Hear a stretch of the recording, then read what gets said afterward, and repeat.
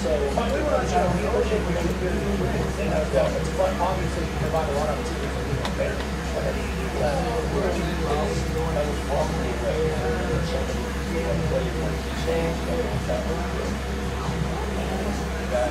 I'm going to say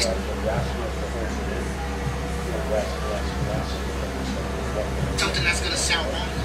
And this is going to be the hardest conversation about Epstein we're going to have, to be honest. The Epstein case was not a failure. It wasn't a failure. It was a successful containment of it. And I want you to acknowledge that before you go in. Because there was not a list. Because a list implies that something was undiscovered. Right? Nothing important here is undiscovered. There is no. There were flights. There were houses, witnesses, settlements, a conviction. There was everything. And after all that, the system continued to do business. That's what happened. It's not even ignorance, it's literally an evaluation they conduct. And there's a sentence in all of this that you're not really supposed to see. That some crimes are tolerated because stopping them would destabilize the people who run them. That's the reality. Not because they're evil, not because they're under the law. I don't even want y'all to talk like that anymore. I want you to understand they're relational inside of the system they live in. That's all they are. Relational inside of the system they live in. And that's the one sentence that's radioactive and you never get to hear it. Because the media wants you to believe that there's danger in what's hidden. Right, it is. There's danger in what's known and absorbed. Because once you realize that, you'll stop asking who's on the list. You'll say something much more dangerous than that. I want to hear more dangerous speech. What else is being allowed because it's cheaper than stuff? That's what I want you to talk about. Because that's the one question that people put on stage all the time. So let me make this more calm. Because I'm being honest with you, this will be the most serious conversation about Epstein we're ever going to have. The women are still here. They are. They were never the missing evidence. They were the inconvenient version of proof. Their existence should have ended everything, but the fact that it didn't is that the system already made its choice. And that choice is not about guilt, it was about cost. So the media goes even further than this, right? Because there's a sentence that they could have said by now that I'm going to say for you. Okay, I'm going to say for you. And that predators and riches globally and socially insulated, there was no reliable evidence in modern civilization that is not the earth. That's the truth. I'm going to be so serious with what I'm saying. If a predator is rich enough, mobile enough, socially insulated enough, there is no reliable mechanism within the United States, within modern civilization as a whole, that can stop them early. And guess what they can do with it? Settle after, litigate later, bring the story home. That's all they can do. And that's not a bug. This is literally an assignment of the society. Because no one at the top is panicking. But I want you to understand why. I want you to understand why. Because exposure does not bring power. Right? It doesn't. Exposure to power is just bad weather. Recognition does. Recognition that justice is conditional. And once that's admitted publicly, the story holding the system together collapses. Right? But that's why the conversation is so childish. I want you to really get your head around this. Names, lists, speculation, drama. But if we all stay with the adult conversation for more than 10 seconds, people might realize something irreversible. So I'm going to say the most irreversible thing that you could ever hear right now. We do not live in a system that prioritizes preventing harm. We don't. We live in a system that prioritizes surviving. I'm going to say it slowly for you. We do not live in a system that prioritizes preventing harm. We live in a system that prioritizes surviving. Because once you understand that, then you'll know what's exactly going on. And this is even the most controversial part. We can go even further than this. I want you to really understand. Epstein did not expose the hidden underworld. No, he exposed the upper boundary of accountability. He showed exactly how far harm can go before power says that's enough. That's all he showed. And that boundary is actually much further out than anybody can admit. Than anybody even wants to admit. So, when you hear somebody say, why won't they just release everything? Why won't they just come home? Well, I understand what they're really asking. I understand what's really going on. They want reassurance that this is still just a normal standard. In a normal way. That's what they want.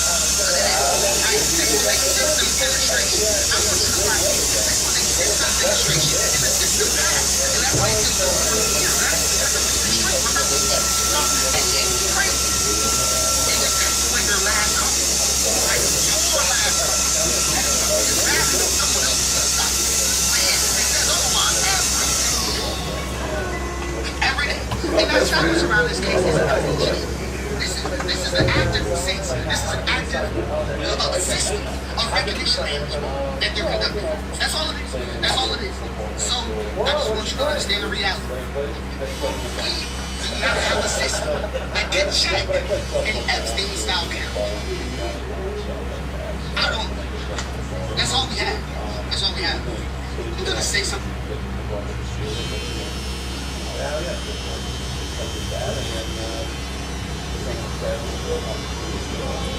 up, my man? Got a point? There's one. The point?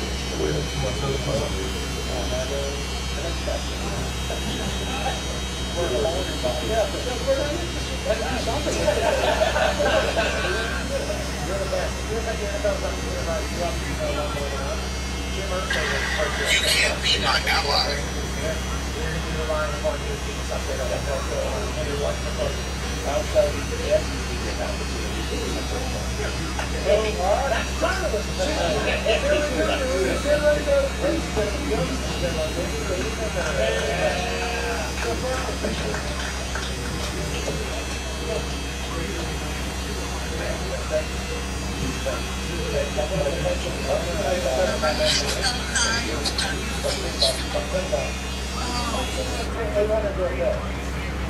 Shakira hips.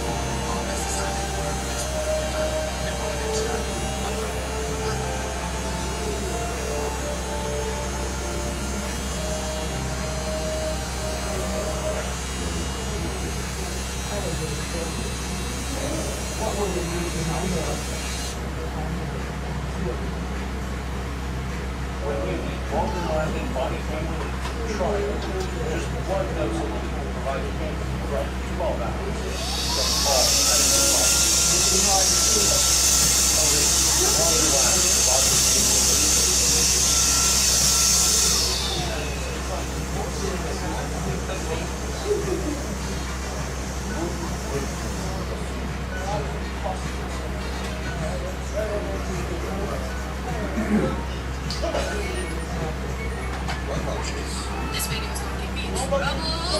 This needs to be said. It's one thing I can never understand is black Christians. Why is it that it's my people that are bullied once in church, bullied once follow holy God?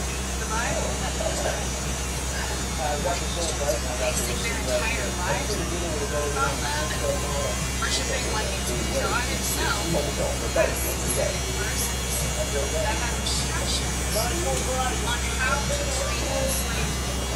And when our ancestors were enslaved, slave owners used our Bible verses to justify everything that they were doing, saying that God said it to them.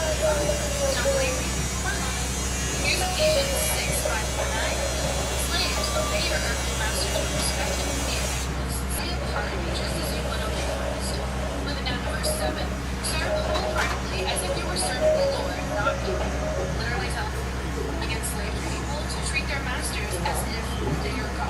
say I'm taking it out of context, or I'm not going to talk about, so listen to the next one.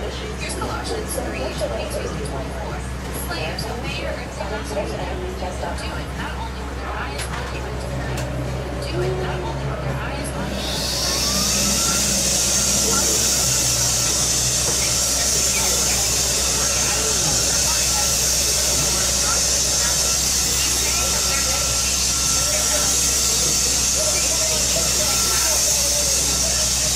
The following program is a corrective safety challenge that happens before the world. It is testament to making it movement. If anything treads on those guys who got that clarity reflect the belief that therefore, 40 FPS. There's no need to be cut work because that's got to do with the real world life.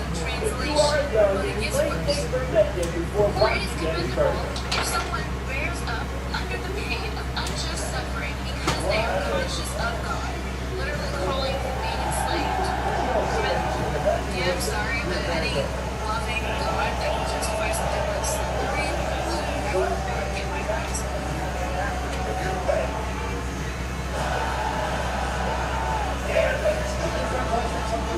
Change their life.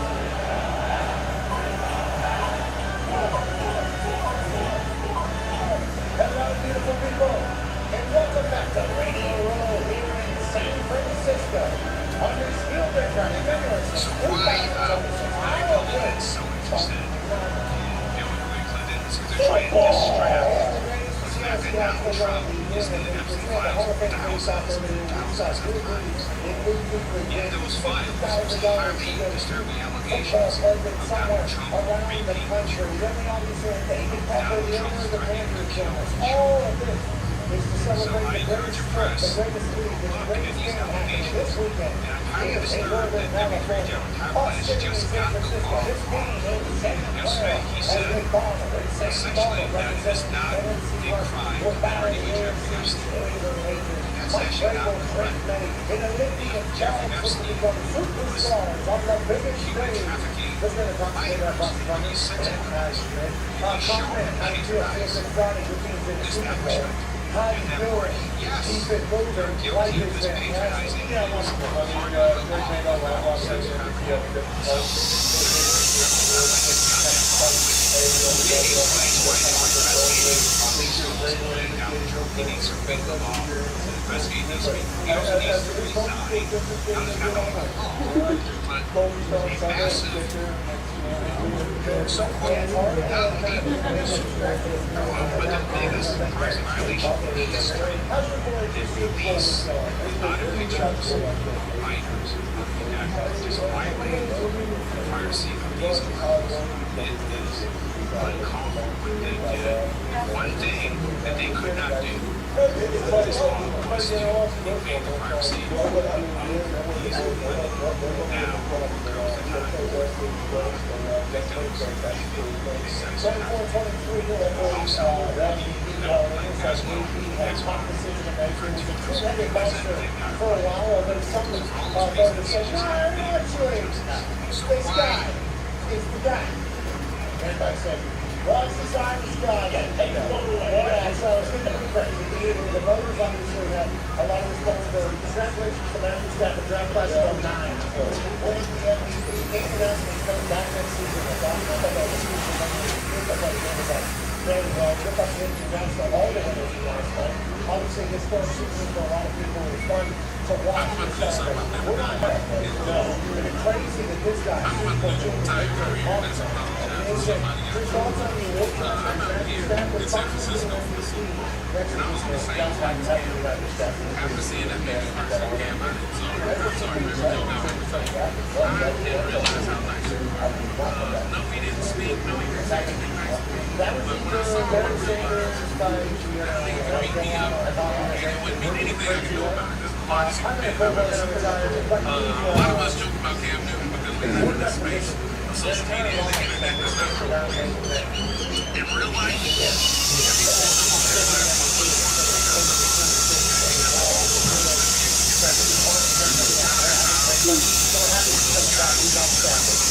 I don't understand why they felt like they had to jump in.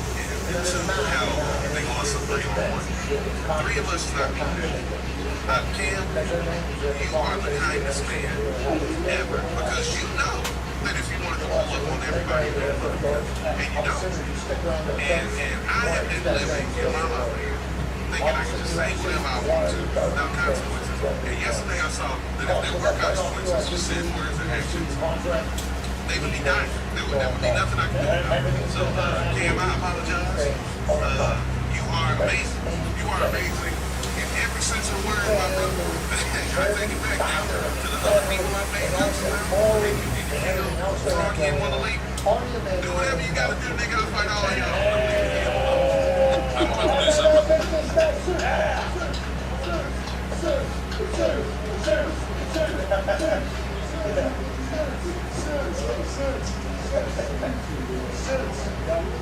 Good to see you, Suits. Good to see you. Yeah, no, I know. Ari was super excited to see what you were going to wear, Mark. I want to let you know that. Ari was hoping that you would show up. All right, thank you. You have kind of like a business cash, kind of undershirt. Different lunches. Where's your spot? It's mine. He doesn't have the hat. I'll post that. Tony Demanda, by the way, is hardcore. We'll talk about this. And now that I know this, I reminded also Walker with the board. And then Jeremy Piven, who ran for that I see him following around. He's got here's what it is. Hard.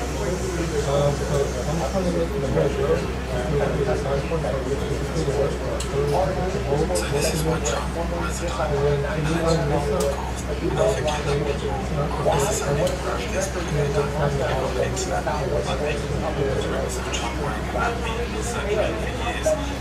fact that he can't control his movements is allegedly why we have pictures like this. I don't know that one was both horrific and undeserved.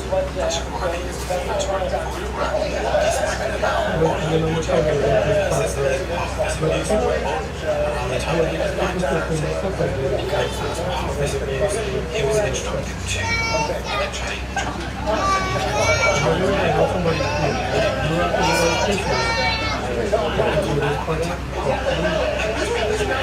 He did as hard as he could. I'm trying to find anything really basic, but maybe explain why he's done over 35 years at his office, where he did seize and all of the medical files were taken. During his audio testimony, Sasha also said that Trump wanted to take the lives of some of the children, but that Epstein and the other people who were there were like, no, it's not that kind of party. So instead, they gave him puppies to do that with. And as we've seen from official leaked photos from the case, there were dogs in with bags, and there were other dogs on the island too. Which might possibly explain why Jeffrey Epstein, the Jeffrey Epstein, described Trump as the worst person he's ever met. In fact, he said not one decent cell in his body seems dangerous. Something interesting I found while looking at Sasha's statement was that he was adopted for the purpose of trafficking by someone called William Riley, who is also found multiple times in Epstein's emails. Interestingly, in this top email he says, I see the shit never ends. Let's talk about this. Honestly, you should bring taxi, especially for taking I'm trying to locate him to figure out what I'm doing. I'm managing you with friends and boyfriend. That says we are checking various avenues for fantasy. No one has directed me to the pool. Redacted. Is it Dave Virginia? Do you want us to locate her? If so, let Bob know that we will put in this done. There's also other outlets who does to support Sasha's claims. CBS reports that he was video footage of him with one of the girls that slated her daughter. This is one of the information I have about his claims at the moment, but I have to say that amongst all of the darkness, this does bring some sipple of joy. This man, shared experiences, they all suffer from FOMO, like we're playing right in the sweet spot of this stuff. Okay, so let's talk about you being super having all the information. Why does football run at 96 of the top 100 like in the streets of football, 25, 95 yards from me, my girl. Why like 2019. Game was just coming out. He didn't know his choice. He might order a Little's Gym. I didn't know that shit. Look at his email addresses from I want to say Little's Gym at yahoo.com. Name Little's Gym for pops of 26 different times throughout the file. Which means we can say out loud, we can associate this name with Epstein. We have another receipt for under the name Little's Gym. So we know this is username. He found that Epstein of fitting sicko child pedophile. Sometimes we run into a weird thing. Who is that? Is he cheating? Let me look up his stats. We look up Littlest Jeff. It says Chapter 6, Season 1. 16 matches played. 6 Season 1 was released in December 1st, 2024. Epstein supposedly died in 2019. We know that he was in the making. Millions of dollars associated with his name. Now we know about that. Someone was using his username to play for race. That would be somebody that, I mean, word is like, no. That's him. But now when you're trying to look up Littlest Gym Night Tracker, profile's private. Now you telling me, as someone that did give a fuck, that maybe that was just doing their thing, or something's gonna go private because too many people are looking at their username? Or are they trying to hide something? Crazy just as other people started speculating. And then this thing, did he actually die? Did somebody kill him? Or like to try to countries around the world are launching investigations over anybody associated with him whatsoever. I would think this already have an FBI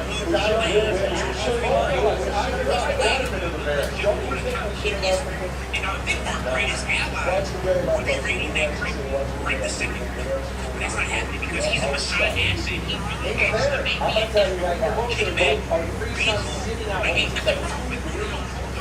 He's supposed to be dead. You know how you always get back? He's been on Yahoo too much time to say situations with our former prime minister. He was corrupt. He was too honest. He was trying to sabotage me. Shut the fuck up, dickhead. You are a murderous, genocidal, penal, this little shit. He's so ran. Live and sliding like it was Cigarette Tommy over here in the States. All this website. They were talking about says we will be buying extensively in the next 24 hours. Kind of name their president, AI images, president wife is Taylor. It's called, just a read, it's AI. And then the black woman, sometimes you can act a little glitch. Yeah, niggas, you don't got to eat. I don't want you to this man, find out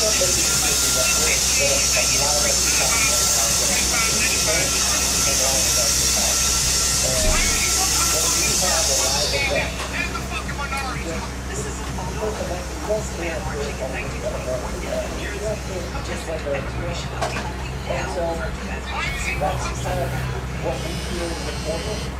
last spring, my daughter and I went on a field trip with another group. We went to Ellis Island and the Statue of Liberty.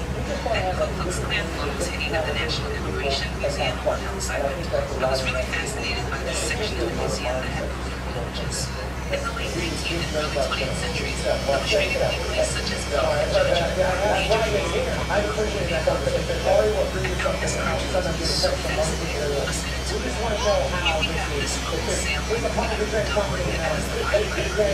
Notice that it says legislation class. This library is going rats to the United States. Let's check out the rats. Thief, firebrand, white slaver, degenerate, bandit, convict, murderer, or sending us their worst. On the shore we have the politicians, elite aristocracy from the origin nation, happy to see America take its rats. Let's check out what countries they represented. Greece, Germany, Austria, Hungary, Italy, Germany, Russia, and France. So people coming from now referred to as white nations were perceived as a uniform alien in this nation. So now back to this anti-immigration KKK legend. Here's the KKK literature. Let's see what they're representing. The American working men have voted this nation cannot rest securely from the ever-increasing swarm of ignorant immigrants. We can lie, but strong and bad. American white men must be alive and alert to this danger which threatens themselves and all peace. Sounds really great. Have they gone? But here's issues with those music. Here, they said, all in Moscow are taking jobs. They describe people from Ireland as coming and just bringing trouble with them, and then describe projects like Russia. And just to make sure we're safe. For a week, come back, let's go places. 19 years old, the KKK was marching up and down Bars. Six? Yeah, something like that. majority of the people I'm getting over it though. I No. It's like I'm not that constant. No. It's funny though how if I like cared more or had more time to dedicate to something I do which I don't, weird things I would make a skit where it'd be like 5-second hits of like all the things throughout history that we were scared of as Americans, and then we were no more scared of.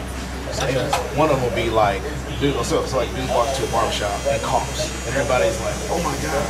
And then he's like, oh no, it's just a bubonic plague, right? The bubonic plague becomes an issue, and then like, 10 years later, they do coughs, and he's like, oh no, it's just AIDS. And, you know what I'm saying? And then like, all the little plagues that we've gone through, bird flu, swine flu, and all that stuff. Like people freak out, and then it passes, and they're like, oh, it was just COVID, no worries. It's like, whoa, man, I thought you had, such and such. I actually, 2 weeks ago, one of my New York buddies, me and him almost got into a fist fight over Jay-Z.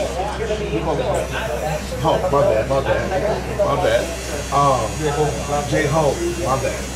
Last week. I can tell you on his side. And Already, I'll tell you. no, I know you are. That's why I thought about you. Because we got to argue. So I get it. Jay-Z's You sure you get it though? I'm not sure you get it. But I can already tell you don't get it. If you're gonna start with I get it, nigga, you don't get it. That's real. My thing I'll tell you right now, you don't get it. My thing is this. We were talking about like top 10, right? When I told him that Jay's in my top 10, I don't know if he's in my top 5. But anyway, it's personal. Right, yeah. But I think Jay is in my Jay-Z is, I think, 5. Co-host. I'm sick, man. My bad, man. I'm barely here, man. God MC. Come on, God MC. But I think, I would say he's my top. Yeah, he's. I think I got M, Wayne, Cole. No, but I mean, you can't. No. Nah. Okay, sure. The first two I have no arguments with in any order.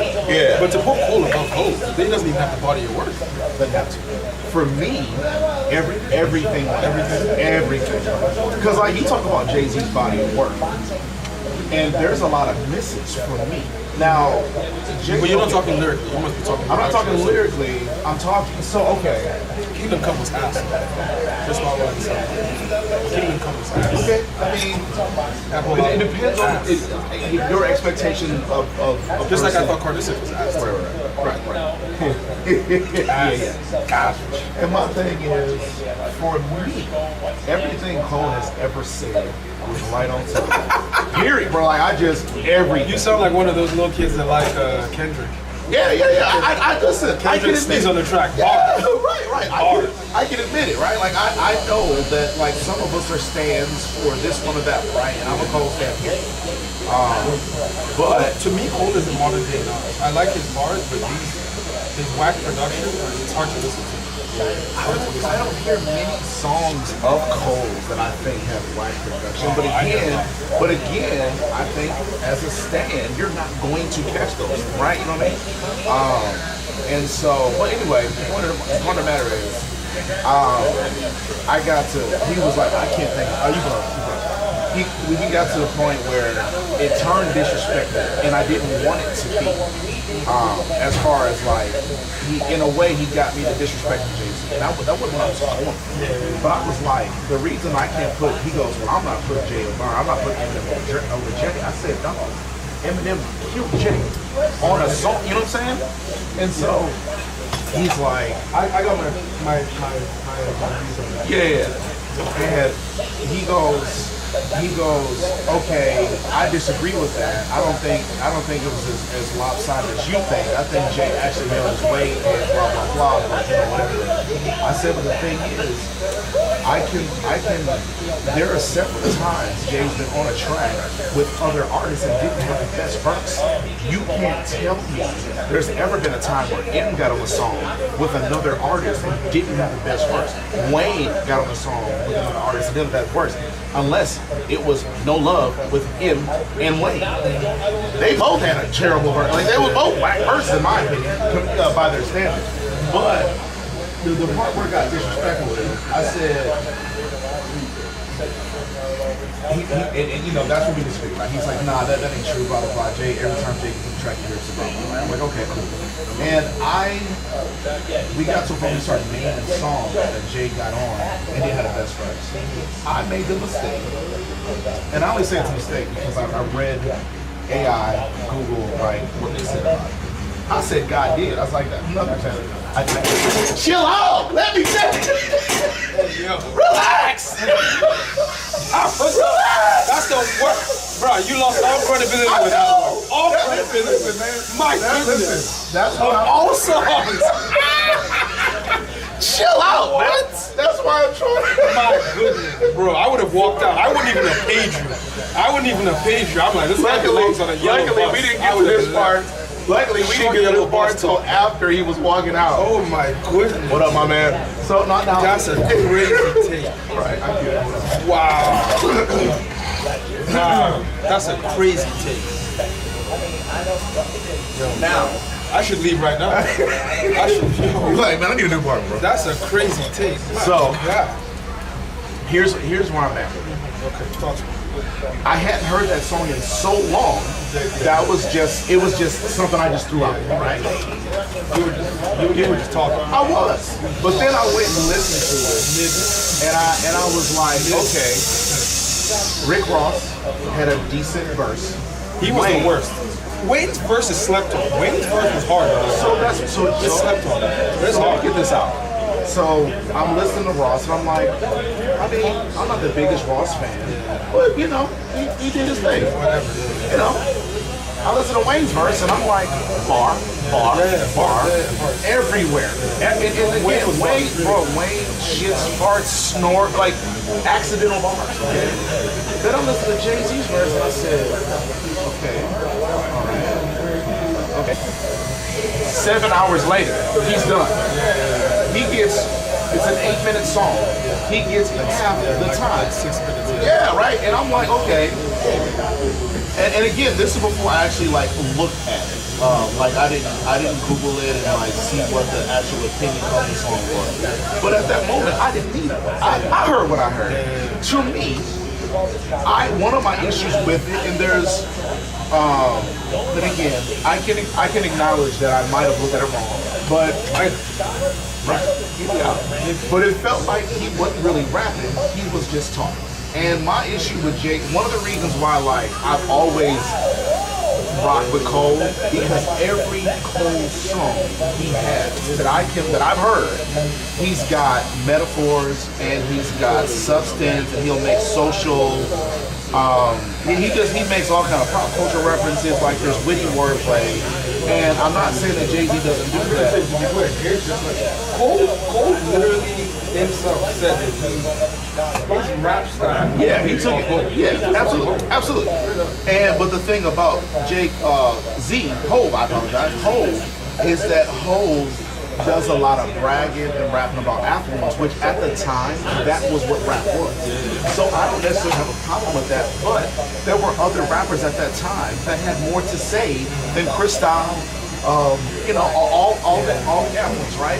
And I don't have a problem with it. I was snapping my fingers and you know, I was doing all the dances that I could figure out how to do at the time, right? So I have a problem with that.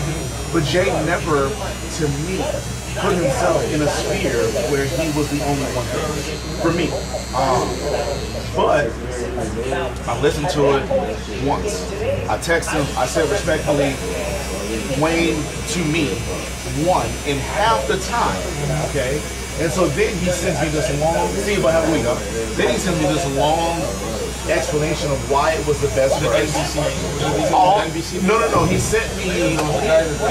He just sent me like the Google AI summation of how it was largely considered the greatest rap verse of that year. I want to say 24 or whatever it was.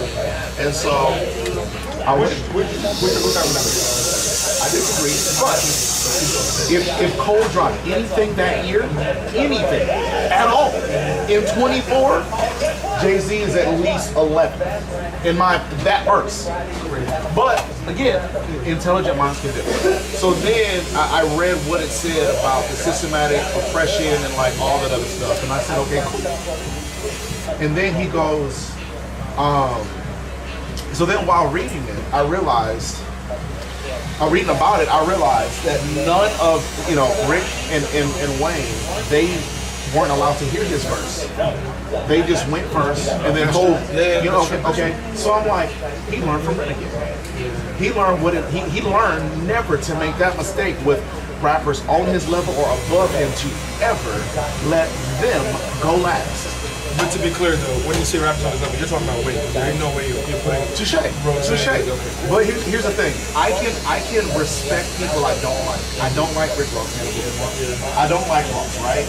But at the same time, I have heard some things come out of Ross. And again, I don't like him, but I was like, man. You're talking about metaphors? Yeah. Listen, it ain't often, but listen, I really like Ross's flow. I do too. I like his flow. I just don't like his persona and like the fakeness of the story. I don't like it. But I have to acknowledge the dude can rap when he wants to. So by no means would I ever disrespect Hov and put Ross in his stratosphere. But a blind squirrel can find enough once or twice, no big. Okay? And I feel like, yes, thank you, appreciate it. I feel like Jay was like, I'm not taking no chances.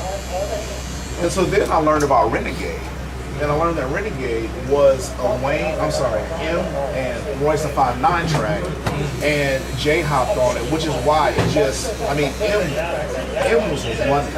Jay-Z was quite flat-footed on that verse. And so then it's like, my assertion of like how that unfolded was kind of right without knowing anything about what happened. But, so I re-listened to it again, and I'm like, okay. You mean Renegade? No. I mean, yes, of course. I listened out again, because he was like, man, if you listen to it, Renegade wasn't actually, that lopsided. Like, Jay was actually, I would give it like a tie. Okay? But finish. Okay, so, but I went back and I listened to God Did It Again. I listened to everybody's verse, even what's his face, even Ross, because I still thought Ross's verse was a good, it was like I wouldn't say in the perfect order. I would say if Wayne and Ross both had 19 minutes to say something and they knew that there was going to be contextual value in what they said, because I think Wayne treated that track like any other track he's ever been on. I was like, man, I'm gonna just say something crazy and go and skateboard. I'm done, right? And put my truck that's on, you know what I mean? And I think if they both would have had an opportunity to hear everybody's verse, I think they all would have sharpened their iron and came up with a little bit more. They would have all stayed on task. I believe that. And the reason that Jay got twice as long, and literally, like Wayne had so much efficient. Wayne, I mean, come on, let's please. Say what you? Please, don't forget. You know what I'm saying? Like, I'm sorry. In my opinion, I still think it was Ross was a distant third. Wayne was clearly the best verse of that song. And again, if you were given, I'm looking at the figures. Wayne had literally 1 minute. Hov had 4. If you would have given Wayne as much time and let everybody hear from, I just don't think, now listen, Wayne would have probably said some stupid. Razor too. Yeah, I got you. Just make sure it's the one line right. But yeah, man, I listened to it. I said, look, I get that he definitely, but it felt, God did. It felt like he was just, and then I'm gonna get on this. That's all. It just felt like Jay was just talking, bragging. But what did he brag about on that song? I mean, he had a couple metaphors that he always kind of does about affluence and all the money he's made, and people he put in position. You know what I'm saying? Talking about I made X amount of million, all that stuff. Which, cool, brother, you earned the right to say it. But they all facts. And I'm not, you know what? Ain't nothing wrong with it. Ain't nothing wrong with it. All I'm saying is, you gonna tell me that's the best verse of the year when Cole put an album out that year? Respectfully, I disagree. So I think what made that verse. So like as I said, Wayne did his thing on that verse. Yes. So I no arguments in his Wayne. But I mean Ross, sorry, let's throw away verse. Anyway, I think what made, so when I heard that verse, and you know me, I'm just here for the bars. I don't care about nothing else. Just bars. Right. Bro, I had goosebumps. That's how hard that is. And I've listened to every word that came out of Wolf's mouth. Yeah. You know one song that I slept on? Freemason by Ross and Jay-Z. And I have this theory that every time Jay-Z is on a song with Rick Ross, he has some of his best parts. Freemason, there's another song. Jay does? Jay. No, Jay. Okay. And there's another song, so Freemason is Ross's song. Jay's a feature. There's a Meek Mill song that has, that's called, that one where he says, 3/5 of a man, I believe. Yeah. 50% of them say it is that free. Yeah. Like, Yeah, I've heard so many, what's free, exactly. I've heard a few now songs that whenever I see Ross and Jay on the track, I just like, because I don't know if Jay low-key just hates Ross. I mean, it's like every time I get on this guy's song, I make a comparison. But he just goes hard when he goes on the Ross song. But anyway, that song, till this day, God did, if I want to just get in the zone and the gym, I'll play it. And I'll just wait for Ross to do his thing so he can just fuck up the mic. And then I'm just, once Wayne starts rapping, I'm locked in. Yeah. From then, I'm locked in. Right. Like for the remaining 6 minutes or whatever that song is. You actually just made a great point. I would say that What's Free is the greatest feature, in my opinion, Hogan. Yo, that feature is crazy. No, 100%. That and if feature that is feature, crazy. if that feature was on God did, then everything the internet said, I've been like, you right, you sure right. What's free is crazy. Yeah, for sure. Rob said 3/5 man, I mean, I'm 50%. Just the wordplay. I'm 50% is that free. 100% of this is paid. What half a beat? Yeah. No, I'm listening. If that were the bar, he rapping that one. Ass off, bro. Yeah, that from one. start to finish. That The one. land of the free where the blacks enslaved. 3/5 of a man, I believe, is free. 100% of the same is that free. 100% of this is paid. What half a beat? I get you, but I just respectfully, God did is what. And again, my issue is, bro, he had 4 times the amount of time as these guys, and the bar efficiency rate. You know what I'm at? That's the bar. I'm sorry, BER. Bar efficiency rate that Wayne has always demonstrated. Just Cole can't get there. Respectfully, Cole can't get there. Man, Wayne was just dropping. And again, like Wayne was saying, like Wayne was just showing off, right? Like he wasn't saying nothing socially relevant or whatever, with the exception of like the pop culture references that he always has. Whereas like I did re-listen and I caught some of the systematic oppressive things that Jay was talking about. That's what he tends to rap about a lot. Lately, you're right. Yeah, on his. When you erase here too? Yeah. When he's featured now, that's all he raps. Yeah. I mean, he'll throw in. I got money. Yeah, right. Drake been doing that for years. Oh yeah, no question. That's just rap. But yeah, man, I realized I stepped in it. I just, but I still rest on my initial. I didn't think that was the best verse because I don't remember what Cole came out with in 24, but I know he dropped. I can't remember which of those albums he dropped in 24. Everything Cole dropped that year was better than that line. And for them to give it to the whole, I think that's a lifetime achievement award type thing. But respectfully, Jay-Z, I'm gonna give him one beat out of that. Ross got third, and Wayne, Baby he's one. But I'll say, I think I told you before, I think See Buddy Have the Week, I think for me, one of my all-time favorites that I wish God, and I think it's because most people don't actually know the story of Oedipus, but Meet the Parents, in my opinion, is one of the greatest rap songs. Oh, from Blueprint 2. Yeah, that bro, that's. I don't know the story you're talking about. Did you ever watch the documentary? Which one? Yes, I did. Yes. Okay. Yes, I did. I did. Well, I was gonna say finish that first then. Yeah. But like the story of Oedipus is like, I think it's Greek mythology. You said Oedipus. Greek mythology. I thought you said Atticus. No, it's Greek mythology. I could be wrong now. I think it's Greek mythology. He's probably wrong. Is it Greek mythology? Is Oedipus Greek mythology? Okay, so Oedipus, the story.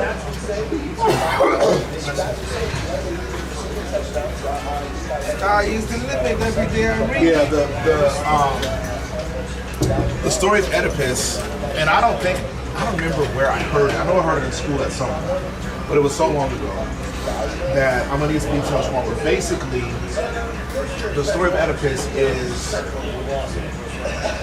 couple has a child, and this is like, again, this is centuries ago. Have a child. Some prophet tells the father before the baby is born, that child is going to kill him. That child is death or something to that effect. And so they're like, he's like, but it's my firstborn son, blah, blah, blah. And they're like, I'm telling you that baby will be death on you. And they're like, the only way to save your life is take the life of the child. Okay? So, right. So he then, and again, I'm sure there's a lot of context and details I'm missing, but I'm just trying to make it short. So they tell him he has to kill his son, okay?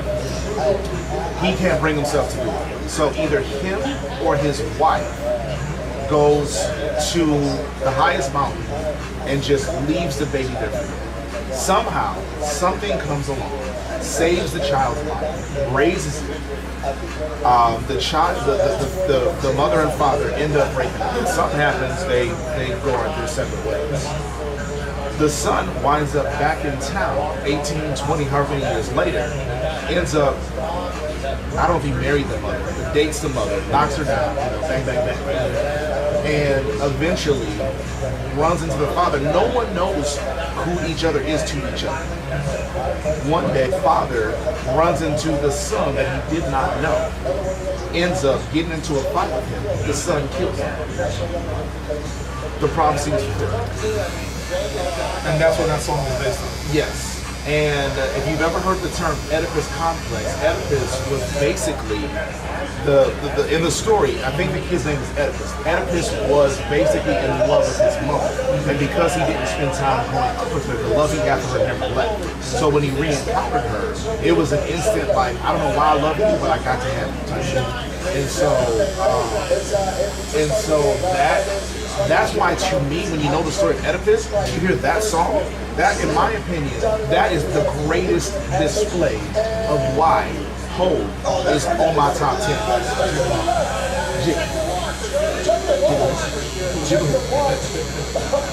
But yeah, that to me, and I feel like if more people knew the story of Oedipus, I feel like they would put that song. They would give that song. So, I remember when I used to argue with people or banter with people when I was a kid about this art.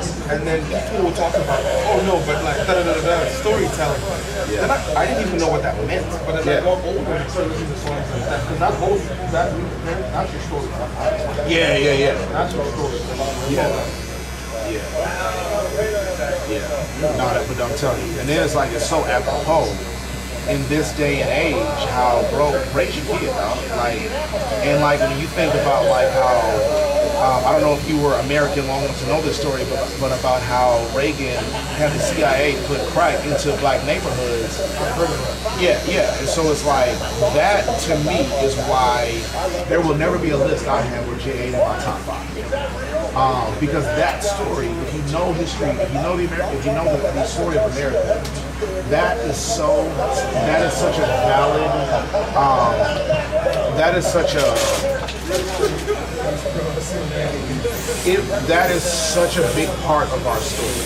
And when he talks about, be a father to your son, he's reaching back to a little bit of that where the government knows the way to break up the black family is to take a father out of it, let their kids run around with no accountability. Because I'm gonna hold them accountable in these privatized prisons, where they will then re-enter the slave trade. You know what I'm saying? So it's like that. So that if I only heard one Jay-Z song ever in my life, that's why he's in my top 5. But that's the only case I could really make. Because everything else I've heard from him has relatively been like, snap my fingers. Tap my fingers. You ain't listening, bro. You ain't listening. That's I'm gonna tap my fingers. I'm gonna tap my fingers. I get you, dog. But you know what I think is telling about all the great rappers? You will never hear a great rapper that doesn't reference real. Sure, no question. So if real recognize real, Yes. Listen, I get it. And I think that's a part of the reason he's in my top 5 is because of the acknowledgement that so many people have for his career, his resume.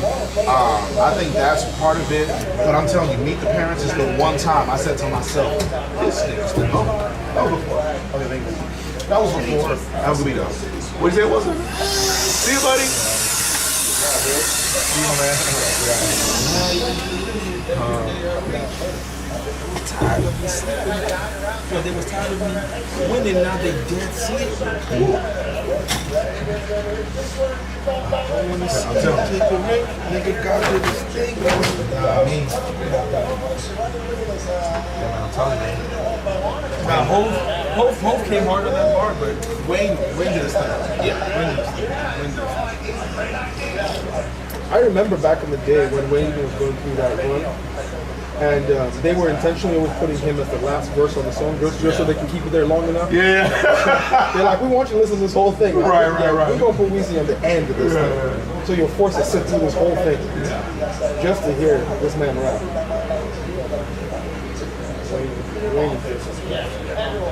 I go back and forth. I always say Jay-Z is my favorite rapper, but only because he had more impact on my life in the sense of the man came from nothing. Sure. Came, and then now he's like, give you $1 million game for $9.99. Like that's Wayne ain't telling us nothing. So Wayne is just talking. But I would ask you this though. What song or songs has Jay-Z given us that has actually told us anything but like we know his story, we know Marcy Playground projects, right? We know that, but we don't know how he got in bed with him. We don't know how he got in bed with alcohol or started his own clothing line. Because I got a lot of clients that have clothing lines. I have a lot of them, and I guarantee you, all of them listen to Jay-Z, and ain't none of them sold a single T-shirt. Not one. I got a couple that I bought a T-shirt from them only because they paid me for a haircut. Man, I said, you know what, dog? Let me go give them the move. You know what I'm saying? So it's like, not a T-shirt, bro. Not a goddamn T-shirt. Not a garment. My 8-year-old daughter talked to that something. She's always saying, It ain't nothing like being emasculated by your children, bro. Always a pleasure. Always a pleasure. I'll see you in a couple of weeks. Oh, man. That's funny. I would fall apart with my children. Hey, yo, what's with that? You said this is what song?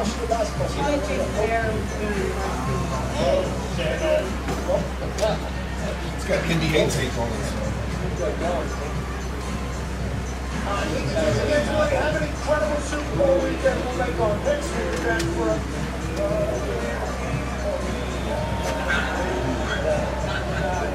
was marching up and down the streets of 120 people from Ireland as communities were and describing Jackson Mafia worship Vulcans as power of desirables, just to make sure we're on the same page here. grandfather was 19 years old. The KKK was marching up and down the streets in protest of the immigration of people who now believe their whiteness is real, pure, and superior. The majority of the people protesting black and brown immigration right now are a new generation of two lynched for having a crossbar of their front yard. One of my favorite content creators put it this way: white supremacy was not created for white people. White people were created for white supremacy. White people were created. White people were created. Stay tuned for history of the stuff. White people come fucking first. Understand that. Black people are minorities. This is a photo of the Ku Klux Klan.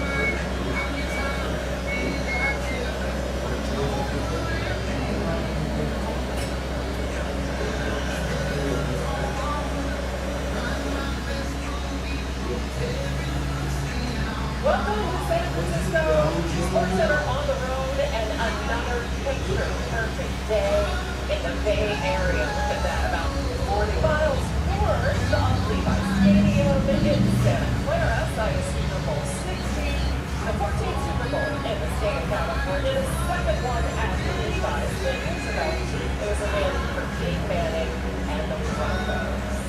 Sandstorm and Badberry here in Park, overlooking the Bay Bridge. The Super Bowl is just 2 days away. I mean, a lot of fans in the house.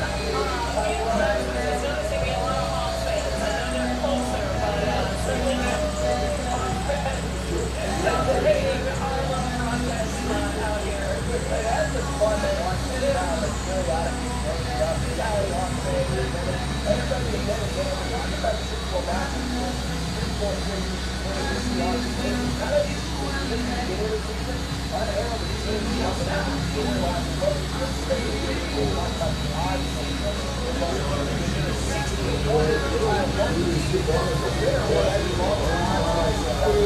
She forgot about me.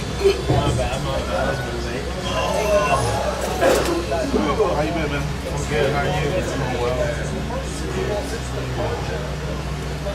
I just keep forgetting to get I didn't hear you. I just been waiting too long for that haircut. You can set up recurring appointments if you think like once a month, once every 6 weeks, or two, whatever your interval. You can set that up. Actually, I might have to set it up for you. You just tell me what interval, and then I will make that change. Well, good morning. Super Bowl. Okay, we'll do a low thing. I'm gonna ball in real life. You got it last time. Well, we can start with that. We'll start with that. Trim the top or leave it? think it might be getting too long, but Okay, let's leave it for now. Yeah, yeah. I'll start with the low fade. The last practice of the season at Stanford University. Yesterday, Mike Vrabel said the focus was on the red zone and 2-minute drill. Drake did practice a participant for the second day in a row, and he was shocked in the red zone, but not so much in the 2-minute drill. Mike Vrabel said we'll have to be better in execution on Sunday without a doubt. There's going to be mistakes. We just can't pile up. We can't let one mistake turn into another mistake and another mistake. So it's going to be how we regroup. And I thought they did that. So Mike Vrabel paying attention, close attention to the details. So, you got Bims in 30 minutes, and then It's obvious. and then what?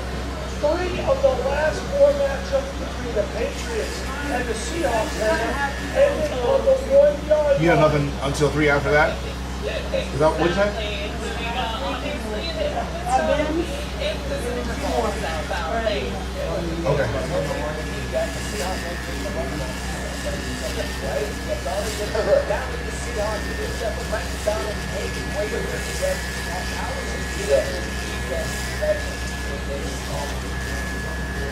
So, one of my favorite little storylines this week is how Mike McDonald kind of talks about his philosophies on things. He always uses this term, classic overthinking. He blames himself for overthinking everything. yeah, And Super when Bowl. you think about the Super Bowl, Messed up my talk about how he campuses almost had too much time. So, He said yeah, that he we're was going going down to 3 different they had an off campuses. day, and then that So leads West into Park, the weird Jersey Village, sense of Uni strife, Park, and trust, University Park, that's our Now campus. it's on Then Friday. we're about my house, side fair. I thought I was gonna go to 2. I thought the West Park one was inside fair. It's all about trying to find a So now I'm different going to 3 edge different along the campuses. way. At least I'm gonna go Monday, Because Tuesday, you get to Thursday. Saturday of the game week, and all of a sudden you've got the whole game plan in Works place. chill. and John would I got say, drops. hey, I dropped there's certain one more weekends on defensive these. play that's going to potentially put in here. If I call this, be ready. So it's the type of thing that the players love, but the diamond himself almost mocks about himself.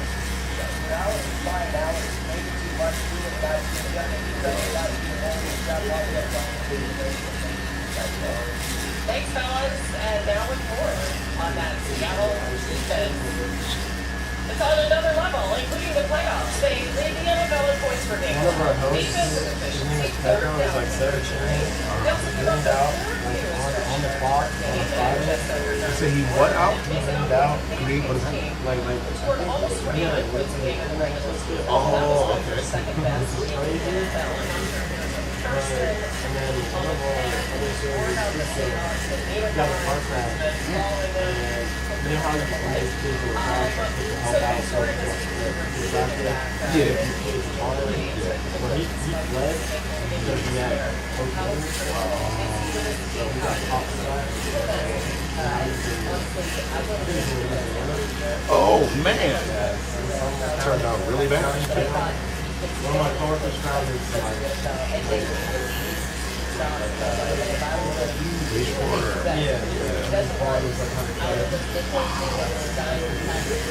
He ain't getting out.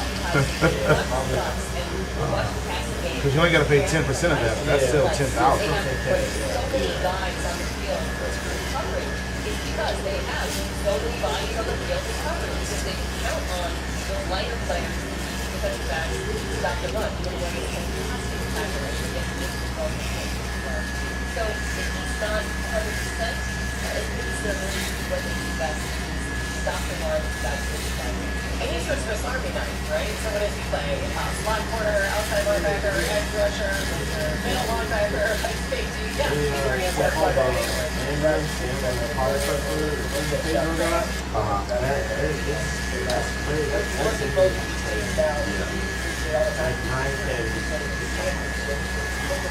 Did he cause the accident or he was just off? Oh no, that was Cisco. So that the ambulance and the fire truck that pulled up, that was for Pedro. How they got out. Oh, you're I oh, don't know okay. if Cisco caused the accident or not. I think the other person was.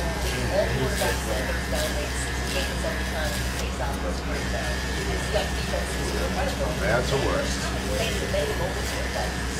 So why did he end up in Louisiana? He like fled and got caught there, or No, he got caught here, and then they were I guess. He must have had Shawn. All we found was the.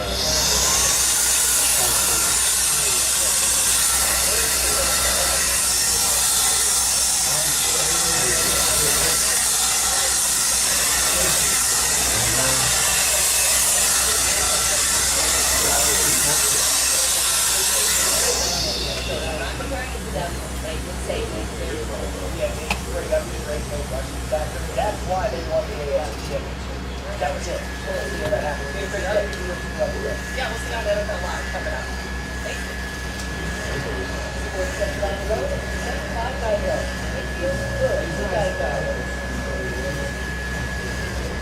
Coming up on What up, my man? We'll be joined by 49ers All-Pro tight end George Hill. How he's recovering from that devastating Achilles injury. What do you think the Hawks defense is going to have in store for the Pats on Sunday? He knows it well, and the trade deadline came and went. But Bobby Mark says we need to look at this differently. Why a summer staple came early to the NBA. We have the crowd out in full force. All those Hawks fans making a relatively short trip here to San Francisco. We need to balance it out. We need Pats fans in the crowd here.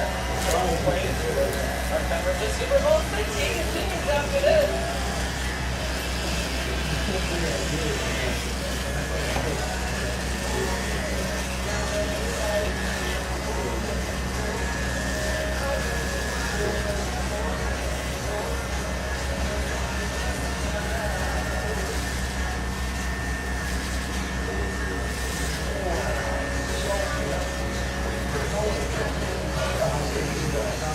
How much school you got?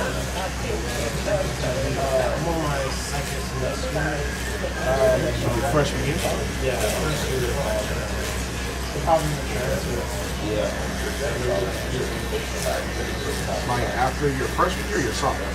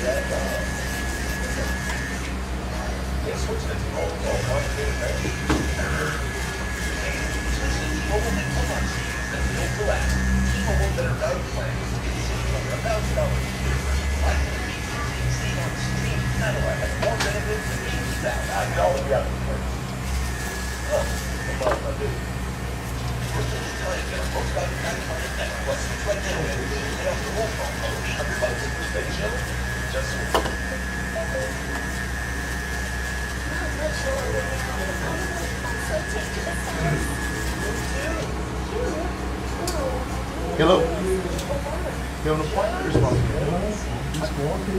Yeah, okay. Go ahead and sign it right there. I know somebody can get with you, but I don't know who.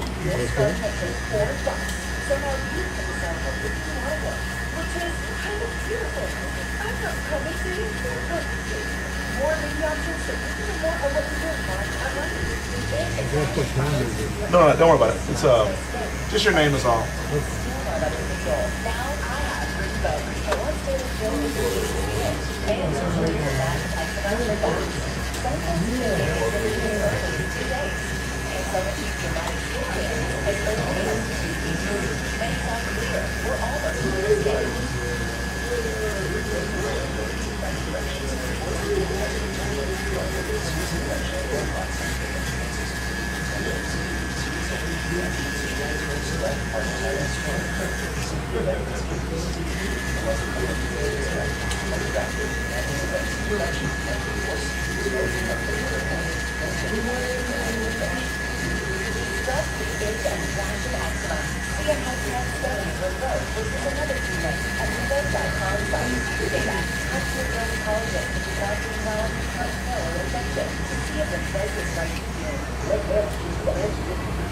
up, Dams? How you doing, bud?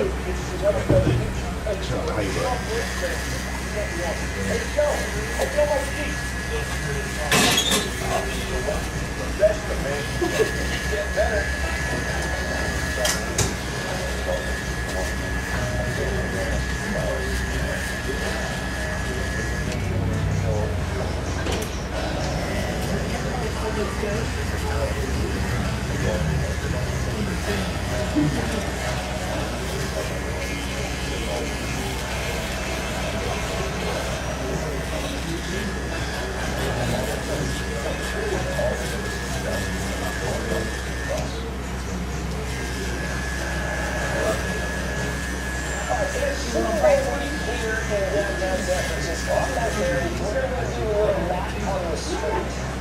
Who's playing the Super Bowl? Is it a team from San Francisco?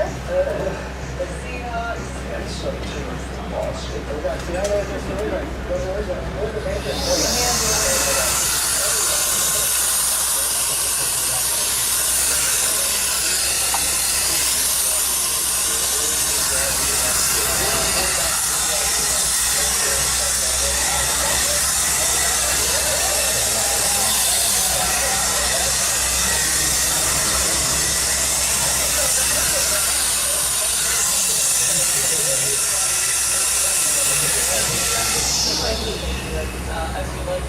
What up, my man?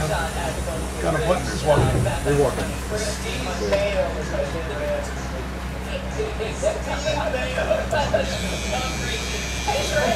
Trigger is with us. Okay, so you're giving us top fives all week. We've been focusing a lot on this show on defense wins championships year. So give us top five defense.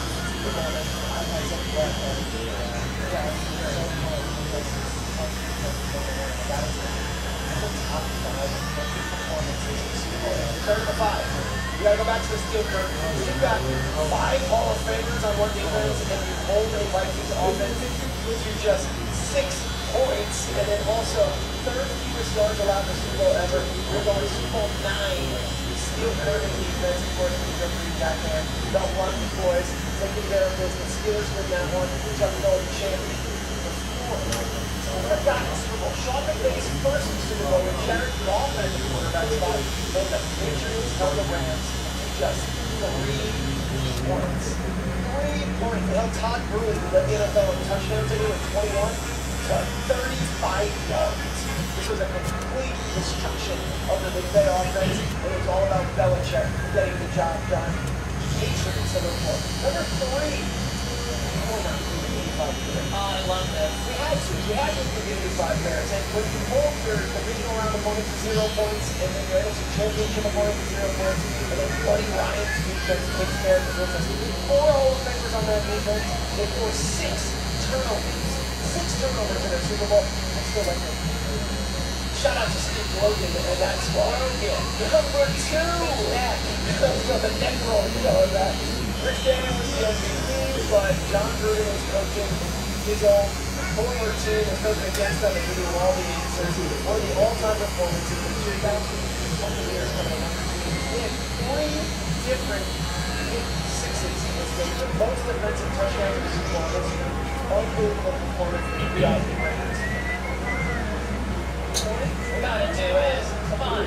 I'm going to Seattle Seahawks. Yeah. The last time they won a Super Bowl. Legion of Boom, baby. Single greatest performance by a defense on that. Denver had scored 606 points that regular season. The first and only team in NFL history to score more than 600, and they did not score until the final play of the third quarter. This one was a blowout. Malcolm Smith, 69-yard retention. I play to the crowd. Yeah. Go Hawks. Wow. What a kiss up. I like that. Should we leave the top or should we trim it?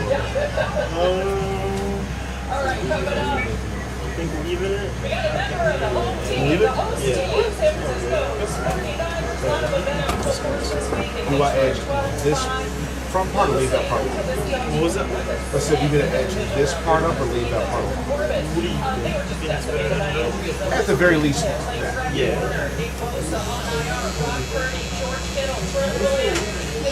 Significant time, and then Kittle some suffered that devastating Achilles tear on January 11th. Played 11 games this season, though, finished 57 catches, 628 yards, 7 scores, selected to his 5th consecutive Pro Bowl, and it hasn't stopped him at all because he has been everywhere. If you don't find Hey, him, George, thanks for joining us, bud. Hey, Joe. 4 years series, I want to get this straight. What is that? Were you really playing golf 9 days later? And if so, how? Yeah, no, I found a golf club that uses gunpowder to shoot the ball here. And the company was based out of the Bay Area, so they dropped it off at my house in Portland, Chicago. And yeah, they were just driving me up everywhere, and my wife would go putt for me. I actually shot a 77. No, you didn't. Come on. There you are now. I mean, there's positive. I'll send you a photo of my scorecard. I think I shot a 77. My wife was putting everything all day. She actually did 34 putts, too. Pretty fun. Yeah, who needs to stand when they're playing golf? I mean, that was just perfect. But how is your recovery going? Because I heard you were like ready to push this timeline up. Like, what are you looking for perhaps next season? Oh, you know what? I'm surprised and suspense, but everything's going the way it's supposed to go. They're excited with how my surgery went.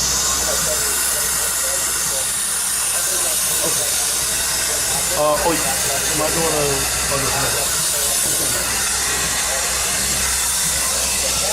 Cash card. You did tap, right? Yes, it is.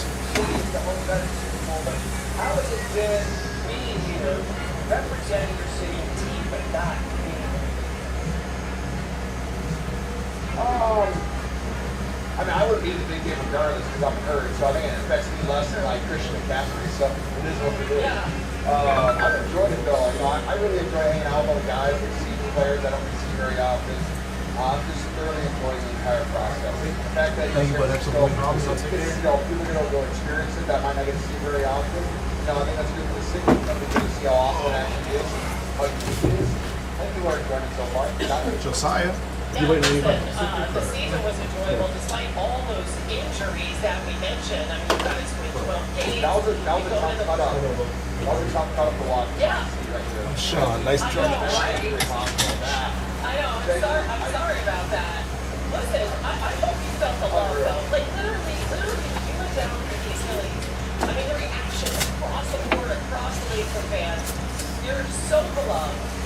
Your team had gone through so much. I mean, what did you learn about this squad that you guys just were resilient this season and kept winning despite all that adversity?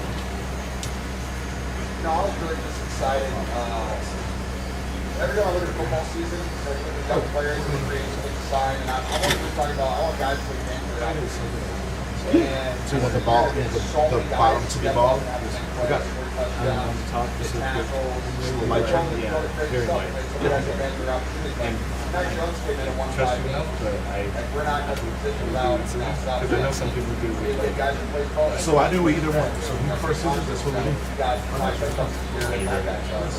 I just like watching guys who make opportunities because they win and take a step forward in their career. And we're Just know that the scissors will be less uniform. Like putting a guard will make it all the same length. The scissors is gonna. There's no way to make it perfectly the same. So yeah, that's your preference. That's what it'll be. Where are you going to get your haircut?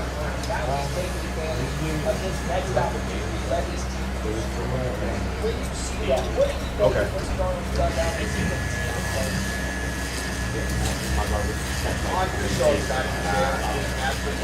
Man, look, I get you. That last guy that I just cut, he booked an appointment and he showed up 6 minutes late. I'm like, what's the point? Like, why book him? Because he's always there. I think all it does is get confidence. Like, where like you start to know that it's like they just get the money and you work the same thing for them. Because like you get the confidence that quarterback. You said the shot needs to go to is in Katy. This isn't the border of Katy. It's like Quarterback. like how far away from here is it? about 20 years ago. Okay. How far is my shot from your house? Yeah, pretty close. them all the way back in week 1, and I know you scored in that game. But yeah, what does it take to beat this team? If you could give a roadmap for that for the Pats on Sunday, what's it going to take? Most stereotypical football talk I'll ever say is don't turn the ball over, stay on the field on third down. And that's what they really have to do. You got to make a couple cool plays like this. Big time to win the game, win the game. You got to make a couple crazy plays. That's what it is. We won the game on a Nick Bosa strip sack while we were on the 20-yard line. That's really throw high or force touch to win. So it's like you got to make some great plays and then go make dumb ones. And hopefully the Patriots, your defense good enough to try to make their offense make some mistakes. That's the game. Yes, and look, at the end of the day, football guys, the game hey, 2 teams from California opening the season in Melbourne to start. How do you feel about going down like that? I have so much swagger right now that I am so excited to go down. And I love it. Oh, I'm very happy. Australia? Yeah. Yeah, I'm a fan of that. Yes, I have so much stuff in there. I'm really excited about Australia. I'm really disappointed right now. I watched Australia last night.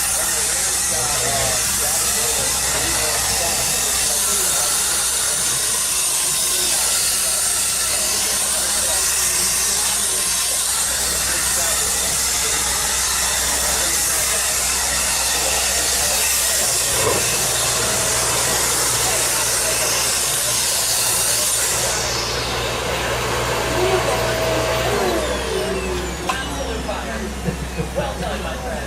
How lucky am I? Wow. I'm not saying a word. I'm not saying a word. You say she looks fantastic, and that's a book. It's okay. I'll just say out of love. You guys are a great couple. We love you.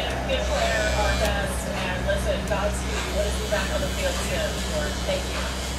I will. Thanks, guys. Yeah. I have my own spice swagger. Still ahead, Donald May, JSN. Talk about these guys, but whatever the radar player might be talking about athletes. Data, hats off. Because in that stadium next Sunday, there will be the champion of Super Bowl 60, Patriots Seahawks.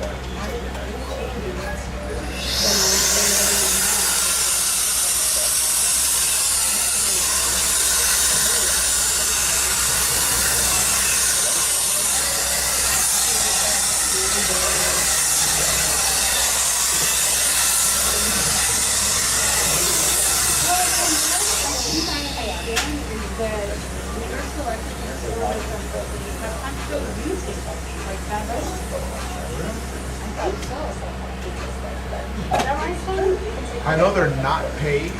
They might have to pay for it. I know they're not paid. They're not paid for it.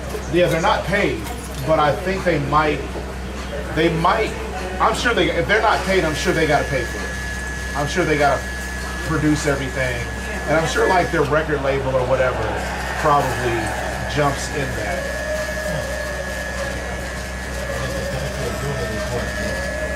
You say what? The benefit of doing it, like just kind of Exposure. Yeah.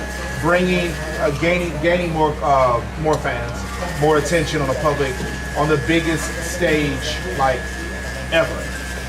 The Super Bowl, I think, is the biggest like television viewing event in like the world. Yeah.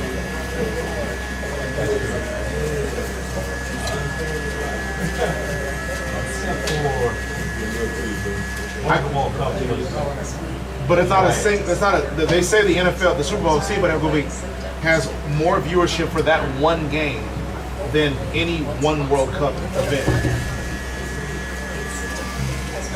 And that was, I mean, that could have changed, but I know at one point in time, that's what it was. Yeah, you're right. I just remember, I know maybe a couple years ago, the World Cup year, or Champions League game that was, I remember it compared to the Super Bowl. Yeah.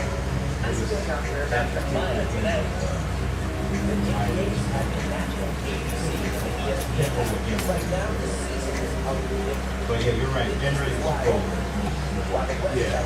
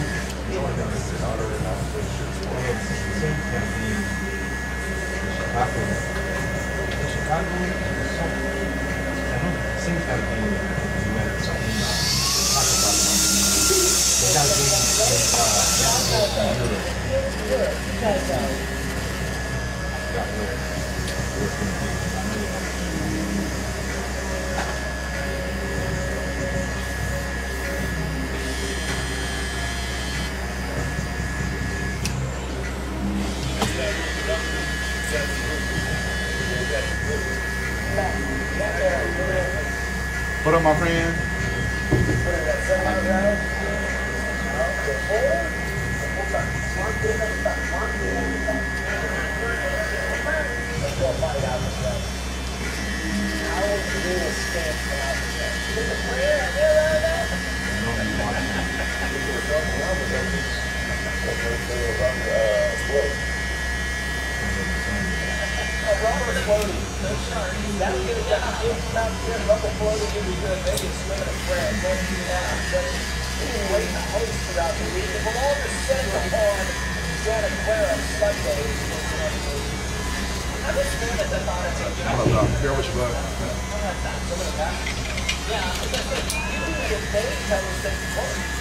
Yeah, because you figure the wires are on top, right? So it's all guided by that.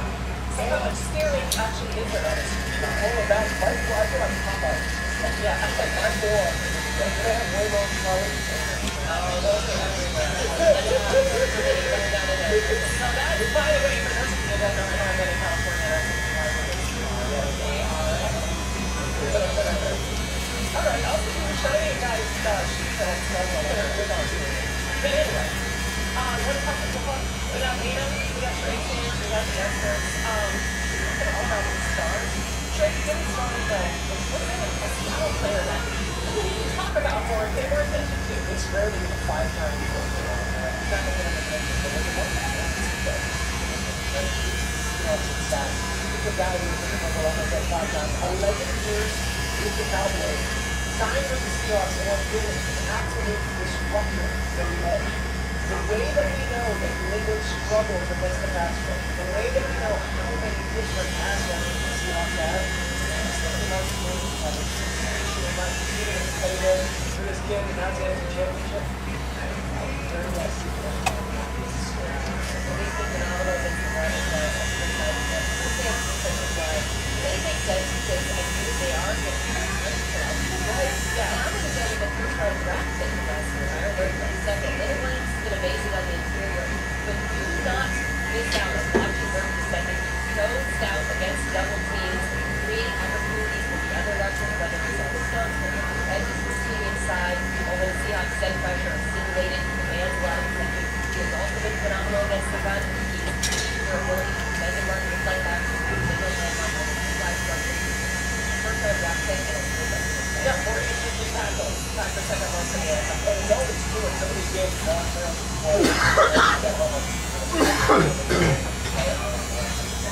right.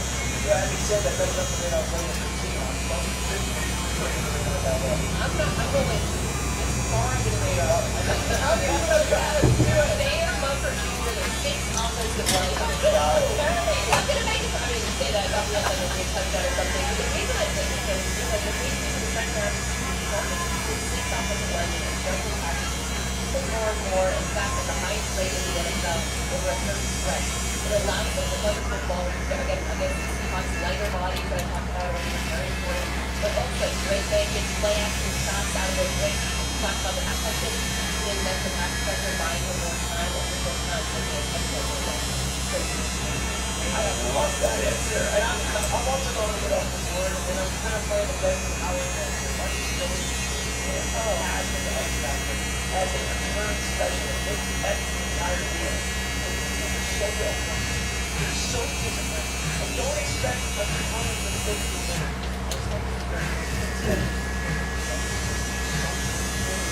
Don't expect that. Absolutely love watching. Get one of those early ones. That's a Texan. Oh, I didn't see him in my nightmare. But if you have a sheet, you will do that. I'm not taking it out to Texas. Thank you, sir. See you later.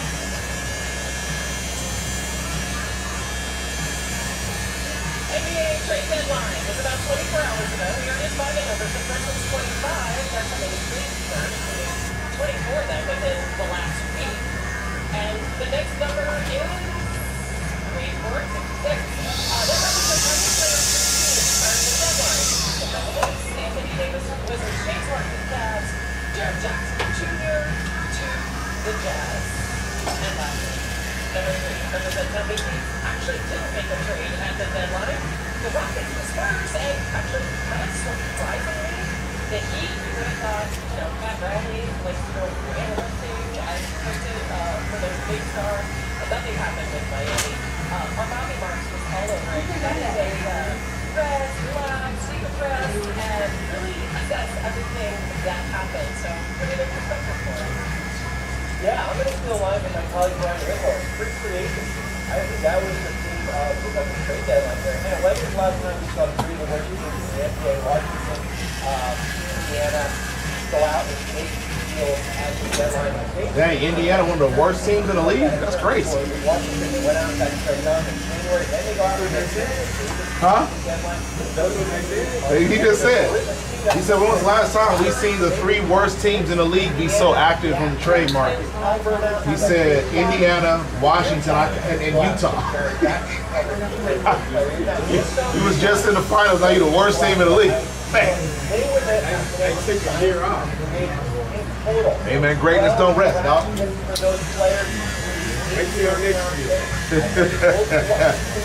All right. And Washington will get their first round of outside of Yeah. Yeah, I mean, I get it. And then we have gone up right there with the Bucks, so we'll be talking about them ad nauseam for the next months and into the summer. What can we expect? Well, I think it's 2 different timelines. We've already gone. I think it's the now, which is now for the rest of the year. We'll hit the back, right? We'll see him on the court here. He's got that calf injury. Here's a Milwaukee team that's outside of the plane. I think it's 2 games behind of Charlotte right now. A Milwaukee team that's certainly some good luck in the lottery. And at the end of the day, the rubber's going to meet the road here regarding Giannis as far as him being in Milwaukee for the trade. He's got that October 1st date where he can sign a long-term extension. He certainly does not stay with the Bucks. I think he definitely has to look for the weekend. I will say this, Tanner, one more thing for you. put out that funny meme from the Wolf of Wall Street yesterday. It's noted that character eventually did too. So I'm not doing like that. Okay, I don't know if it's like read between the lines that deep, but why not? There's a fine things to talk about when it comes to Giannis. I know you have plenty to talk about coming up on NBA Day. We'll see you now. Thanks. All right, and coming up later, the Rockets have a chance to be Eastern as he is injured, as you know, and then in April, LeBron, the Ravens, that's number 4, and then he comes out to at the Phoenix. Still ahead, Seth Greenberg live from Chapel Hill.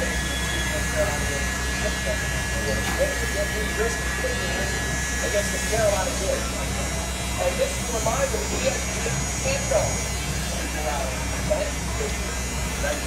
Since you've got a very show by Stadium in Los Angeles, once somebody is going to be the one that's coming in February 27th. The handoff kicks off SAT. February 8th. Big data. At 11:30.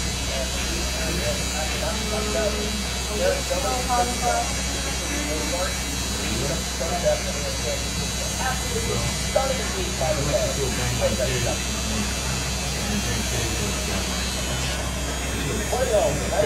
Alright, I'm gonna give you a last back real quick. We do the fades on the where it's supposed to be. And then we'll figure out how much I trim off the top. So turn this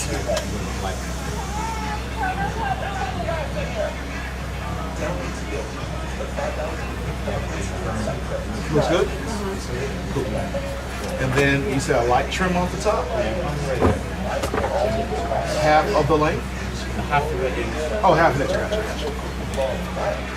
So that's roughly about that. Yeah.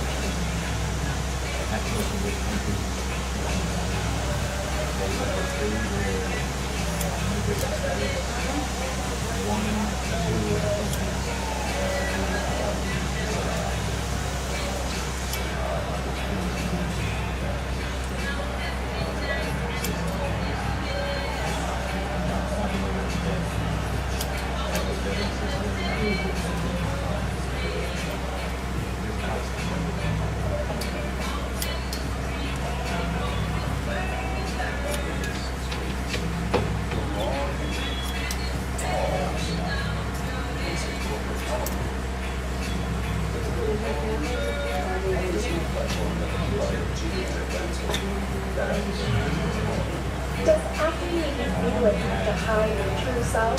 Ditch the filters with Proactive, the clear skin routine built by your color. Proactive kills acne causing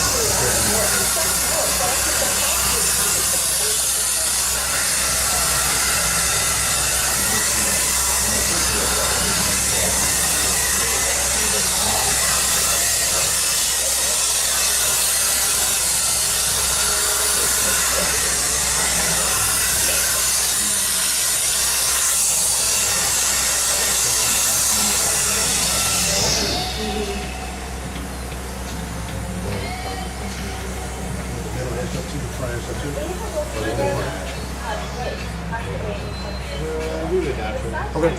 Need to spray with water or anything? Or just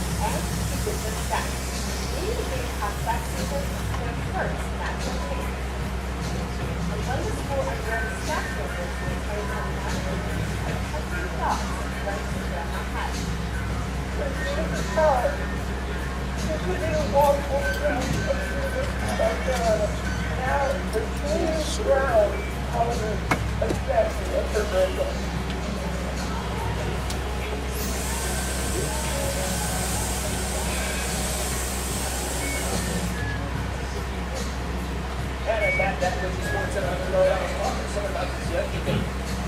That in any other city, the main bridge is installed. There's no date set. This is the most 60 year of park. Now, cannot wait to keep the state office. So Sunday, particularly most veteran players scored touchdowns. Jackson Smith and JSN guys scored two or minus 110. Receiving yards about the highest in the league. The most best player to lead the game in rushing yards. How about this one? Training on what you said. New England running back has a short step down to the game against a walking 9-1. Also, the most bet player overall, Drake May. MVP runner-up, 4 divisions for MVP past the conversation. Let's bring in Mr. Prop. Mike Clay joining us now with the big wire. So,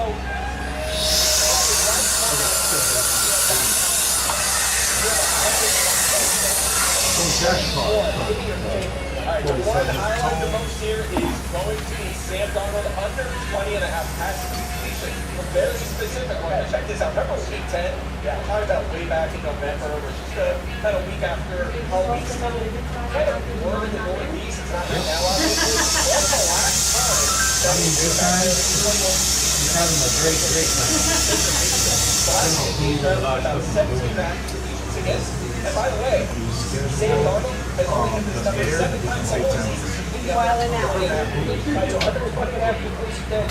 Your favorite player scored a touchdown. I'll give you a kind of an obvious one, then a little bit of a long shot. We're done with Ramondre Stevenson at plus 140. I think he gets in the end zone here. He should be closer to even money. Hasn't scored yet in the playoffs this season. A lot of opportunity. He actually played 92% of the team snaps. Just a couple of weeks ago. So, like Ramondre, again, we want more of a long shot here, right? We want to dig deeper. This was too easy. Give me George Halani, the number 2 running back for the Seahawks at about 6-1. Look, this is a guy who came off IR 2 weeks ago and played over 20 snaps earlier this season when Zach Charbonnet was out. He was the number 2 back. He also played over 20 snaps with 10 carries. He has 1 career touchdown, but they don't like him Walker as a feature back. He hasn't played over 65% of snaps this whole season. So Halani will have a role. I think it's 6-1. I like it. I love it. Plus 6-7. That's fun. That's one thing you want. Finally, a spread. I would say Wickman exactly what 23-21 Seahawks. Yeah, you get that 140-1 right now over traffic. That's the score. Over under Matt Berry. Here we go. One right here. Patriots got him. Oh! Nailed it. Thank you. Touchdown to the Patriots, Mike. You gotta get that ball back under the touchdown pass. I hit my prop, like. I book it right this time or not? I don't know. I tried to hit on that, but I don't know. I think I might have deleted and added it next time. I think something last time, but I can't remember if you ended up doing it or not.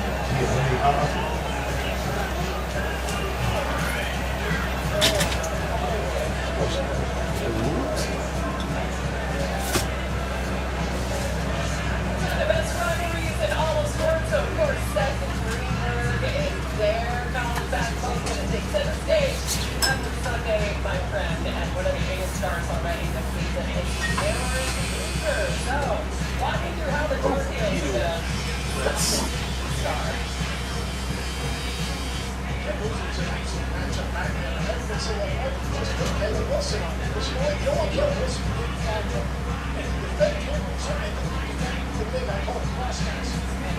So I'm looking for Mason. Their center, Wilson off the ball defense. I said, shot block will help defense. What does that do? Wilson out of the best person with side. Then all of a sudden, also frees up Wilson. Their defense frees out to change Okay, so aside from Chance, give me a matchup that you think is going to decide this one. So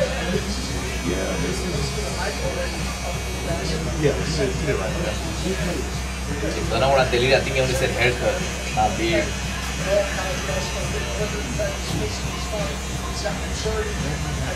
See you, buddy. Have a good week.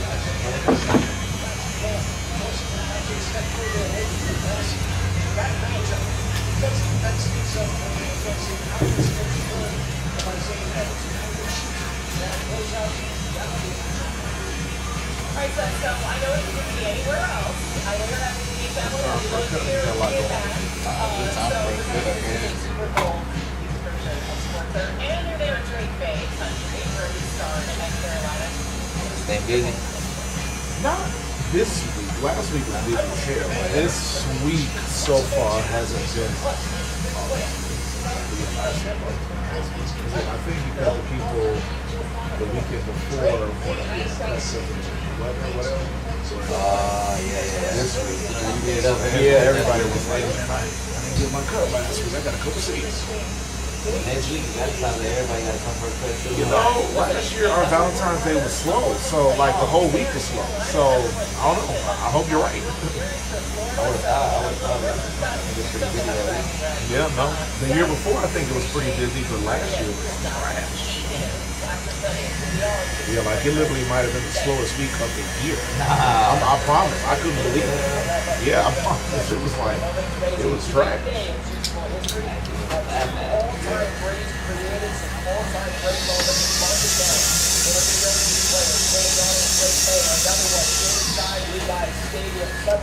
That etches their moments in Super Bowl history.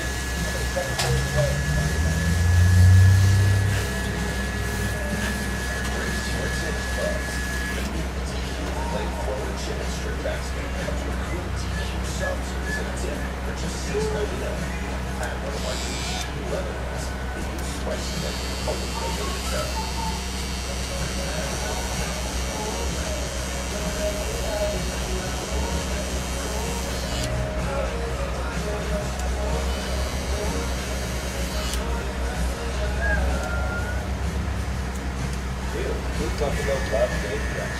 Superior nutrition just daily chocolate with freedom to taste fresh and dry.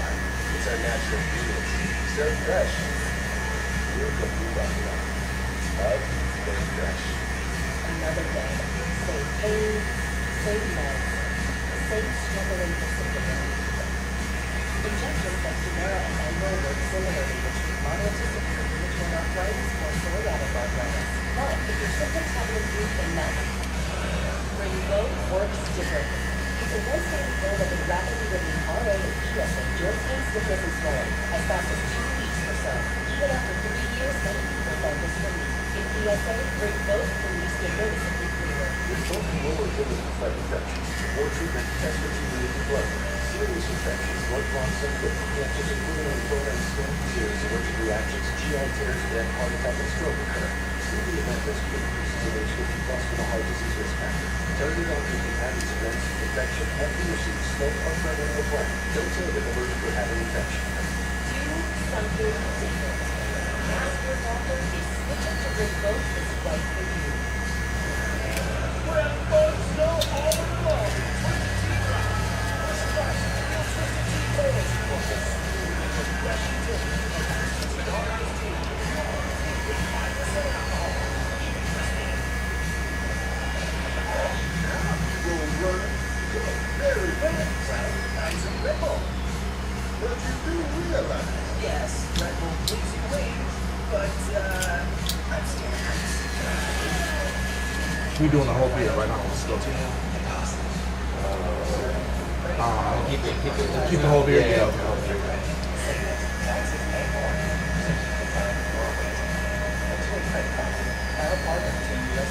Unlike other value deals, August new $7.99 beef box has 3 sides, not just one. It's more meals for your money. Seriously, it's more meals for your money. All your next have the beef.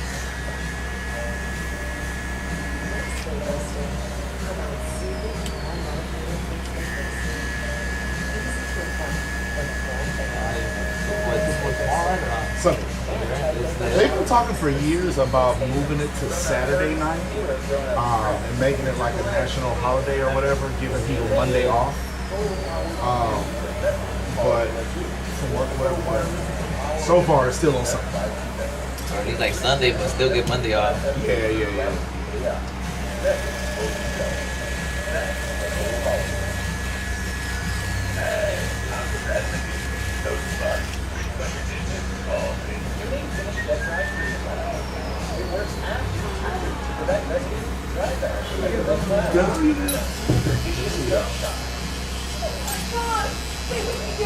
Throw a party at Rosa Not really, nah. Maybe go out to eat later, but nah. but not for Super Bowl. Oh, for the Super Bowl? Nah, I don't really know. I can't take it. Yeah, I don't watch much football. Like the Texans, but I guess because they're from the city, kind of go for them. But when I was younger, maybe more just because when I was younger, Sonic used to give out free slushies every time the Texans was. You're like, hey, you're a kid. Especially right there where I used to live, there was a Sonic down the street, so. Yeah. That's funny. I actually think Sonic got me sick. I had Sonic the first time in like 6 years. Wednesday. Oh, this week? This week, bro. Oh, shit. Man, I was so bad last night. I couldn't even finish it. This didn't taste right. Couldn't finish it. And then last night, around like 5 or 6 o'clock, I got a real bad headache. And then we went golfing last night. I want to say 10 minutes after I got there, I had to go up. Then about 20 minutes later, I feel really groggy up. Was that the golf place? Yeah. Shit. Took a little nap at the golf place, and I got up, finished the game, and went straight to bed. I don't think I've ever. What'd you get, like a burger party, huh? No, I got a chicken sandwich and I got a shake, a chocolate shake, chicken sandwich, and their ruby fries or whatever they're called. Yeah. Man, the same thing happened to me, but at Jack. A couple years ago, it was the same. It was a chicken sandwich too. I haven't bought food from Sonic in a long time. But when I was a kid, I would just get the corn dogs.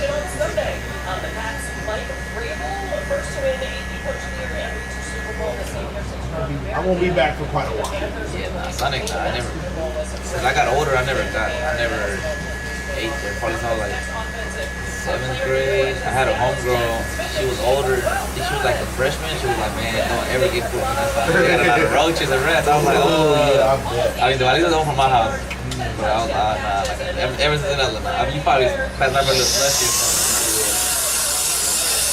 No, I couldn't finish that shake. That was weird because like that's kind of something you can't really mess up. There's something about all the food tastes funny. I can't finish it. You like it? Three-time Super Bowl champion running back Roger Craig. I think the folks here know a little bit about him. Wideout Larry Fitzgerald, second all-time in receptions, five-time All-Pro linebacker Luke Kuechly, and the NFL's all-time scoring leader for the kicker. Yeah, speaking of the Pro Bowl Hall of Fame, they lost one of their own quarterback, Sonny Jurgensen, passing away at the age of 91 years old. Spent most of his 18-year career in the NFL and comes down fast. For the entire decade of the 60s and the Pro Bowl. The backup leader was 1961 when he retired. Like the reason they say,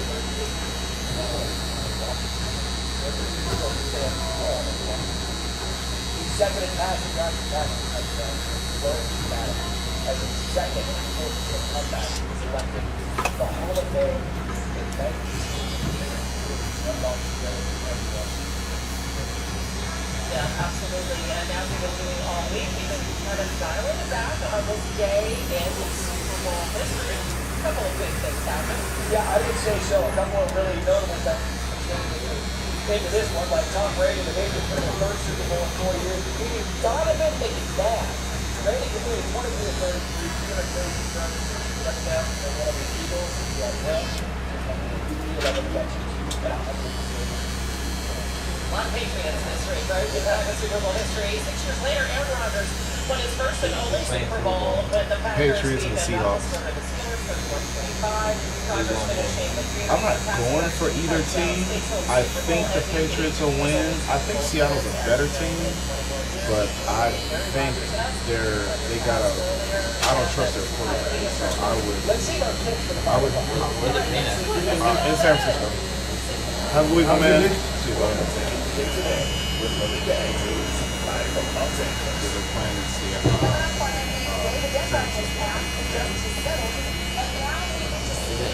I know. I never been, but I heard a lot. Yeah, you can catch smoke in any state. Idaho, hell. Yes, listen, I got friends from Anchorage, Alaska. I've heard it's a crazy place to be. Yeah, I think because I think I usually read about it. Like some guy went out there and he had to report like the hood right there. Yeah, he's like a young cat in the water.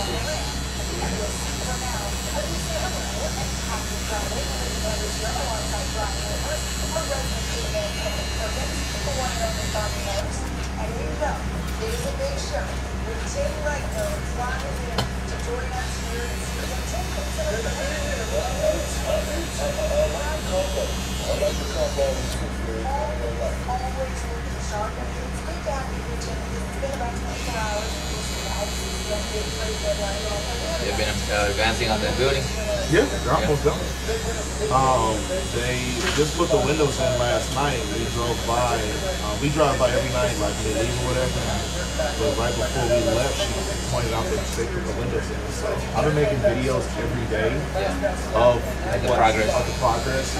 So once it's completed, I'm gonna make a collage of all the steps, like phases of the build they've gone through. But yeah, they said they would be done in the month of February. It's looking like that's a possibility, but we don't move in until April 1st. So as long as they're done between April 1st and May 1st, that's all we care about. Well, I mean, they still gotta do a bunch of stuff inside, right? Or not? Yeah. They don't got the walls up yet. They got the frame. They got the framing up, but they don't got anything else. They got like the plumbing underneath the ground done, and they got the concrete slab inside. But like, I don't think they've done electrical yet. They don't got the HVAC. They got a bunch of that stuff to do. The drywall. Yeah, that's what I meant. All that extra stuff. They got a bunch of steps to do.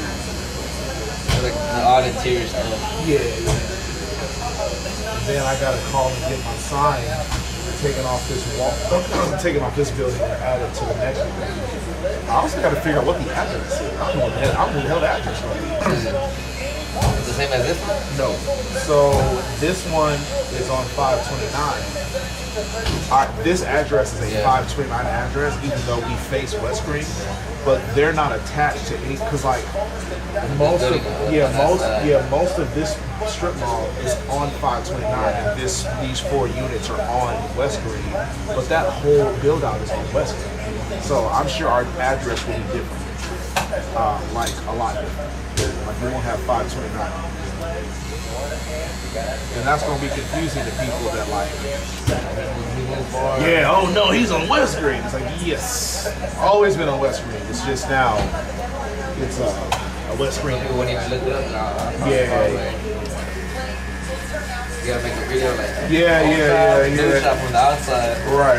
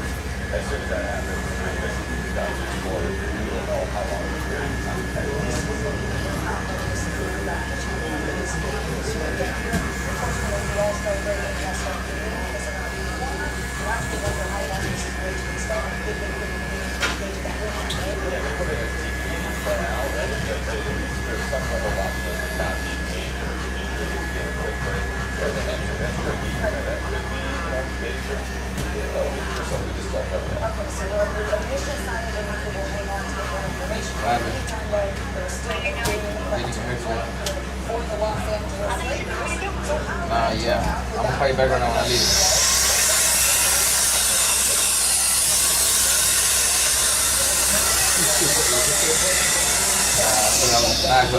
My girl that was gonna get my braids done and haircut.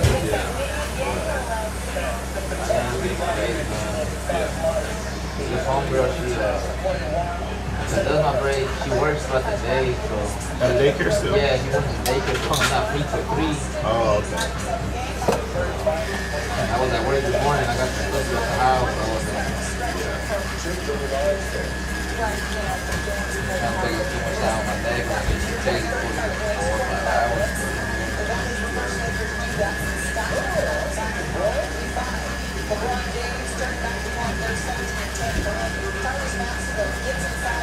I hit up the other lady that gave my, she raised my hair last time. She's around this area too, but Little York. Someone showed me how to put in for 11. That was amazing.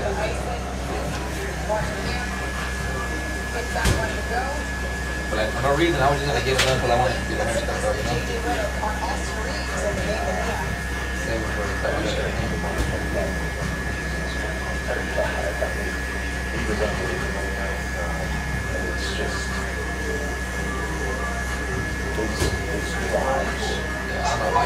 How long you had it long hair for? So the first time I had it for 2 years, and the second time I had it for 3. And then actually in college, I want to say I had it for 3 years. No, I had braids.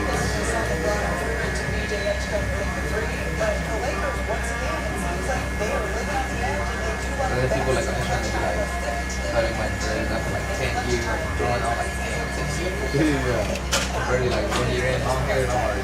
You already have enough.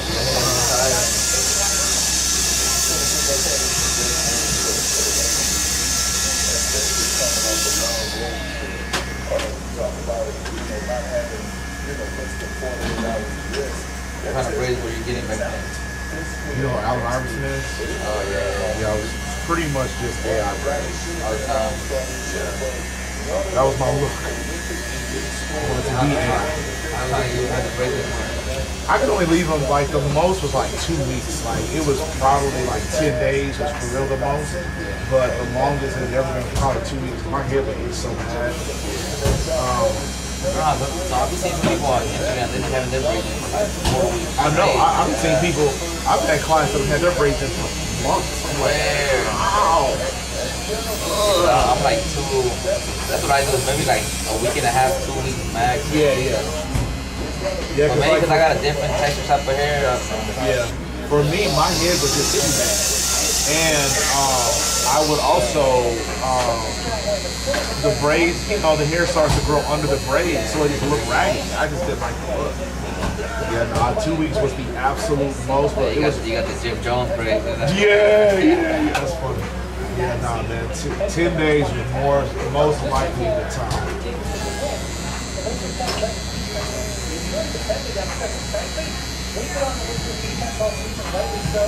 So the last time they played the video something that was really giving themselves one chance after that amongst them. Two players that stood out on a certain side like the was Darren Vanderbilt and those guys defended last night. I thought he guarded Ed Clement match. We were going to run that building. I was ready to go back to my hotel room and I had to go to sleep. Yeah. When those guys go out to bed, they kind of bring to life and they just warm guys and that like Kirk said, it's about the best one in here.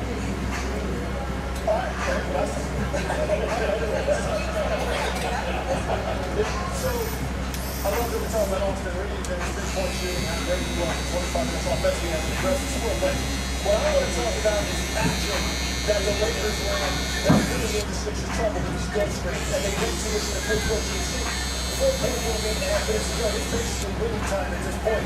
So he starts right here.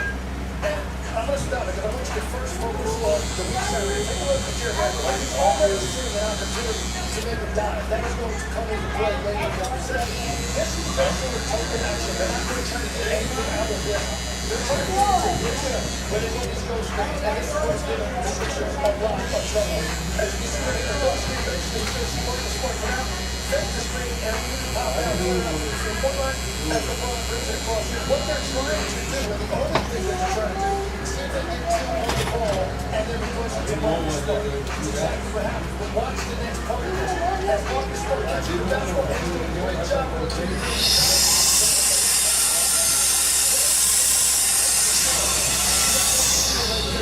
And defensively, this is a long closeout. So we're not trying to get a jump shot on that one. It's going to be a fair closeout. And then right behind that, you're going to see favorite row dive right behind that closeout. And as a result, you have to feel you got 3 players on the favorite row. You've got to command two on the basketball. Same exact action, different personnel. This time, as you can see from this scene, you see the expanding lead at this point. This has been an Austin Reeves now running the same goal screen action working an empty side. And now here comes Austin Reeves. He's going to come out right here, and he's going to start a goal screen. No screen, flat out to the three-point line. The ball's got the ball is near the field. You're now going to need this is what's going on the weak side. And the ball is going to be there. That's not right here. Two on the ball. They're not sure the hand cone was going to come right here on this closeout. Is he going to come from the weak side? He decides to stay home as a result. Austin Reeves able to get a wide open look. Not yet a three-point shot. I thought what the fuck did I do? I thought that it was going to I thought the next position really where he taking the ball and how to do exactly what he wanted to do. A lot of confusion for the Sixers and they really focused out on playing that one number 4. The Lakers are going to be a matter of how many days to continue to spend together with their big group of people. Because once again, Ryan goes in and we talked about it. That is the story of the Los Angeles Lakers season. Let's move on to a Texas side showdown. Victor Wembanyama, good looking on the Dallas in this one, Ryan. Southern finds himself in the first flag, working his way into the paint, finishing at the back. You guys know how hard of an offensive spin people play in that?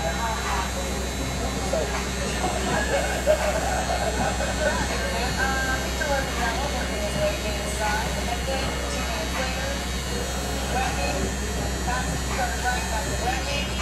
No loss, it's time for him, and then Flash working on the Aaron Fox here. Escapes, rolls, wild shot, and yeah, somehow he gets it to go. Absolutely. He's got great balance. He's just so confident when he hits matchups this small play. That confidence. Right there, Burke. And that is a different defensive team. Slips inside, once again, out. That was hot. Okay, high. Starting the fourth quarter.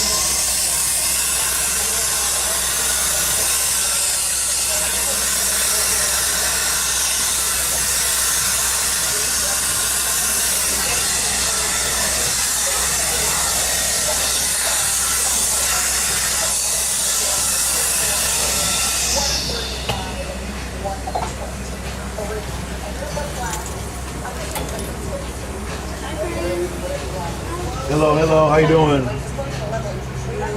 Hello, hello.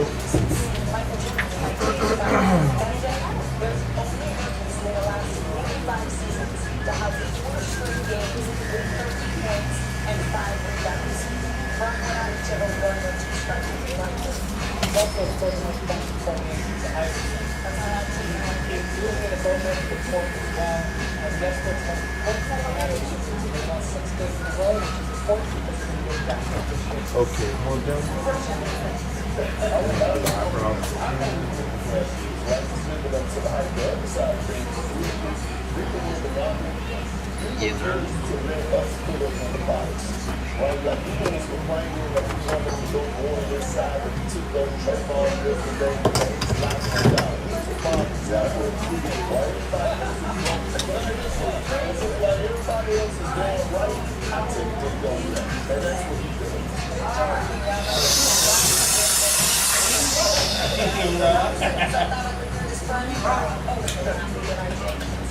See y'all in the week. You too.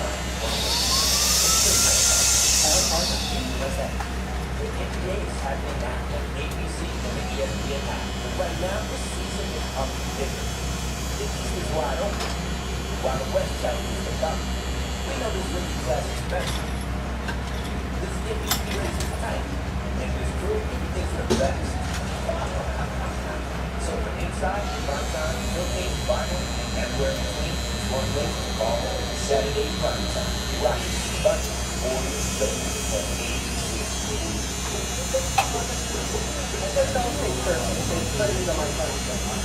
Unfortunately, I did not check my outfit before meeting my girlfriend. Checking outfit personally, I think. Not checking to see my girlfriend before.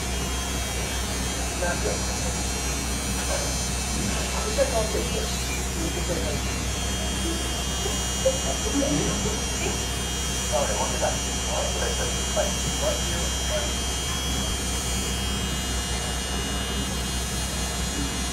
Goldfish have short memories. Goldfish. Right.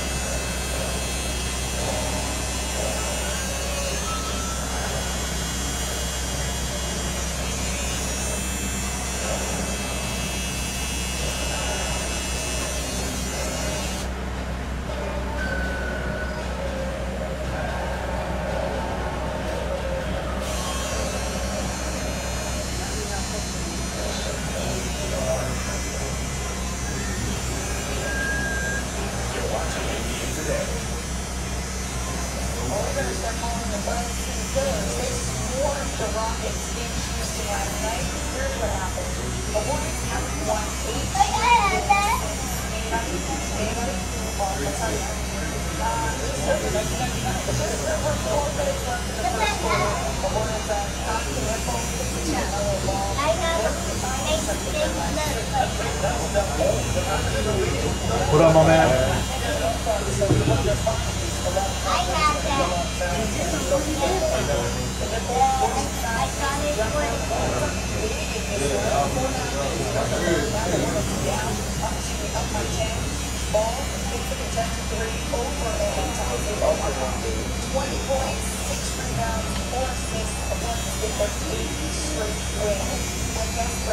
It's the first time since 2000. We're at a different 26 years since the Hornets won this many games in a row. It's how do they get it done? If they have a top 30 defense during that stretch, they're holding teams to just under 800 and 3 a night off. Exactly how they're going to get the starting line. How about 14-1? Look at Mel Ball, Nickel Radio, Dante,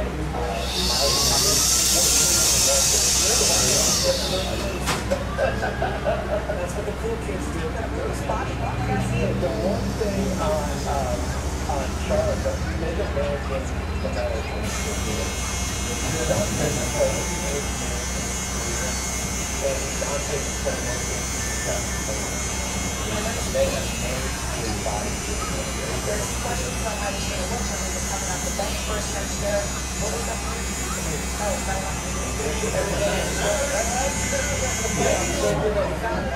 What's the rest of us on 12? But they've got 4 different guys.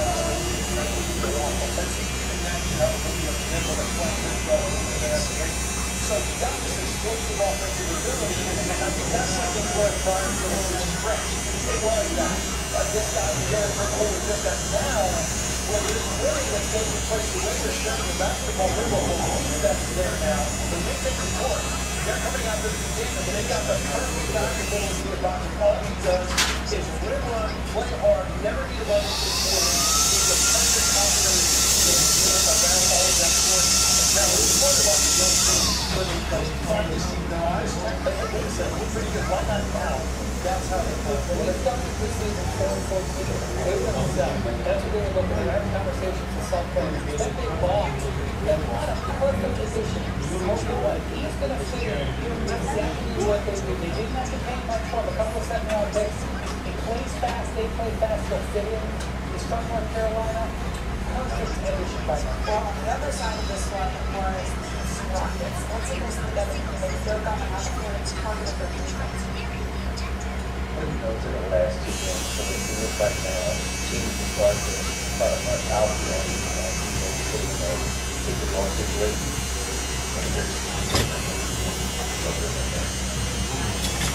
So even an back option in his defense. So let's take a look at the numbers. When he's on the board, the Rockets defense just they actually improved in the second best level overall. They're off the court, and the Kentucky Perfect is on the latest. Never known as big play. And nothing gets past me. This when you start doing big past me, there I am. I spy a problem. I spy it all. There's the real law.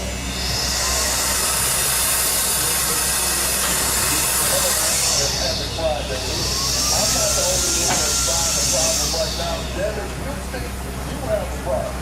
And your problem is that your big man, after Shawn was not get down and slide those thunder and be a defender. I want you to look right here. First of all, the first thing is the communication wasn't there. So you need to eliminate the Thompson to be in the ice position. Now all of a sudden you got everybody in the scramble. And this is not different. This is fool's gold right here.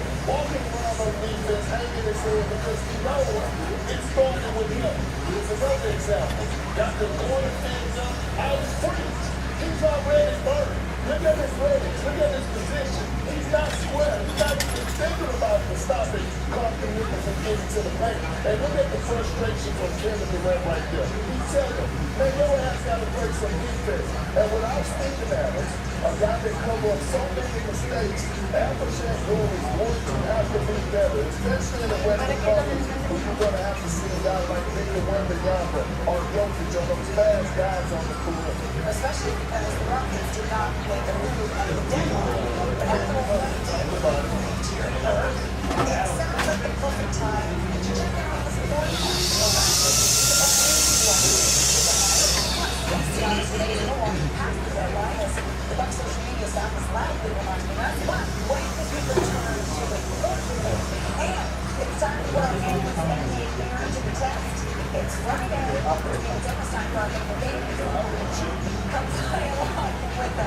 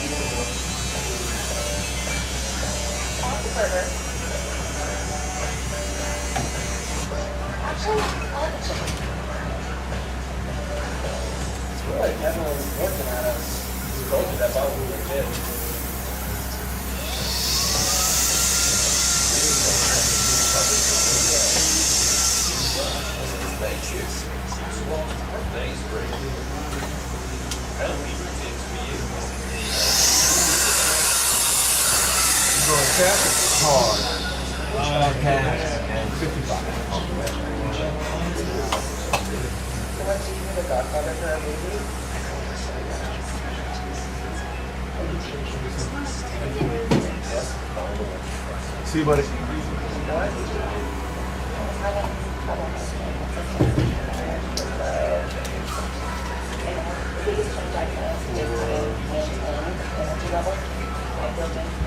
That's 4 hours. That's good, huh? Thank you, bud. That's all good.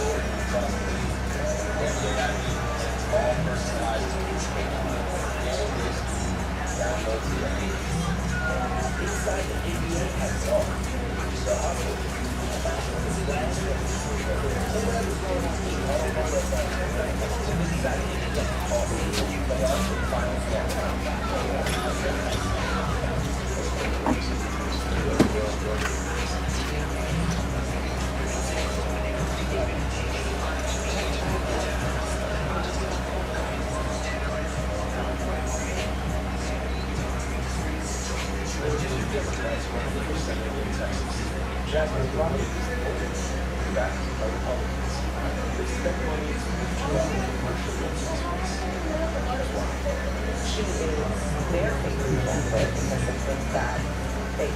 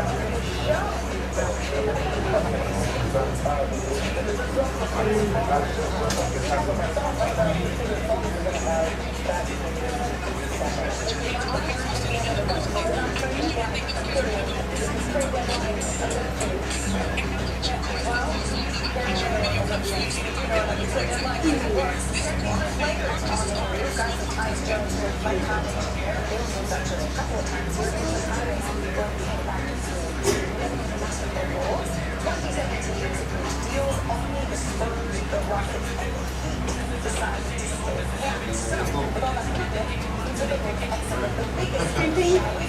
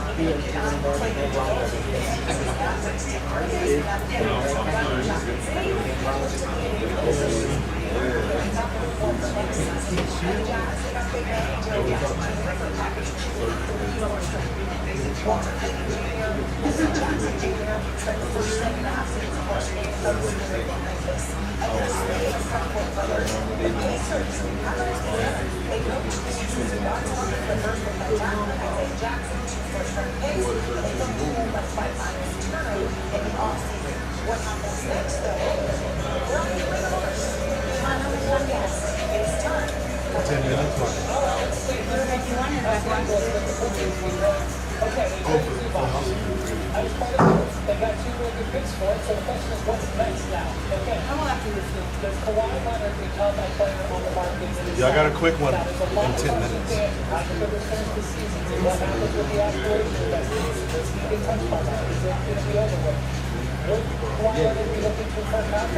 All of these things in play, but I think he are asking this question because this could end up being a very impactful player with the way he's playing right now. All right, let's stay on Triple H because even though they're from Cleveland, they're out here. It's not being played seven game where they're Kings players go back and forth. Obviously, if we're not playing on making these two, why not have another way to spend all that money, put up that airport in the LeBron spot of the 4-4 in Barstown. Yeah. For the James Harden of it all. Now, Harden is in there, but just as much about Donovan Mitchell. They wanted to maximize not their core four as much anymore. They wanted to maximize number 45. Harden comes in there, plays alongside him. Their new guards also help them out. Okay, let's go back east to the Memphis Grizzlies. Very interesting comments today by Jack Lyman, the general manager of the Grizzlies. We'll get asked directly about whether John Morant will play again this season. Rather than elbow injury, not knee injury, but knee games for November 15th. It's interesting to look at because I think the only way they can take the opposition is rehabilitate his fitness on the court. As a player, forget about off the court stuff, and I don't know if that's going to happen or how much it's going to happen. All right, now let's go north to Milwaukee. The Bucks have made it clear they want to keep Giannis. Okay, so the question is, what do you do to keep Giannis past this season? The way you do it starts with giving him a draft pick. Here's the thing, they've been 500 when he's played. They're 9 games over 500 when he doesn't play. Are they going to bring him back when he gets healthy from this latest thing? Or are they going to cut him back this season to increase the chance to a draft pick? If they play him, it will hurt their team, probably. I know that sounds not luxury sound, but that is probably what would happen. So that is what we can do to that. Watch out for those comments for the fact that it's a little unfriendly. Like Spears, like us on the West as well. Mark, I know you and I are both interested, but really got the chance to hear from this whole Giannis saga, particularly as he continues to deal with this knee injury. What is the connection to the Bucks play him later in the season, or kind of improve their draft? I think to Wendy's point, it doesn't really lose that too good. We've seen teams in this situation all the time, and it's a difference between Johnson and football on the face of the league, but you want to see him out there playing. But to Wendy's point, I mean, you have to think about the best way to be able to attract him to think about staying there. If with a loaded top of this draft class, that would be the way to go about it. That's what I'm expecting. He played quite well with Giannis out, 20 points, 6 assists, 5 rebounds. This is the guy that scored more points this season than he has in the previous 4 seasons. And so with Giannis being out, keep him out. I hope Wendy's playing. Yeah, Wendy's got the reason. But Ryan Reynolds is an NBA, most good player candidate. Yeah, I think that's more than he will. Okay, that's just saying a hundred people. That they think the draft is good. That's still not saying championship team. So this, it's not. If they go and get highlighted, it's still going to take time for that player to come into the league. I don't think everybody, I don't think too many players around the league that just screaming saying they want to go play football. It's like that face on the front, some of that face on the back, like two players.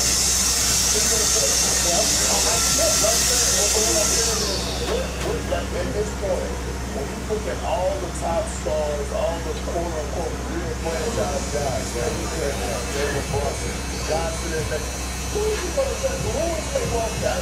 They're not doing that at all. Well, we'll let you know one thing before the what happens on October 1st. Well, he said he wants to draft five players. That's why he wants to sign a contract. It's wonderful for him.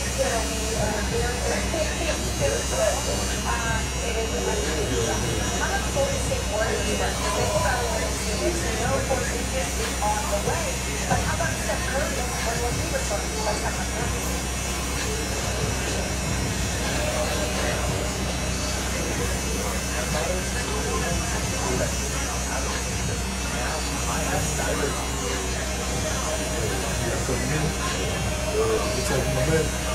Well, I mean, like,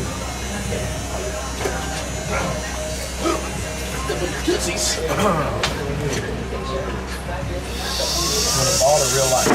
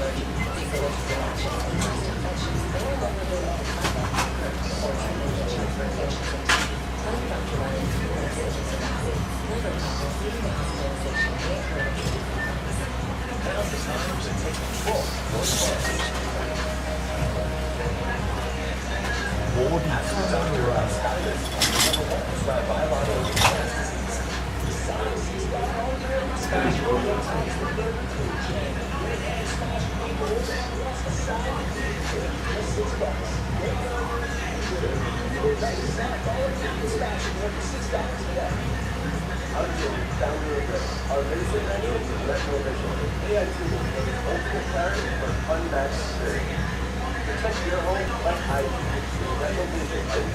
I was a doorbell from shopnowatray.com.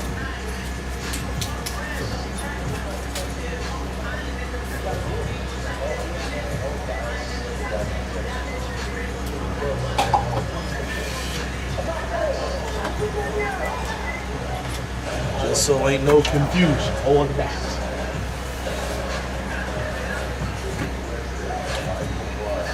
So knock all that down, ball it out, fade it out.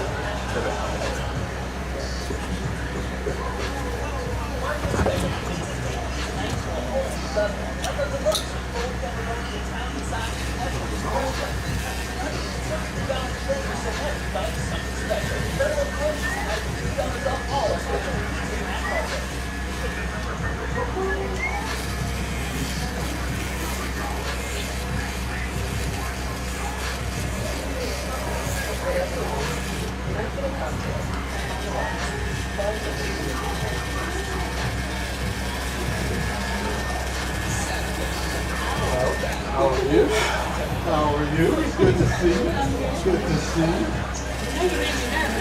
I don't mean to make you nervous at all. I don't mean to make you nervous at all. Salutations. Salutations. And greetings. Oh, you using the big words, huh? Okay. I learned something. Master, know you can read? What's happening? Hey man, you good with the English language, yeah? There you go. Hey, do you know a lot of compound words? No, that's serious. Well, you know, I try.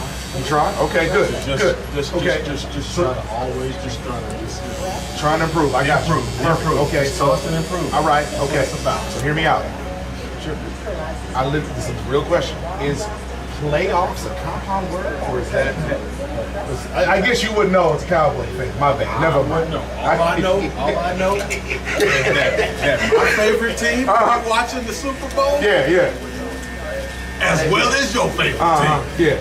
Matter of fact, your favorite team. They went to Cancun just a week after mine. Yeah. That's all I know. Right. All I know is You like what I did there? Yeah. they still in Cancun. Yeah. Their flight just took off a little bit later. I get you. I just want to know. They didn't miss much of the off season. I just want to know. Right there in the off season. I just want to know if you know the English language like I think you do. Man, you in your salutations and all that, man. I'm just saying. Is playoffs a compound word or not, man? Because I think a compound word is like two words that make one thing. All I know is they wanted to get to Mexico immediately. Yeah. Immediately. Expeditiously, huh? Expeditiously. You're right. Expeditiously. On the dot. Yeah, championship. Is that two words or is that a compound word or what is it? All I know is they ran out of the playoffs at breakneck speed. Breakneck speed. They said, man, we don't want to be here. We don't even deserve to be here. Well, I don't know about that. Let's get back where we need to be. Oh man. I'm telling you, man. They are an utter wreck right now. But hey, if you like it, I love it.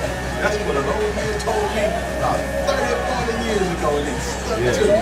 If you like it, I love it. You know that the Nile ain't just a river in Egypt, right? It's also a state of mind, apparently. I believe Jalen might be making a pilgrimage there. Yeah. Never ain't going to the show, to the bowl. Listen, I think we can live a lot of lifetimes before the Aquarius Dakota Prescott goes. I know that much. Okay, fam. I tell you that Dak said he gonna help Jerry negotiate Pickens' contract.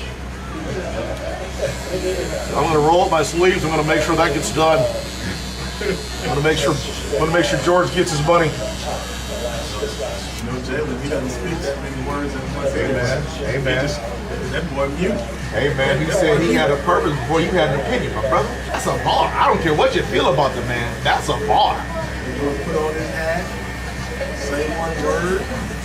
All right. Folks out there just act like, oh my God, that's leadership. It is. That is leadership. Hey man, let him to 2 Super Bowls, won one of them. We We didn't play to the standard. And okay, great.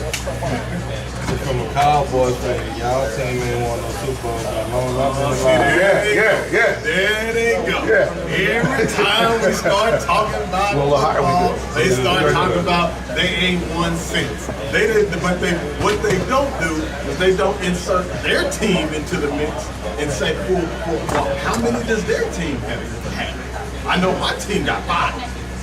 5. What's your team, sir? I'm just saying that my team been had 80 years. I expect to have more.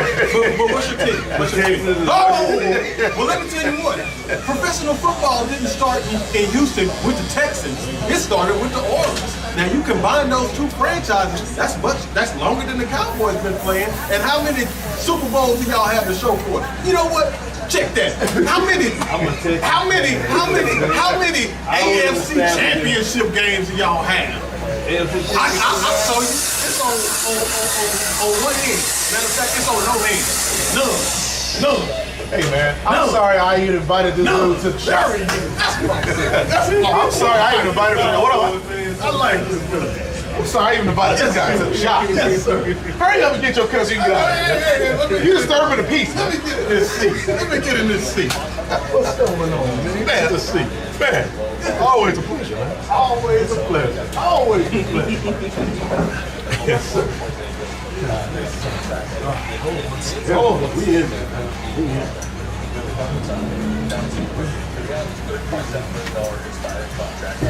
Catching your high spirits, huh? Always next year. Always next year, man. This is true. How do you feel about Harbaugh coming to the division? Harbaugh? Yeah, nobody worried about Harbaugh. Okay, nobody worried about Harbaugh. That man couldn't win with Lamar Jackson and the draft that they do in Baltimore. What's he gonna do with that kid they got out there? Jackson Dart. Scatterboo and Neighbors. Good luck with that. Scrambled eggs is that running back. I don't even know where he is. Who he is? He didn't concuss so much. Scrambled eggs. That's terrible. Scrambled eggs. That's what we call it. We're doing the same ball Bailey. Yes, sir. That's the top. She can top it off. Just a little bit. Yeah, just a little. Gotcha. Yes. So how you been, man? How you been? Well, I'm actually doing all right, man. I mean, life has been pretty decent. You know, I don't know if you know I'm from Minneapolis or not, but you know, it's kind of sad to see my city on fire like that. But you know, it is. That's definitely not cool at all. Not one at all.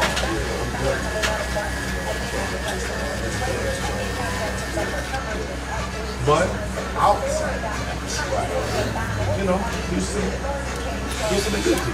Yeah, I'm glad you moved to a much more progressive. Yeah, right. Yeah, right. I don't hear things to say. Yeah. I'm joking. No, I know. But like by the looks of it, you know, if people didn't know no better, it wouldn't sound like a joke. You would think, right? Yeah. That's good. People down here, they know this. They know this. We scattered. Right. Yes. Weird time to be alive.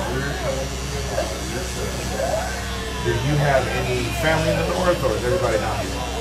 Yeah, family in the north. Most of us, you know, it's more. Okay.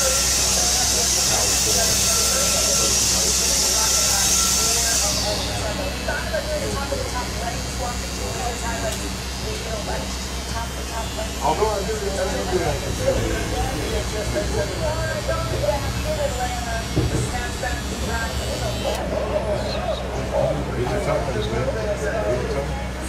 Everything with the job cool? Yeah. Thank goodness. So far, so good. You know, things are rough out there for a lot of people. There's so many things going on. Right. What you got going on? Yeah, man. That's what's good. See, but I'm gonna just come back. Yeah. Goes from plans to things. Certainly, I have another. Real quick. Yes, I'd like some more. Yeah. How high, sir? Right. How long would you like me to levitate up here, sir? Exactly.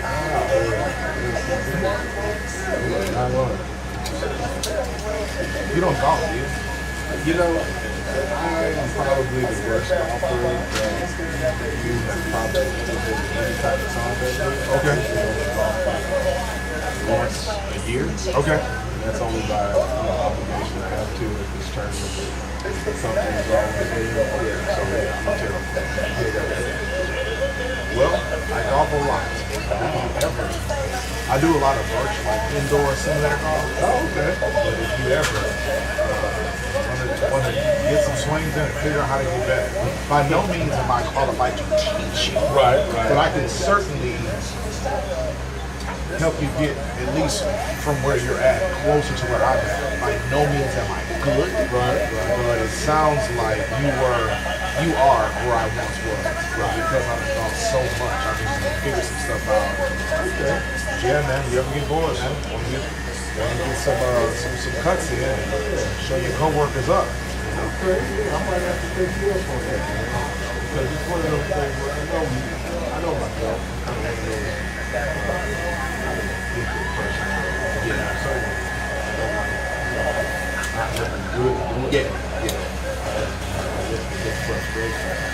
It's actually ironic you say that as a Cowboy fan.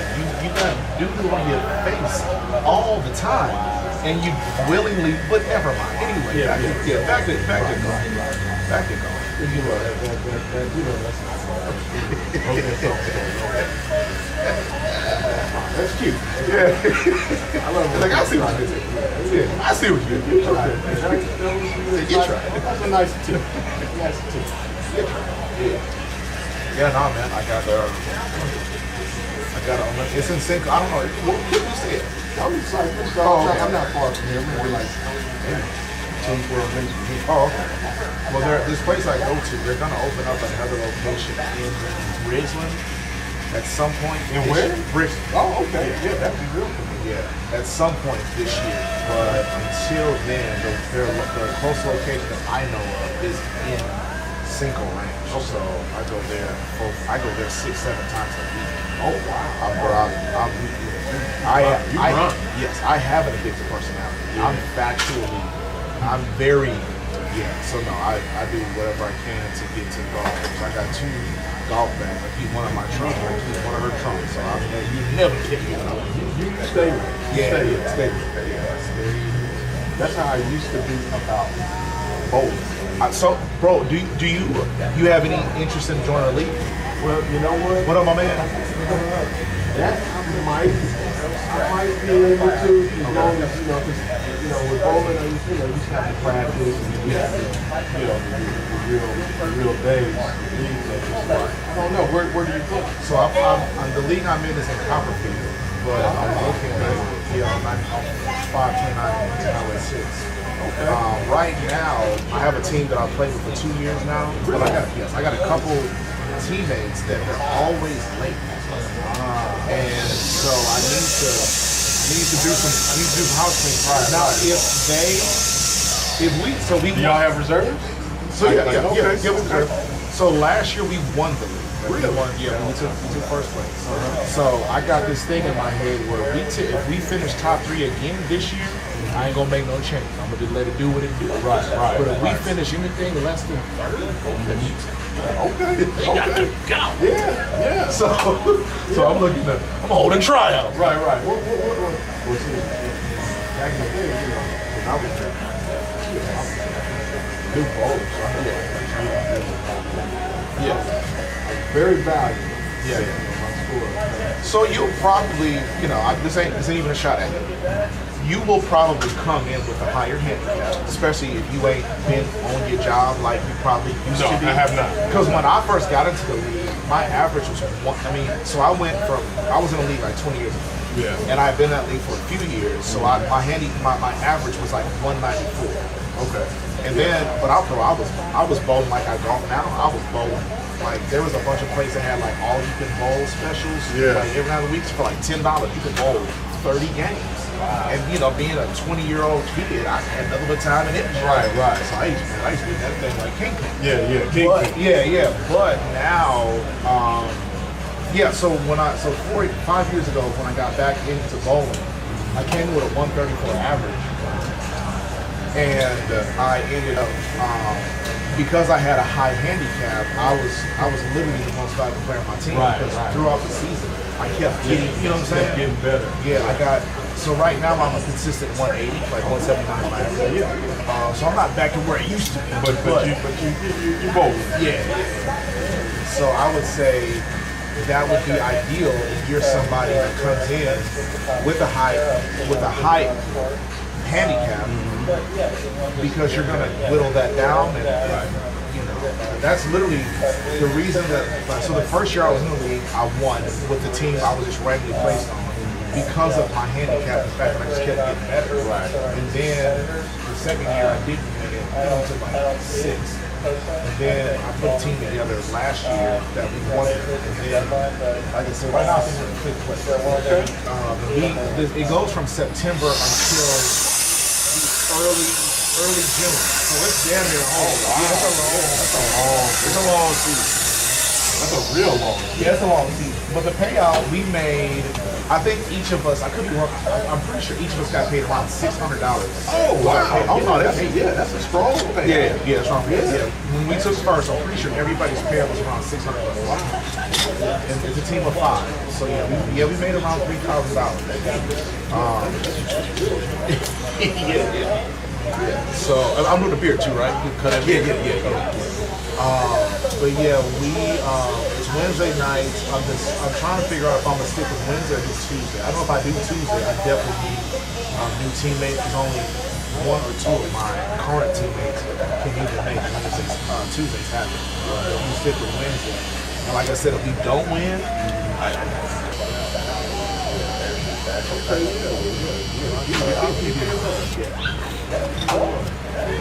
yeah, they got this place in Katy on 99 just past I-10. It's called Times Square. They got a pretty good special, like Sunday through Thursday night. I want to say it's 12 rooms, or you can bowl at 9 or 9. Oh wow, yeah. Yeah, the problem is their lanes are so different from Copperfield that like you can knock some dust off, but ultimately like the lanes they don't behave like they would at Copperfield. Right, immediately. I found that like practicing there, it actually kind of messed my game up because it's just a different type of ride.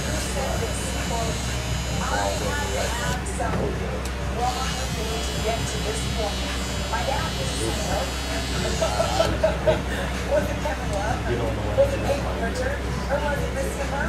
Something different about this place. What was your at your best? What was your At my best, my average was like okay.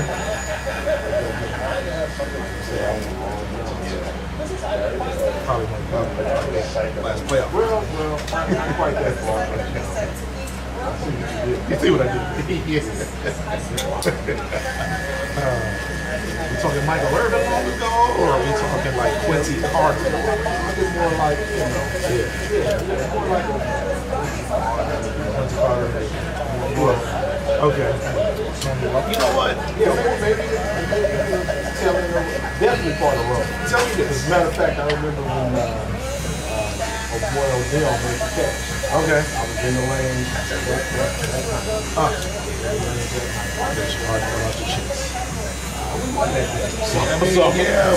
So you can remember the catch all you want, but we won it. I hate being posterized. Win, lose, or draw. I feel like we should chat about. I know it ain't till later, but I was just trying to pull up. Oh, you good? Yeah. I'm gonna kick this cornball out my shirt. He missed it. Say less. I'll be there. Yeah. Give me like 10 minutes. Yeah. Do you? What's up? Yeah, he is. He came in here very loud. Hey, hurry up. Yeah.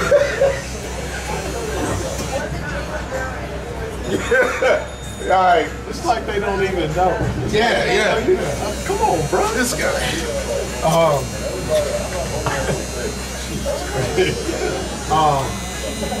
yeah, no. Kid.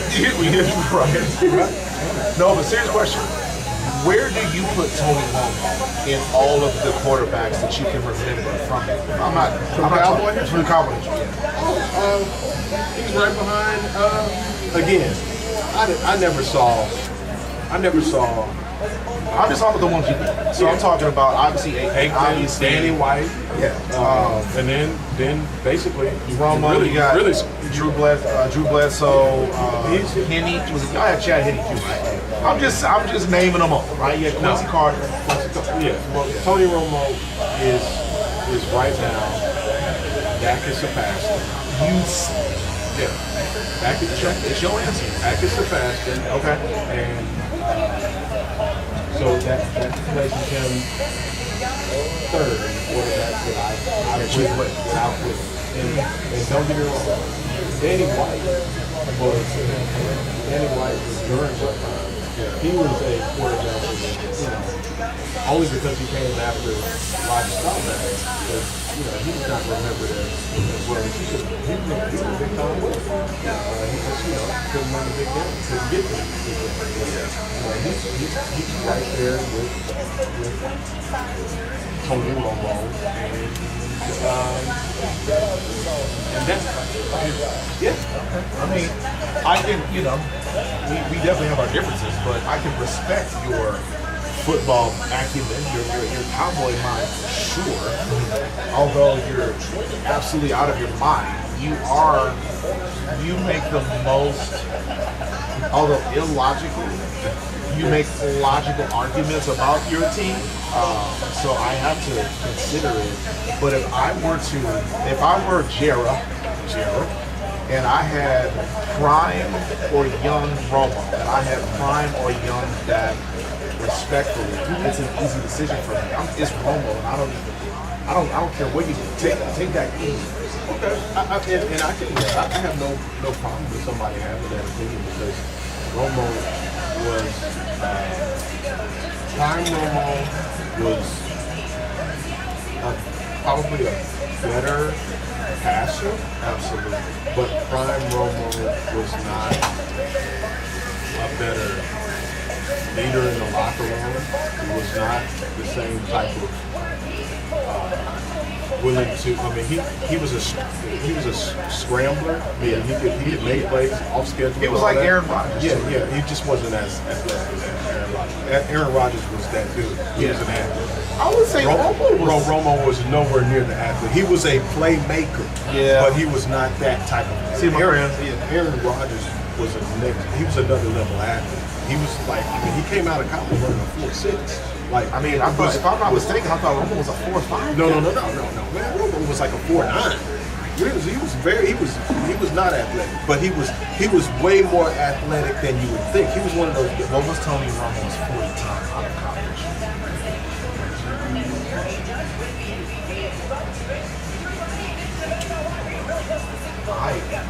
Sorry, I said maybe about 5 flat. Yeah, he was not an athlete. He was an athlete that was like just athletic. Yeah. You could tell he could play multiple sports, but he was not athletic. Yeah. He was like scratch golfer. Yeah. He could play basketball player, all that, but he was not an athlete. Wow. I didn't realize. Okay. Yeah. Again, that's why I got to defer to the guy that spent all this time. I get it. I just at that time was when I was watching football and I was playing fantasy football and I was watching every single game I could. And unfortunately, they made us watch it all this stupid, because they knew what's in it. Yeah. But I tell you what, as many times as I've seen Dak play and many times make that bonehead play. I've never had the same amount of bonehead plays that I would scream about Dak. I've seen Romo throw 5 interceptions. I've never seen Dak do that. Never. I've never seen, and don't get me wrong, again, Romo, all of them had flawed teams at some point, but Dak has never had as complete a team to play with as Romo has had. Romo has had complete teams where it wasn't just an offensive-led team. They've had DeMarcus Ware and Roy Williams and what's the Marcus the one that's on TV now? Spears. Marcus Spears. Right. Chris Canty. He's had dogs on both sides of the ball where, man, he screwed it up. So I mean, that's just me. So it's funny. And Tony Romo sat and watched for 3 or 4 years before he ever touched the field. Dak played immediately. He came in as a rookie with a defense that was probably ranked 27th in the league. I thought Romo only sat a part of the year as well because of didn't he come right after Drew Bledsoe? Nah, it wasn't Bledsoe. Was it Bledsoe? He the only reason he made the team was because they cut Quincy. Yeah. That's when he first he played he was on the team for 2 He was a 4th round pick, wasn't he? No, he was an undrafted free agent. Oh, okay. He was an undrafted free agent. Well, it's funny you talk about leadership because I don't ever remember a time when Tony Romo had somebody's relatives tweeting about him needing to move on, or the team needing to move on from him. Meanwhile, I remember T.O. talking in the press conference crying about that quarterback. So this is all well and true, but if you follow the team, I'd have to Tony Romo he's a great player, but he was a ruthless with some of his teammates. He was an elementary goal, he was a superstar, he was confident very quick. I remember the Mexico. I do remember that. Movie star and all that. Right. He really, got into himself as being, that guy. And don't get me wrong, again. One guy, he's a center that's retired now, but he's a great center. He says when he was playing with Romo, he felt like he was playing for him. Whereas with that, he's playing with him. He was he was not respected in the same way in the locker room. But I don't remember ever anybody publicly shaming Romo the way I've seen CeeDee Lamb's family, the Diggs family, and there was another family that's like publicly tweeting about. But you gotta this is the era. Sure. This is social media. You cannot control your family. Back then, there was not that type of social media. Right. It was the birth. It was the birth. You have to go. You have to go into a chat room or something like that. It was not the same. Different era. Touche. Again, I'm an outside casual. I'm a casual observer of somebody of a team that I don't really care much for, and wonder how they're even allowed to operate. What's crazy is everybody cares about it. It's America's team, regardless of what you think. It's like America's soap opera. I can't wait to report off this place. Don't worry, they're coming. They're coming. Just you talking about just you talking against Trump's team. They coming. I know. Oh yeah, we look at this. But if you could, I forgot to tell you. If you can, take in bring a little lower. Yes, sir. Just make it look. Make it look regal. Yes, make it look regal. Man, I'm from a regal bloodline. My middle name is Ken Turner, so I need you to. They look like the Wakanda country. That I'm from. What you mean you are? I actually made a video just yesterday about Black History Month and race In fact, you might want to put me as a thumbnail. I think last time your girl was is your wife or girlfriend? Girl. Okay. Yeah. I think she said something about we follow each other, but I couldn't figure out where it is to work all day. Oh yeah. I'm on IG. Okay. I'm on Facebook, Instagram, Twitter. I don't do Twitter. various handles. She got a bunch of burners. You know, I need to get some burger so I can live my real feel. I gotta keep it corporate. Yeah. I really want to talk my talk. But y'all youngsters know what I really think is wrong. Greatness. Please be careful about greatness. But you know, I don't remember. I know we had a heated argument about this, but I don't think it was particularly heated. I made my point, and you had to accept the truth. I think this side. But I got you. But let me. So you know what? You could just do a little raise. Sure. Yeah. You know, I like that. I'm glad.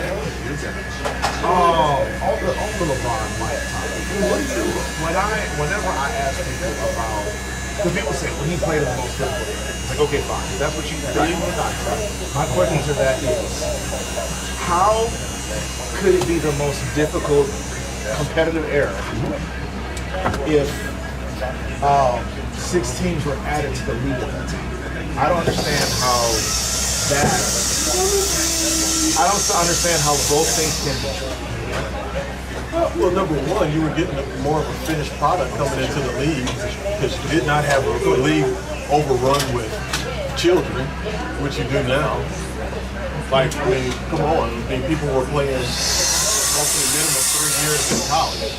So, I mean, it was just a better, more developed talent pool that was coming in the league. The league now is full of potential, and you know, we forecast it. Whereas before, you had, you know, grizzled veterans of, you know, guys like Tim Duncan that came in the league after 4 years. You know, like this is just a different time. And then you're looking at a league that, yeah, obviously everybody's shooting threes uncontested for the most part now. Whereas it's a 3-point or it's a dunk. Whereas back then you had three levels of play. Most people had a mid-range. You actually had people that played in the post, and it was not just, hey, a lob or something like that. People had to actually have a post game. I mean, you had a give and go. You had you set a screen. There was a pick and roll. I mean, people right now, you just set a screen at the top of the key, or you play it, you know, at the line, outside of the 3-point line. It is really not much to the game right now. Right. And then it's dribble. I've beaten my man, but yet I'm going to pull it back and dribble some more. That is insane. Those teams could not play in that league, especially with no post. Give me a second text one. Let me get that. This part, and then you get your gap right back. Why I like that cap? Right. You got me now. So, if I'm not mistaken, I think the math is, well, I know the math is 16 were added when he started. Never before, but when he started winning, 16 were added. And so now let's talk about these teams that were added. Like, who are you talking about? The Charlotte Hornets? Charlotte Hornets, okay. Timberwolves, Miami Heat, okay. Orlando Magic, Memphis Grizzlies. Well, I'm sorry, Toronto Raptors, Vancouver Grizzlies, and there was one more team. No, because they were re-added. The Hornets were re-added again after the Charlotte Bobcats thing happened. And the New Orleans Pelicans, like, out of play. So that happened. New Orleans wasn't made.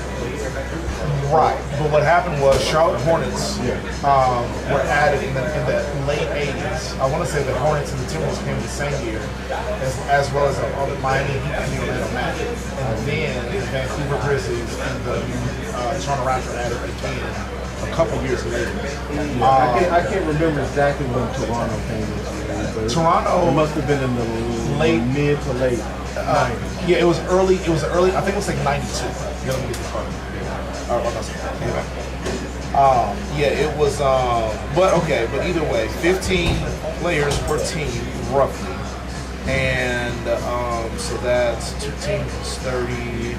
So 180 players are added to the league that never had any NBA experience. You mean the teams didn't have any NBA experience? players, 180 players were added to the league that did not have any NBA experience and would not have ordinarily made the team based on No, that's not how they brought them into the league. They didn't just bring random guys, Joes off the street. No. I'm not saying, that's not what I'm saying. Okay. I'm not saying they brought random guys. Right. I'm saying they watered down competition by adding 180 guys that would not have had the ability to make the team on the 24. They weren't good enough for the 24 available teams at that time. And that's my argument. I'll concede that. Yeah. I'll gladly concede that in comparison to what's in the league now. Okay, well, Ronnie James is in the league, my dude. Ronnie James is. Listen, Ronnie James is in the league, my guy. So listen, you and I, we can agree on some things that may hurt or help each other's argument. And I will say that Ronnie, for his productivity at the draft spot, they said that there was only one other guy in the last 20 years, and I forget who he was. He's a player. He's a well-known player to people that care for basketball. But there's only one player drafted 55th overall that had more productivity in the G League or the NBA than Ronnie at that position. So, with all due respect, it's a moot argument because it's very few players that are drafted in the second round at all have any NBA success. And to say that Bronny is in the league would be like saying Giannis Antetokounmpo's brother is in the league. He's on the team. That like he's. I think you're splitting hairs here. We're talking about the depth in the talent level of the league that clearly and again, this is a league that is controlled and run by the players. For sure. It's not the same type of league. No, listen, I'm not arguing that. All I'm saying is, in my opinion, it's an inferior brand. And that's, I think, that's where we, again, intelligent minds can get. I would argue that there are more offensively skilled players than there ever was, in addition to better athletes than we've ever seen. What do you consider skill? Are you calling the three ball skill? No, I'm calling dribbling. I'm calling dribbling. I hear people when they say dribbling, but then you talk about LeBron James being the greatest of all time, when clearly he's not a dominant dribbler. He's not a great dribbler. He's not even a. I would even say, without his strength and size and speed, he would be a relatively skillless player. And I'm talking about this guy he's a big guard. Yeah. But the way he dribbles the basketball, do you think he was a more skilled dribbler than 50% of the two guards in the league back in dribbles? I gotta look at his turnover. Looking good. Yeah. Looking like a king. Looking like a king. Give me a court, Jimmy. Oh man. So listen. So you're very John Bones Jones-ish with some of your attack tactics. You know. I think we're doing jiu-jitsu. All of a sudden you got a backhand elbow, and I'm like, wait a minute, I wasn't prepared. What up, my friend? So I can appreciate it. Do you have a point? Or you just walk in? Okay, go ahead and sign in. And then someone will get right with it. Okay, that said, I'm going to research it. I'm going to look into seeing what LeBron's... Because can we agree to this? There are different kinds of turnovers. Right. There are turnovers that happen when someone has stolen the ball from you, and there are turnovers that happen when you made a bad pass. Right. Okay. So sure. I just went to a basketball game yesterday and saw more turnovers than I probably saw. Like professional or high school? No, school. Okay. And this is a reflection of what they see on television. Of course. And what I did see is practically every player out on the court travels. Oh no! Traveling is the game. Yeah, yeah. But it's confused with skill these days. Right. Carrying is confused with ball handling. I agree to a degree with that, but I can agree to that. And then we talk about athleticism, but yet Jokic dominates this game. Luka scores as many points as he wants to. Nobody can make him play any faster than he wants to. He is not athletic. He's not. And you're telling me that Larry Bird couldn't play this game? You're telling me Kevin McHale couldn't play this game? But that's what I'm saying. Sure, but okay. You're telling me Charles Barkley couldn't dominate this game that we played today? I don't think he could dominate. So hold on. You don't think Kevin Durant could time travel and still be the greatest scorer in the game at that time? No. He couldn't be the greatest scorer because Jordan played in that era. He's not a better scorer than Jordan. Jordan, what year has he ever scored 37 points a game? By two, shooting twos. Again, some of the things you say, I'm gonna look into them. But the thing is, Kevin Durant, and listen, I want to be clear, I don't like Kevin Durant, but I have to acknowledge what I see when I watch him play, right? I acknowledge the skill set. Yeah. I acknowledge the skill set. But with all that skill set, he still ran to Golden State. You're right. Just like LeBron ran to Miami. You're wrong. All that skill set. You're wrong. But you're right about Kevin. You're wrong. You know what, Coach? Well, here, man. Pay me, man. Pay me, Coach. You gotta go. But like Shakari Richardson from the mob. Give me my money. Yeah. I want you to this, baby. It was worth it just to talk shit. The fans dysfunctional, like the organizations and all. Yeah. Look, I'm about to give you my health card. Next thing, I'm gonna be pulling out a snap. Oh, this guy. Yeah. I'm gonna get you on IG. Yeah. Give me on IG. Give me on IG. You were funny. Yeah, listen.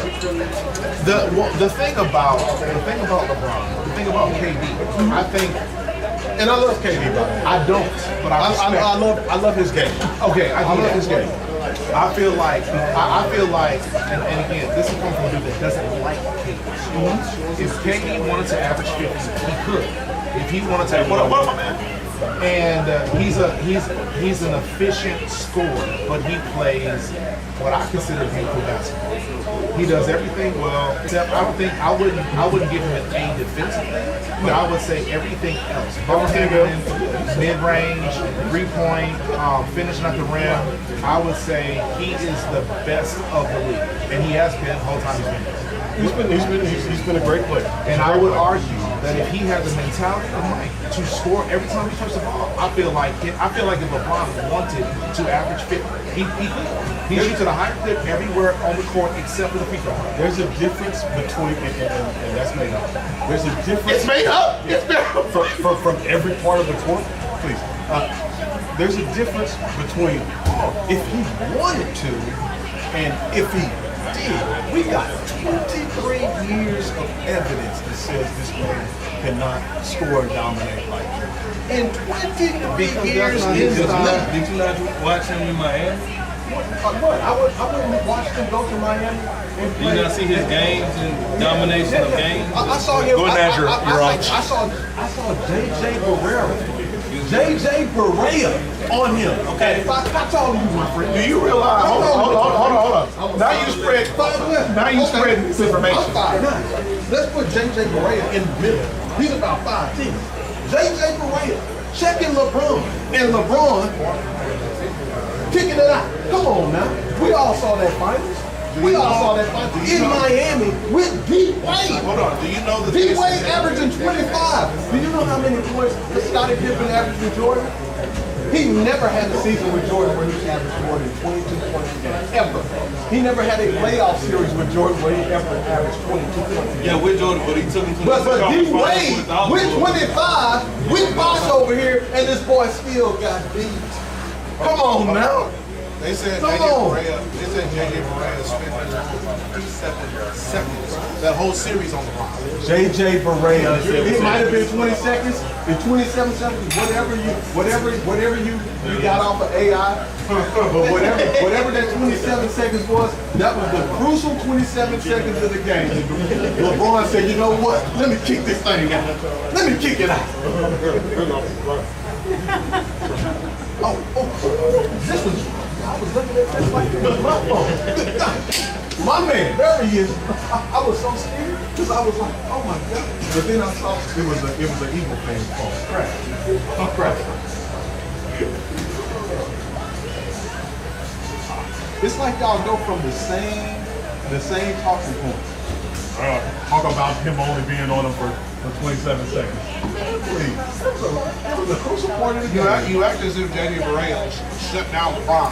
Or J.J. Barea. All I know is that LeBron deferred, as he constantly does when we need him to actually step up. When Jordan would go out, he might have shot. He might have shot 49% from the field. But he's gonna go out scoring 69. He's gonna go out scoring 63. He's gonna go out scoring 50. With Scottie Pippen having a migraine. Oh my gosh, my hands hurt. He had to punch that boy in the chest. He had to get in his face and tell him, hey, look down there. Do you feel something? He had to make Scottie Pippen grow up and be a man to win. This boy LeBron said, you know what? I'm taking my talent from South Beach. I gotta go. Hey, tell him. It's always a pleasure. It's always a pleasure. It's crazy. Yeah. I didn't say that, dude. I got on the face, man. Yeah. You know what I mean? Yeah.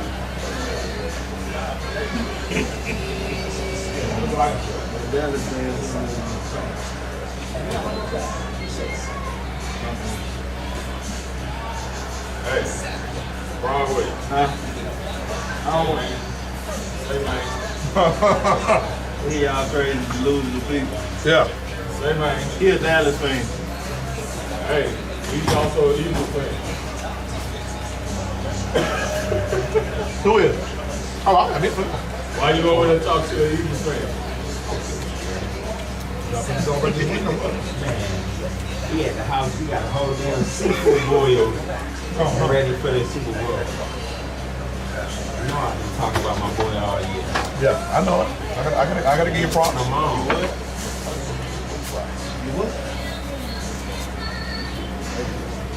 What time? Or I'll take it. Oh, you bringing your son? Yeah. I probably still bring him. I can bring her. Yeah, bring the son.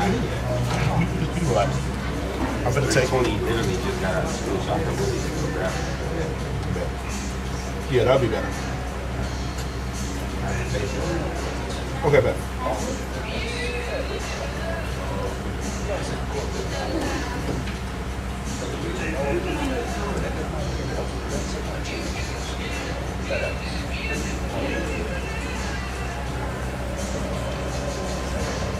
Matter of fact, I think I got some tab in the truck.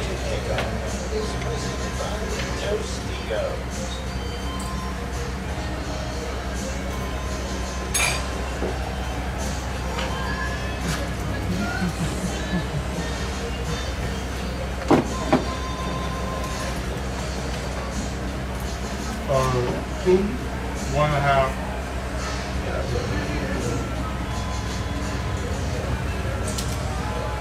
The Pro Football Hall of Fame class of 2026 was announced last night. 2 players made on the first year of the ballot. I feel about Belichick and Brown. 2 others made on the second I think they playing Belichick for not putting him in Hall of Fame. First ballot, that should be like a no-brainer. I didn't realize Kraft had been on for 14 years. Oh, he's still not Hall of Fame being an owner? Yep. They said he hasn't. They said he's on the ballot for 14 years, and he still hasn't. Meanwhile, this dude done won a third of the Super Bowls since he's owned the team. Right. Or been to a third of the Super Bowls.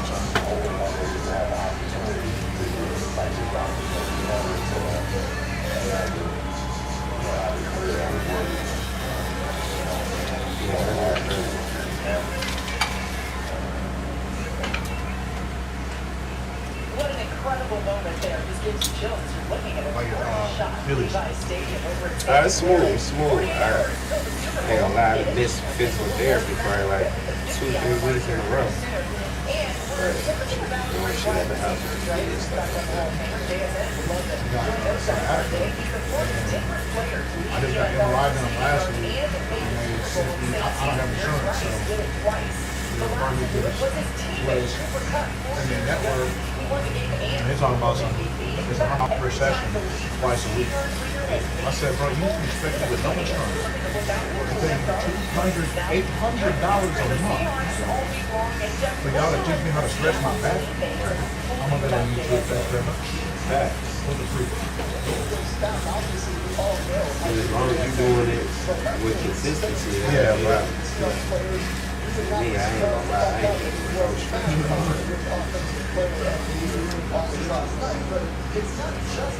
But then again, it's like, shit, I ain't trying to get to the league no more. Right. After two joints, like, I ain't even trying to hoop no more. Never mind. I'll play 2K.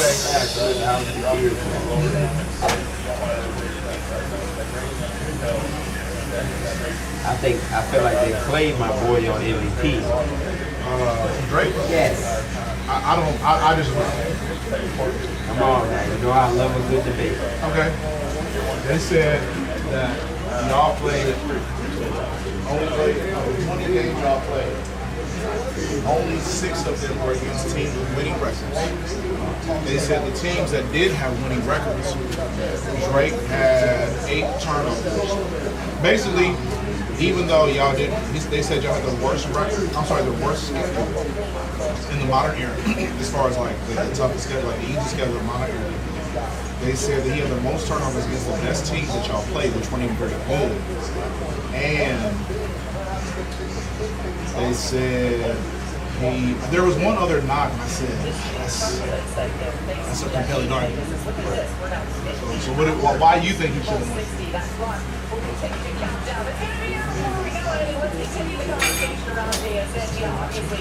I just got to do it.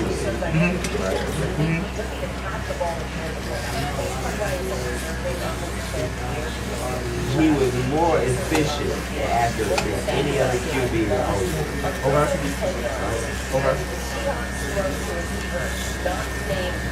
He was leading Stafford in every single category. So he had more passing yards than Stafford? Yes. I didn't know that. Yes. He's also really impactful in the screen game. We talk about I saw he had a higher PBR, but that was the only thing I saw.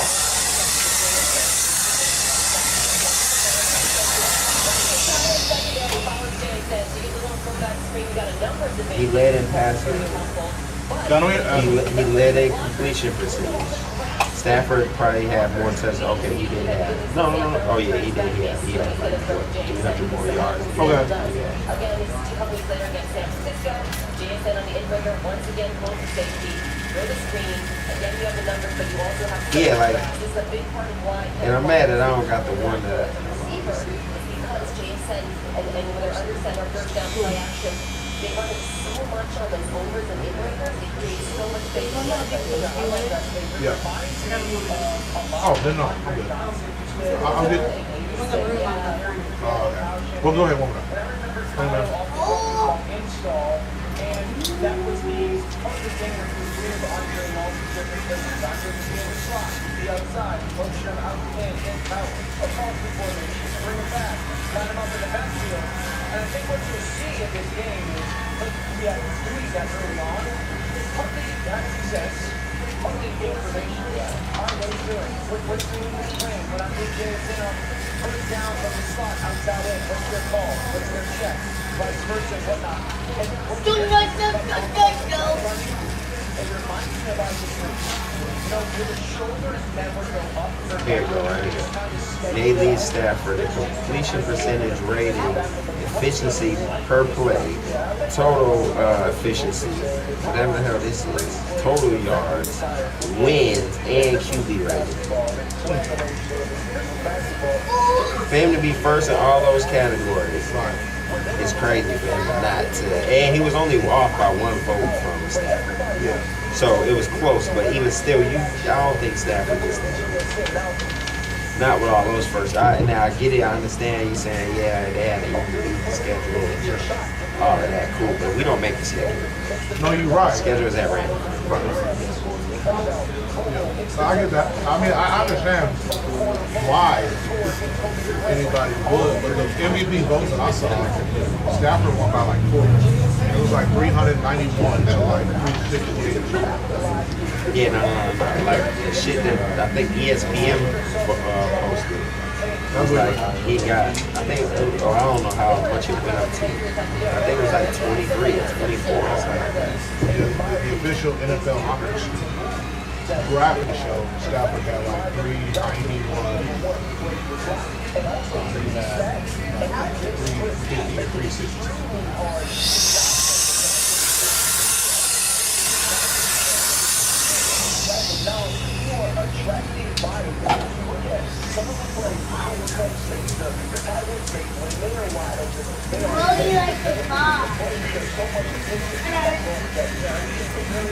I saw that other chick come from. I had to make a video. I said, I ain't never in my life that I ever been this one. Right. That man first down all things.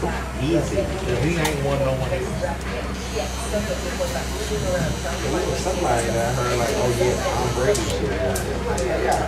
Yeah, they said that if Belichick ain't get in on the first ballot, that they gotta worry that Tom might not be.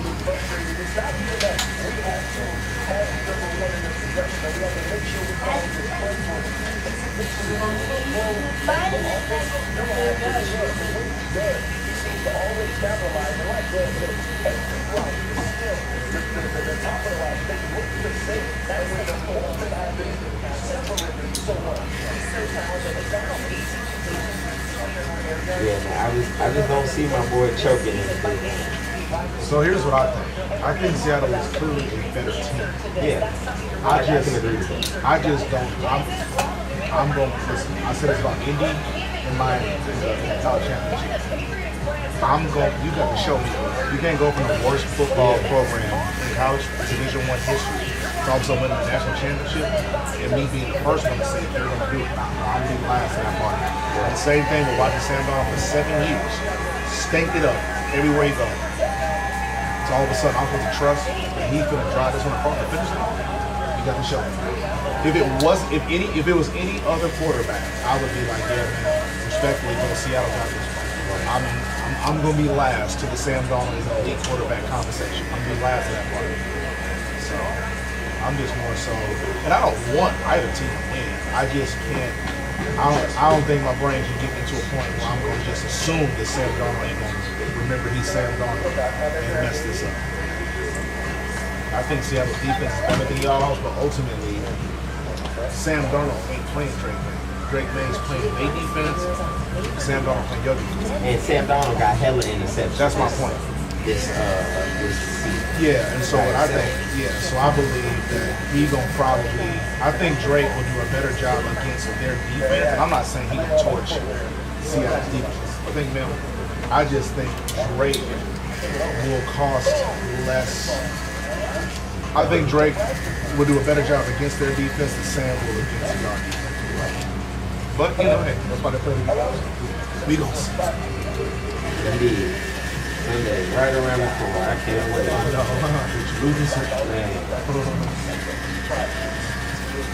We went to the Rockets game the other day. We blew the Rockets out. We didn't even have Jaylen Brown. Oh, y'all play? Oh, the Celtics. Okay. Yeah.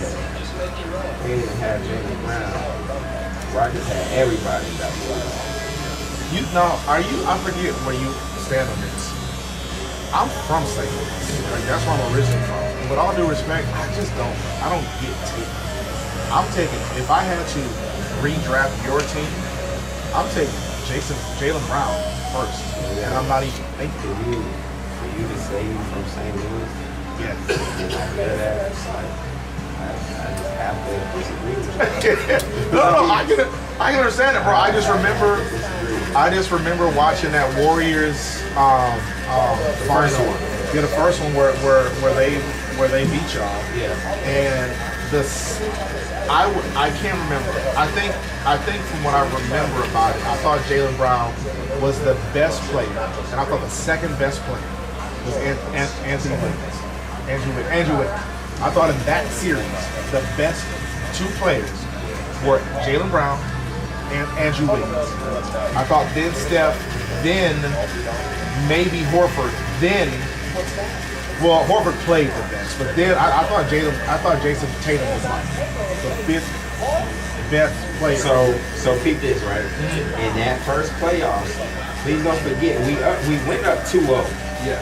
When we went up 2-0, Jaylen Brown had a good game, Tatum had a good game. Now mind you, Tatum would only give you like 20. Right. I'm not gonna lie, he would only give you 20. Yeah. Now, you can't base it just off of that series. I hear you, but for me, the reason I'm never gonna put James Harden in my top anything is because why you ass in the playoffs? Let's talk about that. So peep this, right? Now let's fast forward to the second time we went to the finals. Can you put this back on? I want it like dark. Second time we went to the finals, right? Even though Jaylen Brown won MVP, the finals, Tatum led in points, rebounds, assists, and field goal percentage. Okay. In no history has anybody got an MVP over somebody that led in all those categories. They did. Andre Iguodala got over LeBron when the first time the Warriors beat the Cavs. LeBron led the playoffs in all. But but peep this, right? Whoever wins gets the MVP. Yeah. You know what I'm saying? So LeBron wasn't like they on the same team, bro. Yeah, no, I hear you, but I also think that he had a harder defensive. He was more. He was harder than Luka. That's a fact. Okay, so that's why I think that. But that doesn't account for the whole game. You still have to go down and score. You still got to rebound. You still got to assist. But given what some people consider the greatest scorer, at least in this current era, Fitz, while holding your end of the bargain up on the offensive side, I beg to differ, because on the offensive side, Jaylen Brown is a turnover machine. I mean, come on now, if you can't agree with that, you're being biased. Well, hear me out. Really biased. Hear me out. And this is my guys. Hold up. I know. So all I'm saying is this. They're your guys. Yeah. I don't turn on the TV to watch the Celtics. Right. But when I catch he a turnover machine. That's what I'm saying. I don't know that because I ain't watching the Celtics. The only time I've watched them is when they were playing in the playoffs against the team that I had interest in. So the series that I saw him the two times that I can remember watching and paying attention to the Celtics. He was y'all best player. Now maybe I was catching games where he wasn't turning the ball over as much, but he was the best defender. Besides Porzingis against the Mavs, he was y'all best defender outside of Porzingis. He had the hardest defensive job guarding Luka, and he was giving y'all 25 to 30. This is the crazy part about it, right? Derek White is more important on defense. No question, but Derek White wasn't bodying Luka the whole as much. He wasn't bodying Luka, but I mean he was. But this is the part about it, right? We saying he had the best matchup. Luka averaged 32 that series. What you trying to say? He would have gave you 50? Look. He would have gave 50. Listen, How much of a buffer is that? Right. You still gave up 30 a game. LeBron averaged 34-point triple-double against Iguodala, and they gave him the Finals MVP. That's because the winner gets Finals MVP. No. The loser has never gotten a Finals MVP. No, David West. I'm sorry, Jerry West got a Finals MVP. What is that, in 1940? Yeah, it was like 1967 or something. Yeah, that's what I'm saying. All I'm saying is they have done it before, and it was a strong probability that LeBron was going to get it, but they said, like literally, Jerry West got one, yes, as a loser. Yeah, I've never heard of that. Like, since I've been born. Yeah. And that makes sense, because, you born in the 80s or 90s, they stopped doing that a long time ago. But he was the most outstanding player, and they gave. But so I get your point. I'm telling you, I didn't watch it closely. I don't hate Jason Tatum. I just think it sounds like you hate my boy. Nah, it just to me every time. Listen, whenever I see players, like for me, the first couple years I watched Wemby, I didn't see it until this season. No, I didn't see it. This season was the first time I said, "I'm sorry, that dude, he one of them." I never seen it like that before.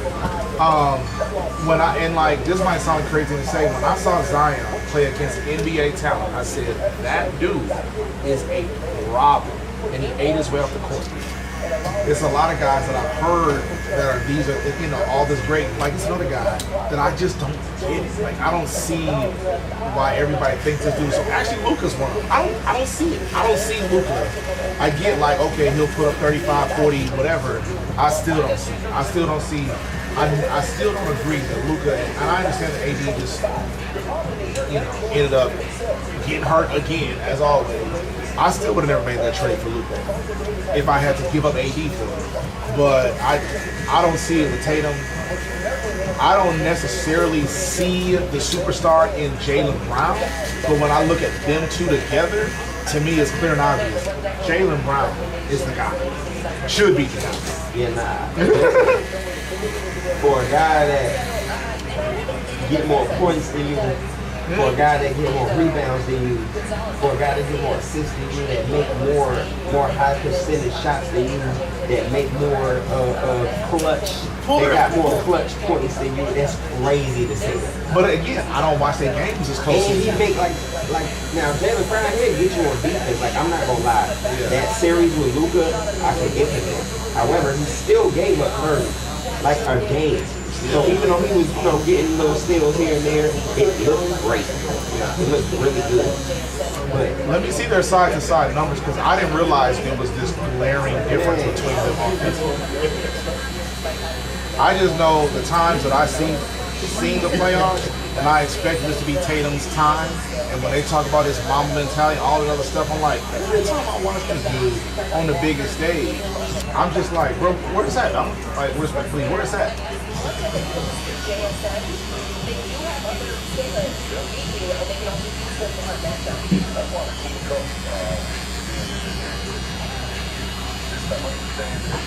says in 2024 finals, Jaylen Brown won MVP, averaging 20 points, 5 rebounds, 5 assists, 1.6 steals. Despite losing the award, Tatum actually led in count average of 22, 7.8 rebounds, 7.2 assists across the 5-game series. So hold on.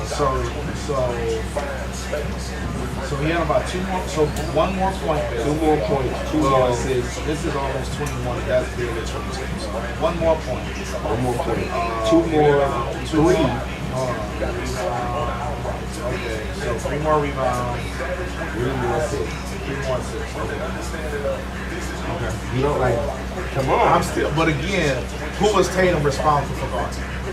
He gave up. Let me go back. What is that?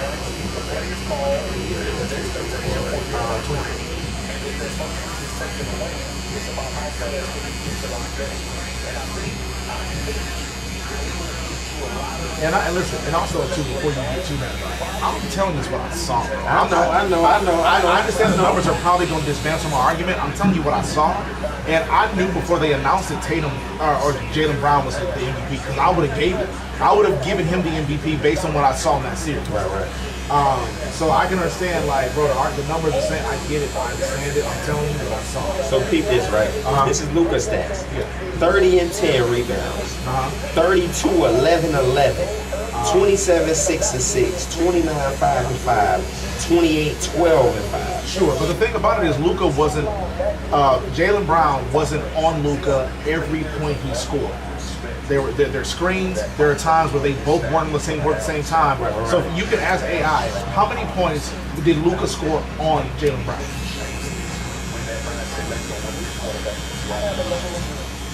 Because I'm telling you, like I said, when I watched that series, I knew before it was over.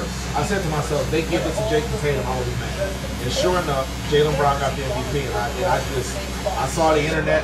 He scored 21 points on 9 to 22, so 40%. Okay. Being defended by Jaylen Brown. Okay.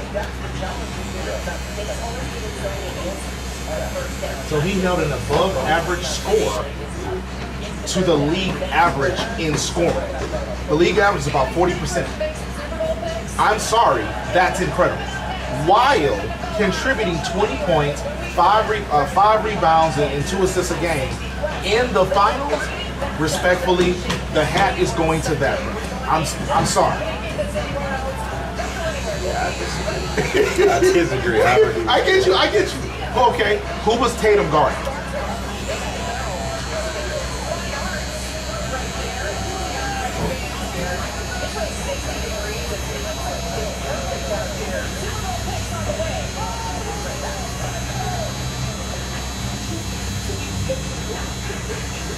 PJ Washington also frequently switching to help control Luka.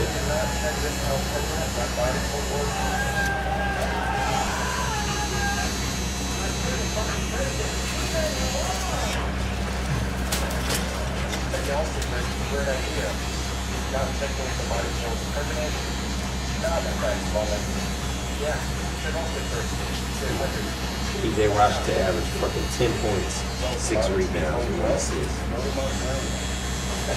How many points does PJ Washington average? That's what I'm going. Yeah, because PJ Washington is a 13-point a game guy. He ain't filling it up.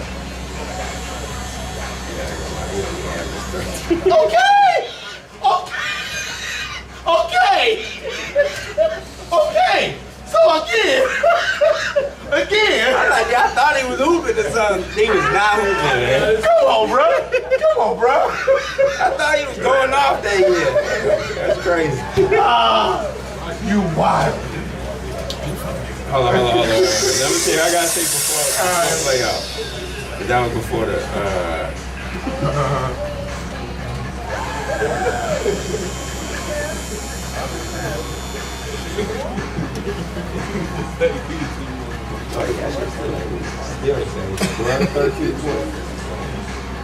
I told you for 1 point. I told you. And they made that dude. And I think that's the thing. That was because they knew that if he got tired out guarding Luka was A, gonna get 40. And B, he was gonna score. No, you wouldn't put Tatum on Luka. That just doesn't make sense. Like just matchup wise, it just doesn't make sense. No. I understand what you're saying, but what I'm saying is they set it up so that Tatum could shoot all his bullets on the offensive side. They gave him a less than important defensive assignment, while they gave Jaylen Brown the harder defensive assignment, and he still almost outshined him. See, I gotta disagree with that, man. I gotta disagree because really, if we being real on the real defensive side of things, outside the little things Jaylen Brown did, Porzingis was the better person. No. Well, hold on. Like his energy. Remember, he was gone for like 2 seasons. The whole. Yeah, I mean, not 2 seasons, 2 like series or something like that. Yeah. And then when he came back, the man came back going crazy. 17, 18 points. No question. Like 6, 7 rebounds, 2 or 3 blocks. Like he was really that push over the top. No because Jaylen Brown was not scoring. No question. Tatum wasn't even scoring. 22 points ain't even enough for me. Right. No, I get you. What up, my man? Is that a punter or something? Okay, come on, sir. No, listen, I get you. I just, and you're right. For Zingas, so what I remember thinking to myself, if they give it to Tatum, I'm gonna be mad.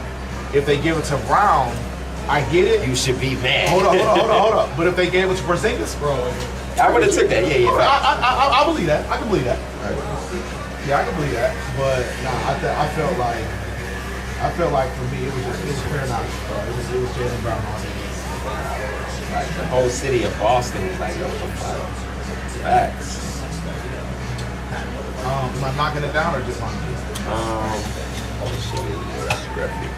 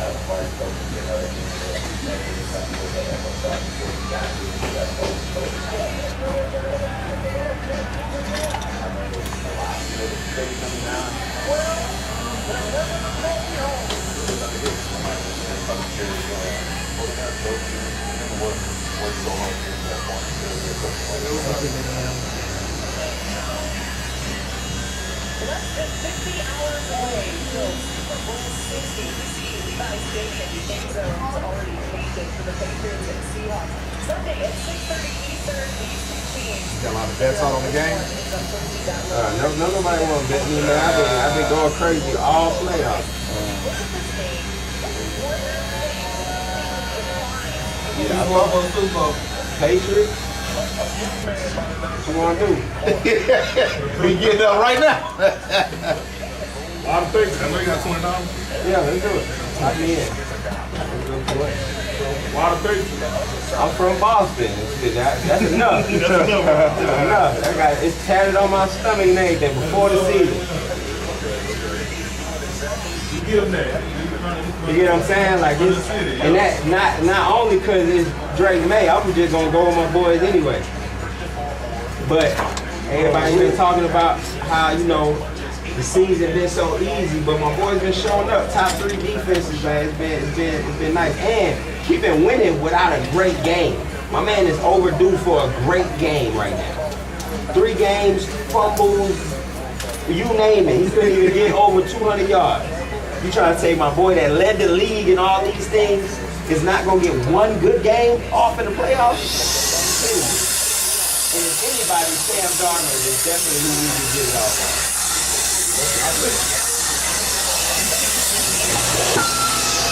And when I come back, I like my dubs crispy. Real crispy. I like my dubs real nice. Like, matter of fact, I want to get an iron, man. You know what I'm saying? Like, put a crease in that puppy. Starch me up.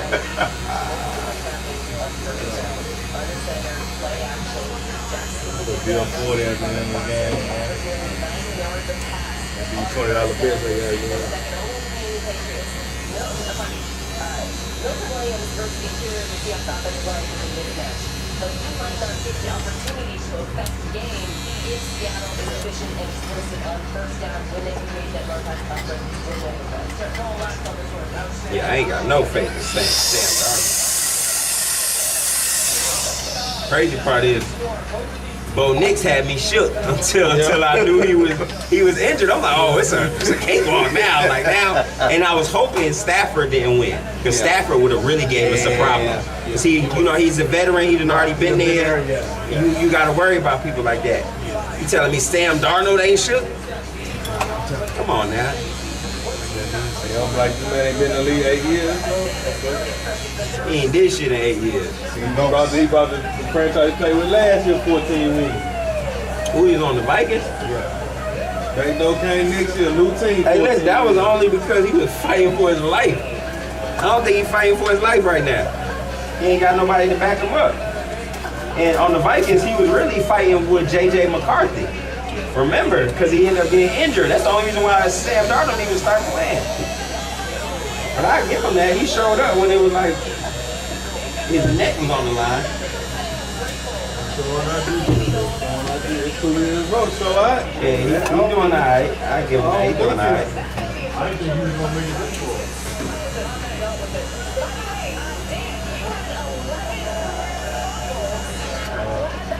But anybody putting up 14 interceptions, they ain't gonna do too good against our defense. Just saying they ain't do too bad. Like we had 5 turnovers. Y'all only won by 12, so that shows. That shows right there. Like man, this stuff turnover all over 5 times. You go beat me by 21. Yeah, right, fat, easily. Hold the ball.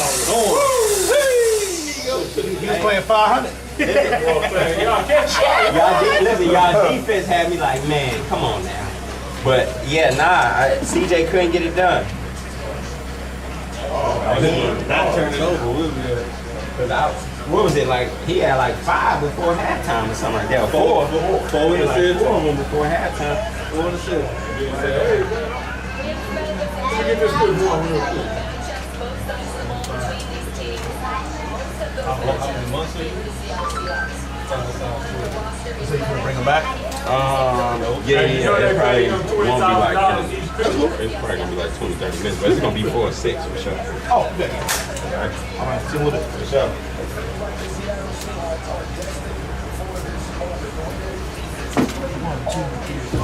6, 7.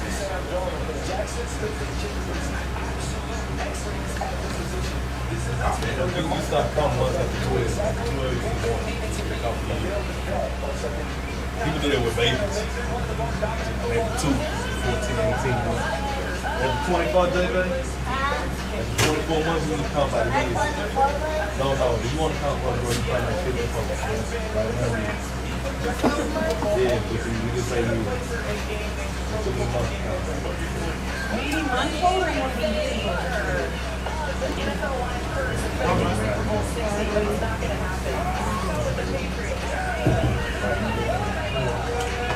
Won't be years old, man.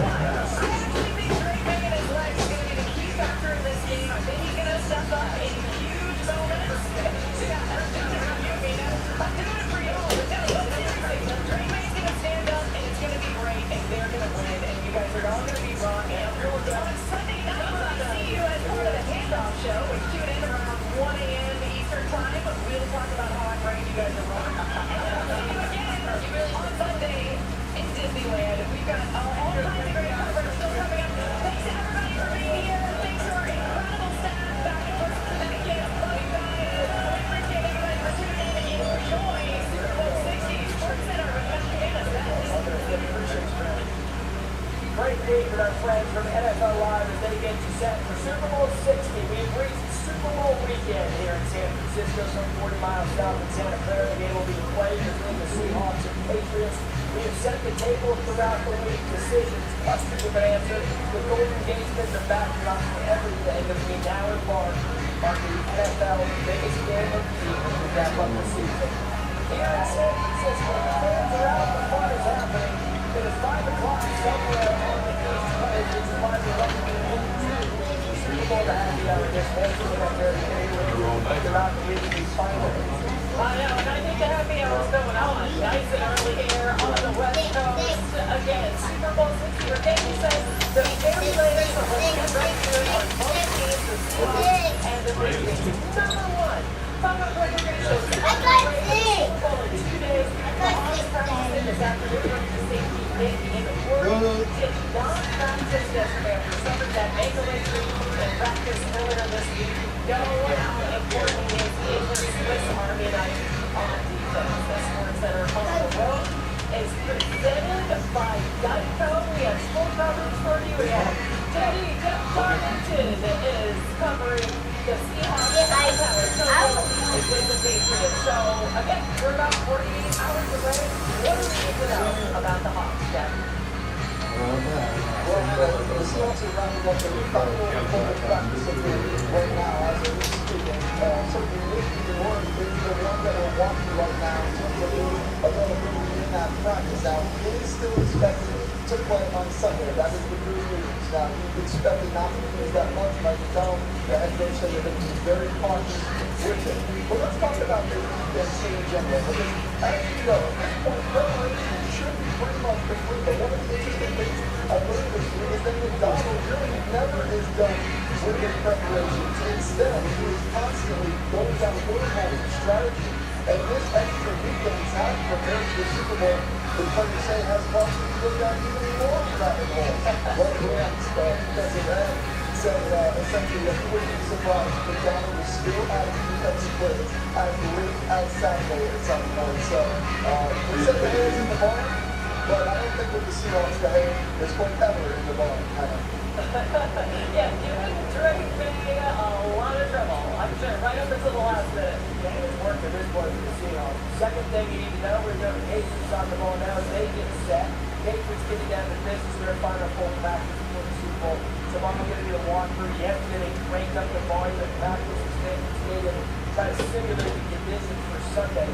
Linebacker Robert Spillane limited with an ankle injury. We're talking about injuries throughout the week. And South Alabama is going to the Patriots and the Giants completed for South Al. Same thing with Jeff Darling.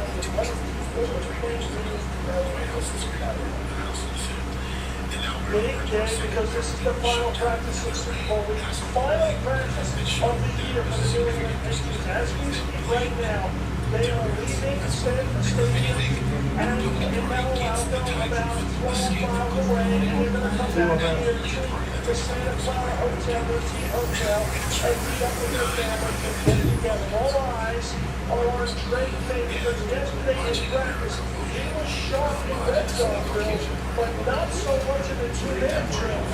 And my friend was saying we need to be better in execution, better in what we're doing with the football, especially in our speed moments at the end of the game. And why not? Last 10 games between these two teams, one-score games. 3 out of the last 4 ended on the 1-yard line. You got to be good in the red zone. You got to be good on the 1-yard line. That's what they're doing today. Then they come back here to the party atmosphere after team hotel. Got food trucks. Got beautiful weather. I might give myself a cheesesteak later on. Yeah, you need a prom style, right? That's what we're not getting the cheesesteaks in the area. And by the way, today, they got to serve about it. They haven't got to make those back. Yeah, he's got to make that.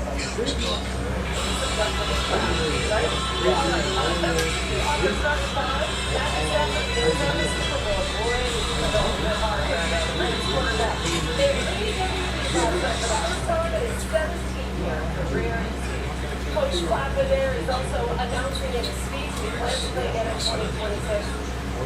Those shots of him and his daughter, they all had matching outfits on. So absolutely stunning.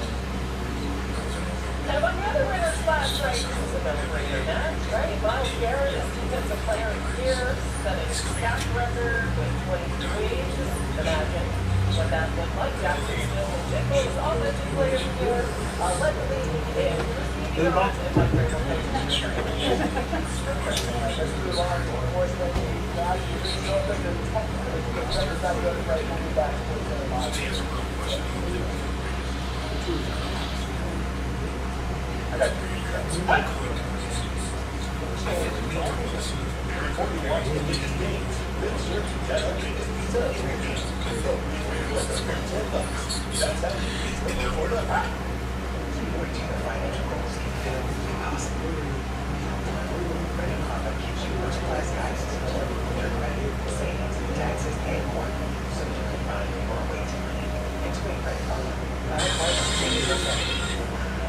We're having fun in the snow all winter long. Twisted Tea Drop. First price, real Twisted Tea fans. Fresh tea. Twisted Tea hard iced tea. 5% alcohol. Keep it twisted.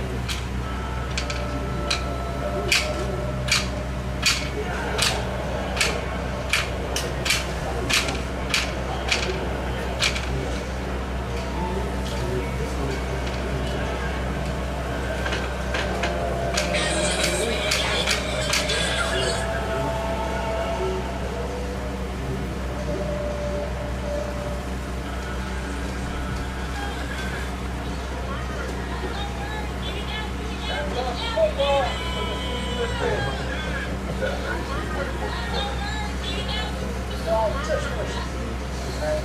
Kickers making kicker history. What?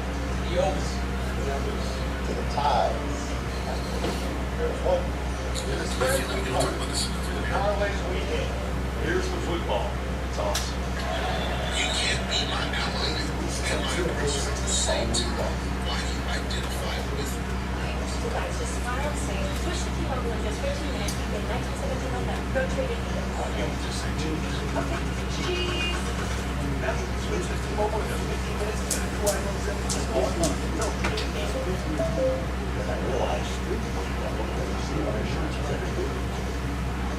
It's like you're talking that love language.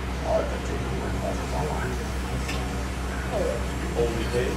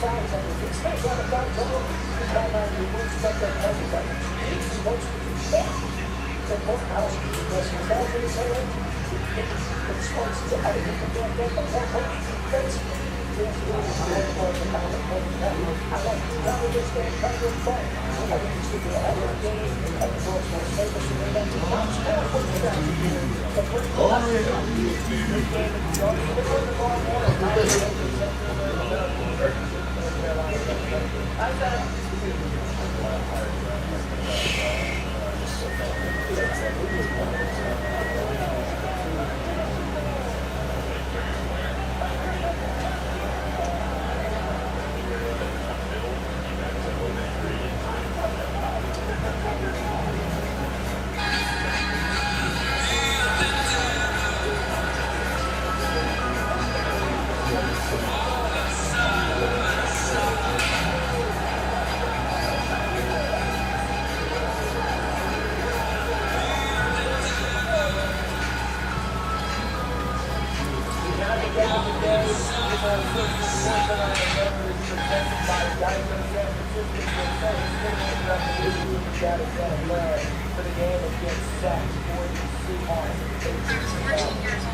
16 years old, 67 to 14 years old.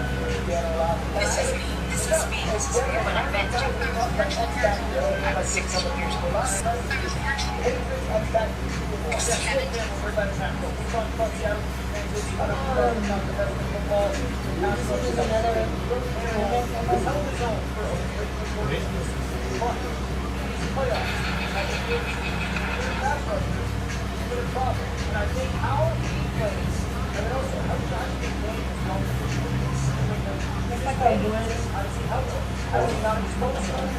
One horse?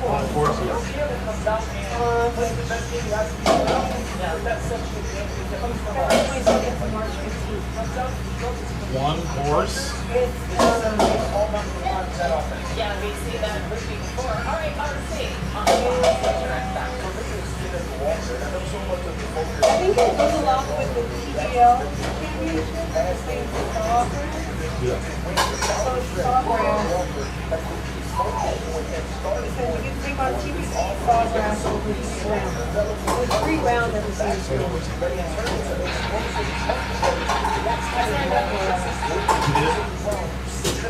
Okay. How much is it? Well, 25 for you. 25 for me? How much is it for you? Why? But I mean, I'll pay it. That's what I understand.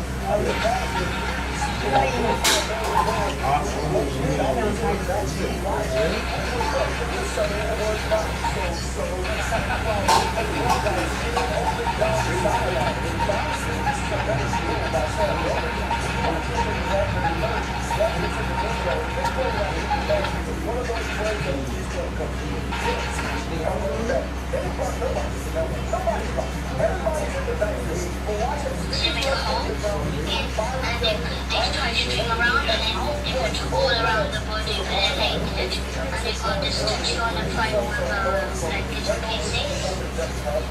Not like earrings, but like some gold piercings around the private. And then they all dance around with skulls in church. So they have skulls like the teachers and stuff. They got 20 skulls each. It's because they're counting ones, they're like one here. Like skulls everywhere. On the knees, on the elbows, and it's like armor. If asked to try and find these skulls, where would I find them? Yes, in church. Church. You see, there's this secret rooms. They got secret rooms. Tell me how to find the secret. So when you go in the secret rooms, because they hide it, You just help me find them, would you? yes. Okay. Yes, they just hide it. Anyway, they just hide it. And then have to turn in the room above the next. Yes, and they hide it. Usually they hide it in their houses. They have parties in their houses.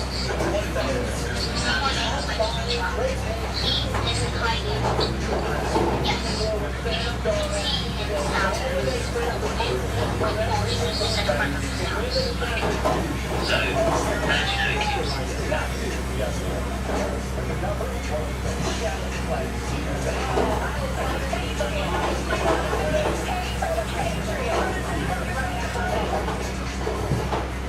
I love it.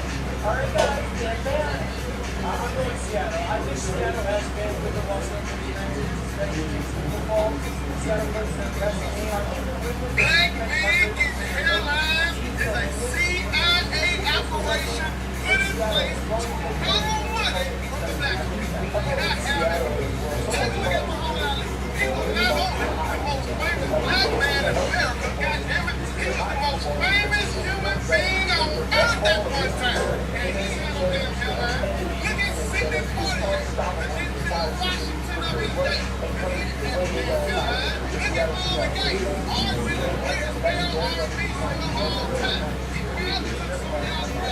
Understand?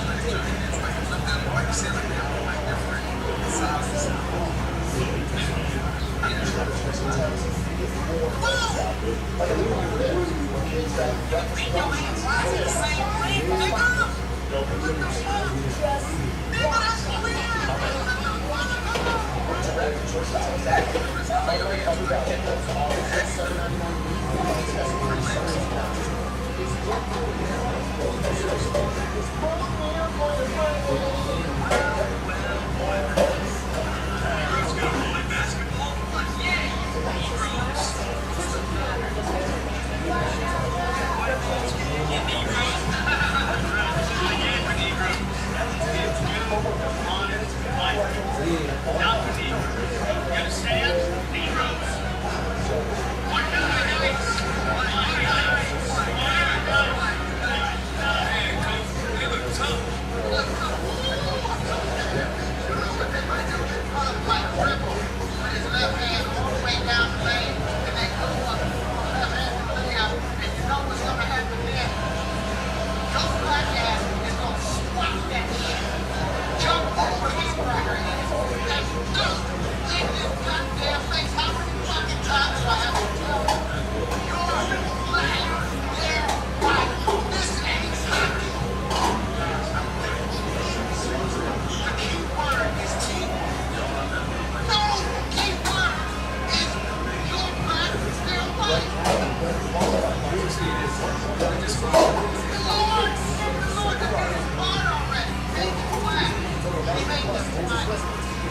gave you a foot and a half stick.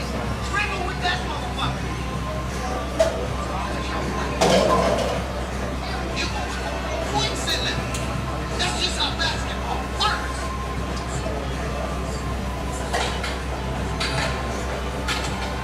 Take that goddamn slow crap shit out.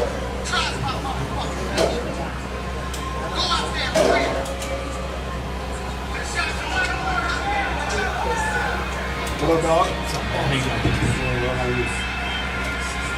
ESPN is proud to introduce the handoff, a special 24-hour football event. We take you directly from Santa Clara, Super Bowl 62, the Fox Stadium in Los Angeles, the home of Super Bowl 61, covered by ESPN, ABC, and the Walt Disney Company in February 2027.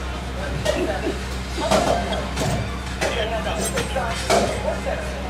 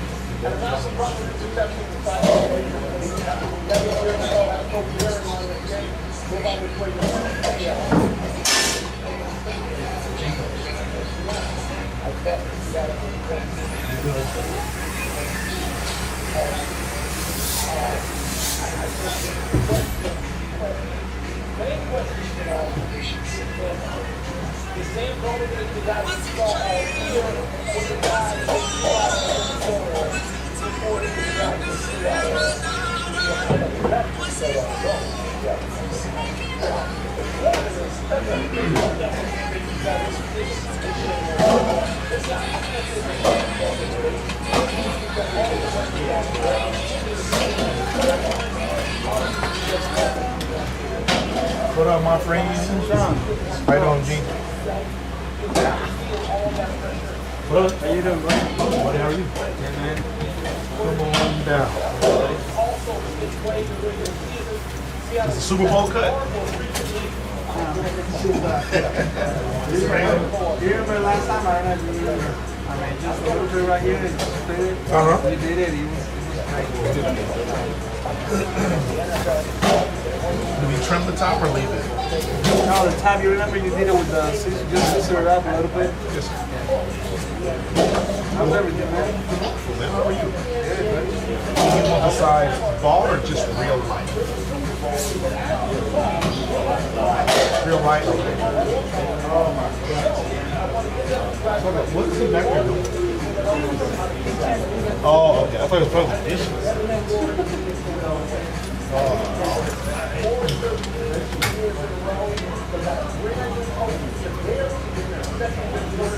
You got a lot going on this weekend? Nah, man. Rest and take my family and take it easy, man. I was expecting that you guys told me that you guys are gonna move on with it. Yes. I was expecting you guys over there already. Nope, in April. We're gonna start moving in April. Yeah, they won't be ready for us to move in until.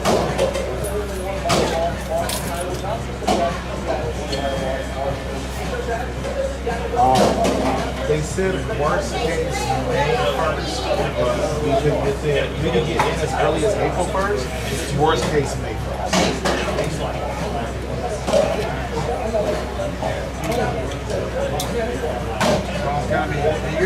No, it'll be small. We have too much space in this unit. We don't have a lot of markets. We only have 6. 1, 2, 3, 4, 5, 6. We only got 6 barbers, so it's just too much space for the 6 of us. Right. So we're gonna try to make it a little more manageable.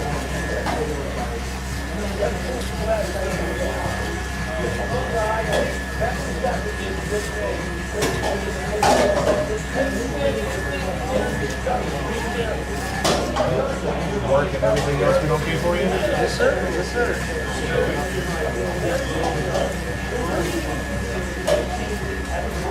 Did you hear it all about the Super Bowl?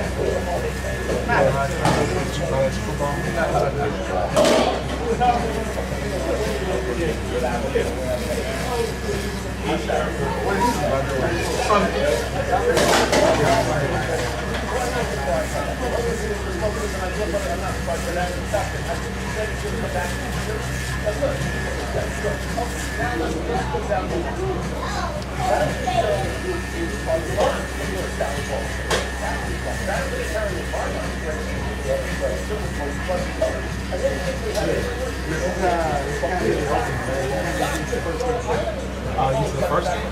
No, this will be the last game. The Super Bowl is the last game of the season. Yeah, it's a championship game. Yeah, it's to determine the best team in football. And then the season will be over. Yeah, it's a pretty big deal.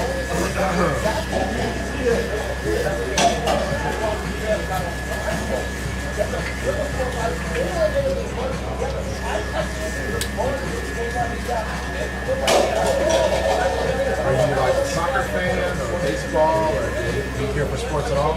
Not really. My son is. What is he like? Or what does he play or do? Well, he used to play baseball. Okay. In school. But no more. Did he just pull out of it, or did he just I just find other hobbies? Yeah, just find it. After that one, we got us into a music thing. Playing the clarinet. He was playing the clarinet. He was pretty good at it.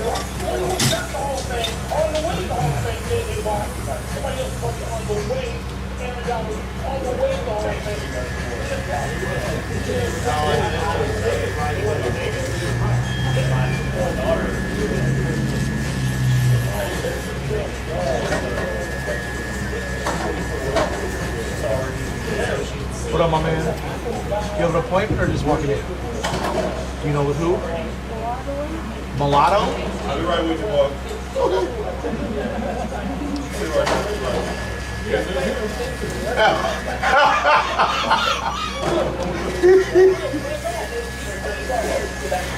Stupid Joe.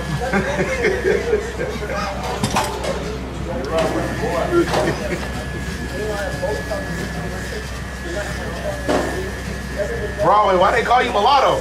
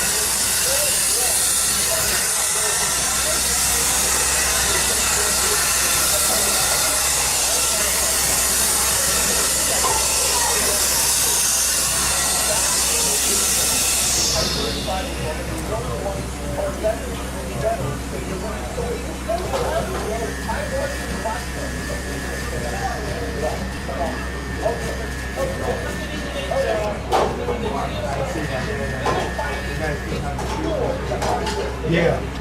Yeah, we're gonna try to make room for the Christmas tree. We can turn this spot to Me too, my house, man. I still got it.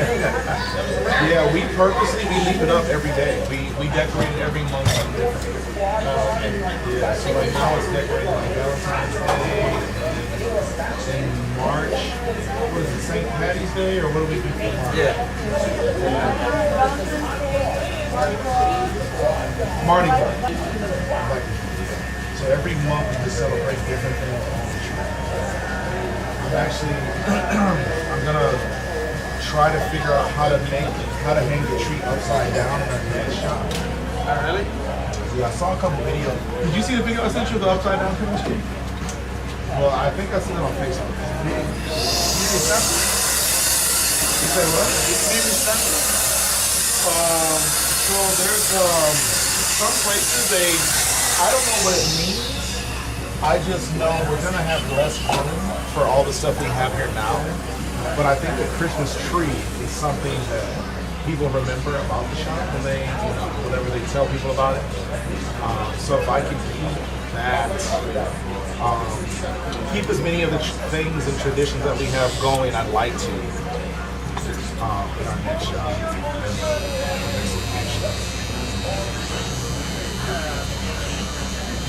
Yeah, we believe there's always something to sell. Every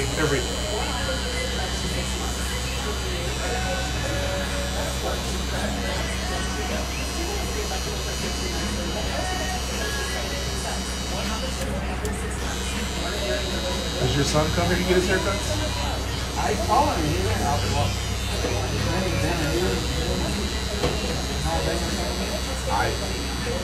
He didn't tell me. If he was your son, he didn't tell me. I saw him. First time I walked into my house, that's the other thing. Yeah. I saw him. I mentioned him about a year ago. Yeah. I don't know if you need or not.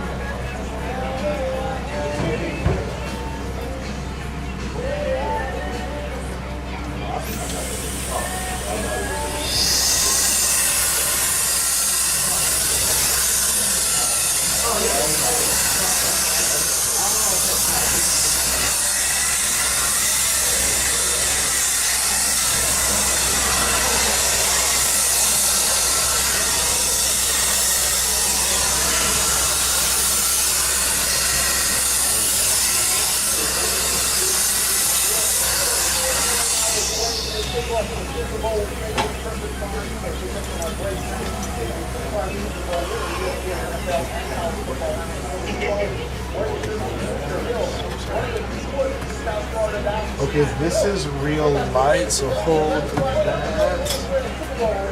That's a 1.5. I can do a 1 or a half, or I can make it even lighter than that. So you tell me. A little lighter? You can go a little bit lighter. Yes, sir. What did you get the last time?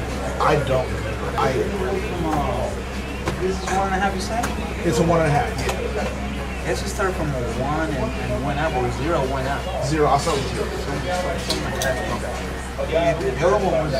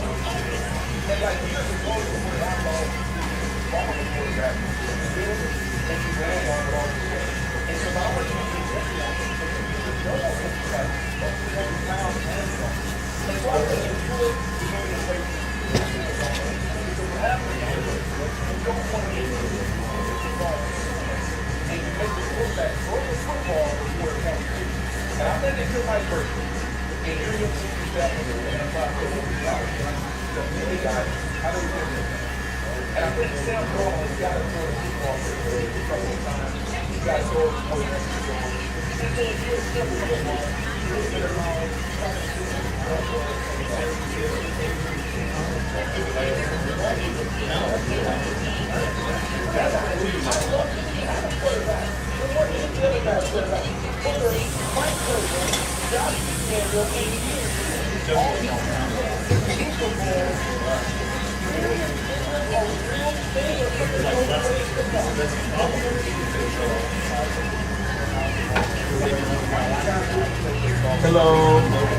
How you doing, Mama?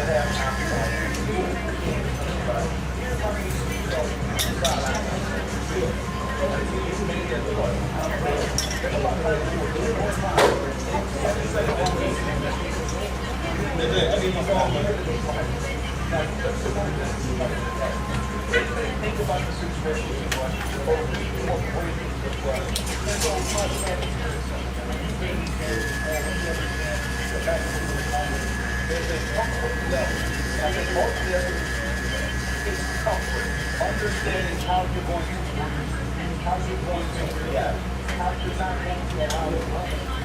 I had the hair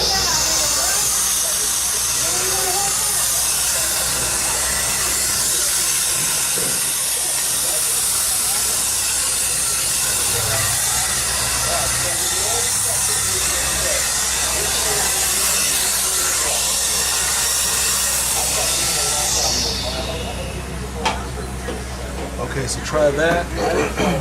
So this is a 0, but that's a 0 guard. So if you want it bald, that's a different kind of 0, and I just want to let you see this first. No, this is good. That's good. Okay, cool. Okay, so I'm gonna put in your notes.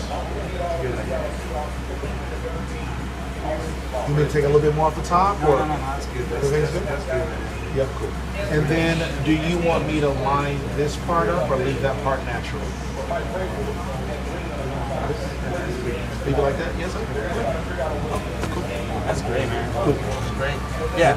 Just put on your note Yeah. if you want, so next time, Yeah. you know already. And then just take the glass up for a second. And then, yeah, just remind me the notes, because I got a lot of clients that I don't actually use my notes. So if we've already, just remind me that we put in the notes. Yeah. Okay. Yo! You got a card reader? Yes. You didn't download the Zelle app, because you can do it on your phone. He doesn't have Zelle. I'm sorry, I didn't mean that. Square. Square? Yeah. If you download the app, you can take it on your car without the reader. If you don't already got it, it's going to take too long for you to get your money.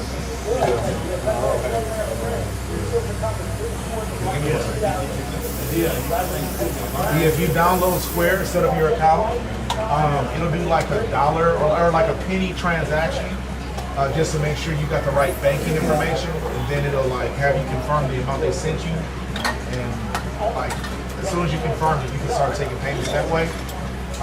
But I'll take this one.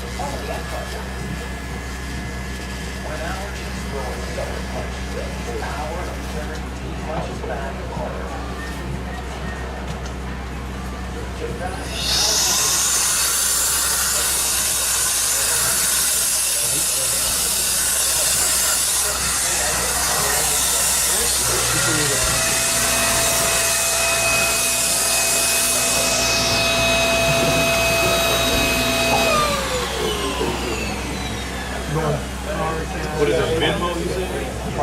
Card. Oh, I don't have Venmo. Yeah, I don't have. Oh, okay. Oh, what should be easier? Venmo?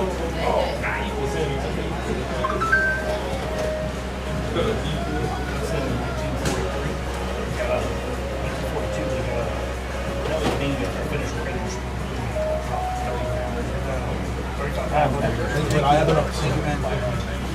I get. What do you charge me? It's 50. It's a $50 tour. You say it's $20 flat. Baller alert.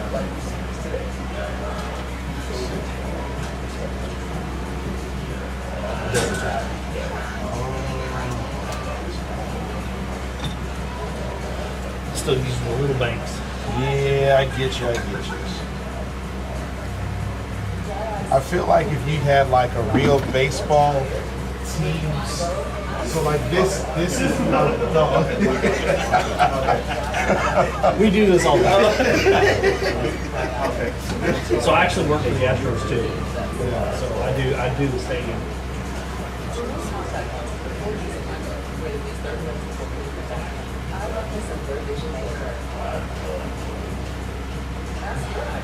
He said Instagram.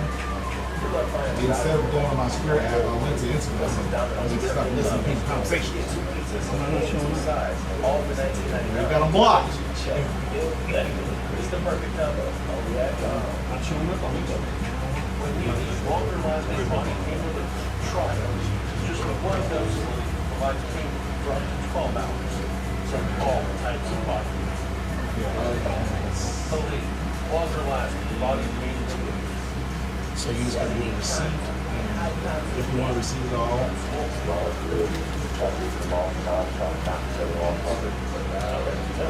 Yeah.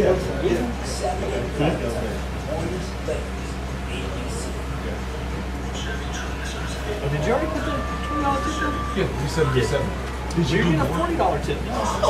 Okay. Bro, do you have cash? I can here. Let me just refund that.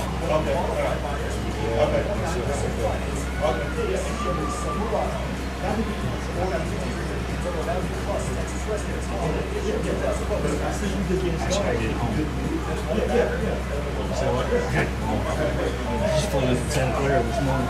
Oh, you did? You're up for the Super Bowl? Yeah. We had the Super Bowl last year, so it's kind of customary. Like the team that did the Super Bowl last year flies into where they did the Super Bowl. I sent your friend on Facebook.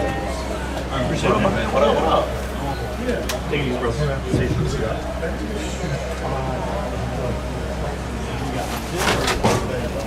All right, how you doing, brother? Good. How are you, sir? Come on, bud. Mr. Kreider, the usual or okay? You got it. All right. Appreciate it. All right.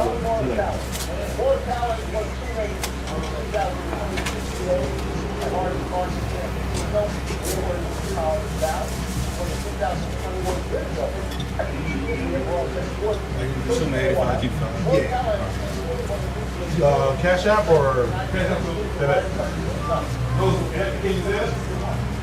Yeah, no, not yet.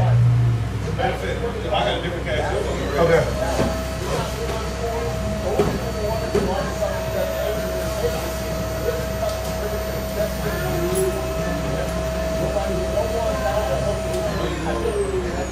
How you been, buddy?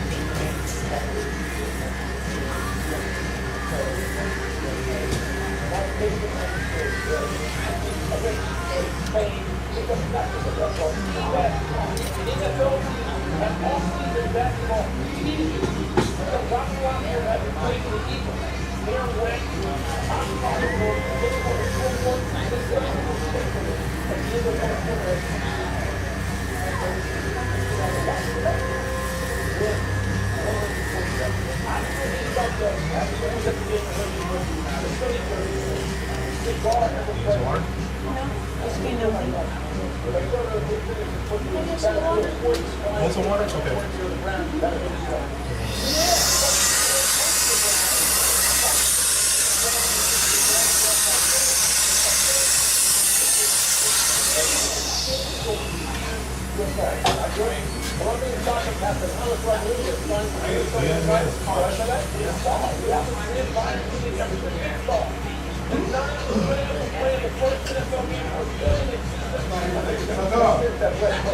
Moving my ice pack up, you come back? Thank you. Yes, sir.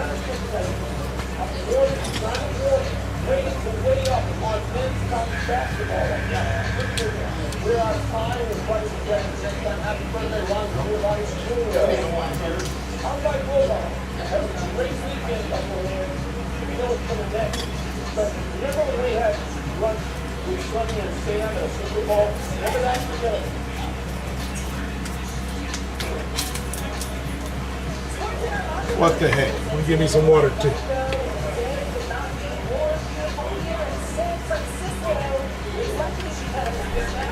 Electrolyte water?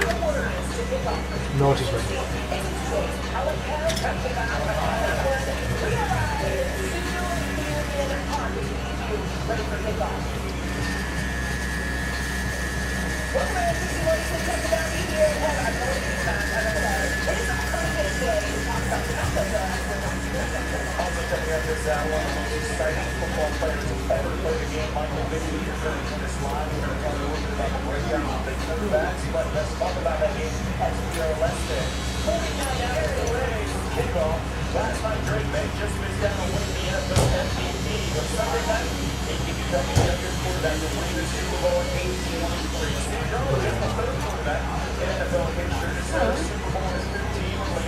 You can put it the wide way.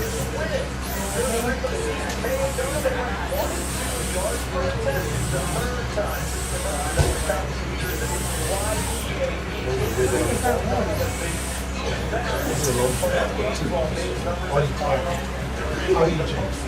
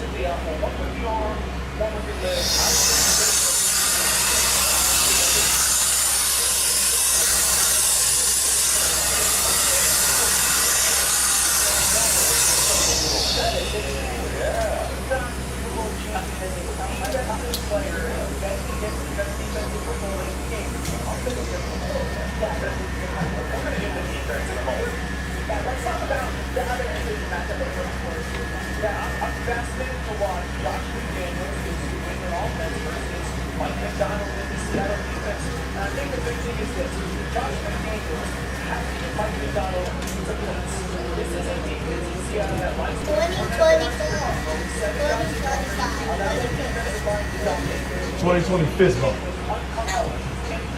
There's no 2020 fist bump. Prove it. 2026. 2020 fist bump. Dap me up, bro.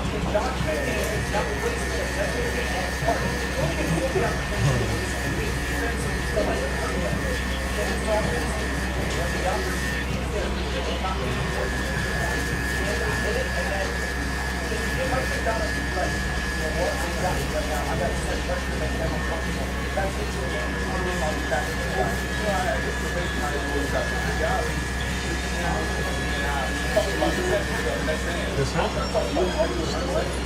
Kind of. Me and her do.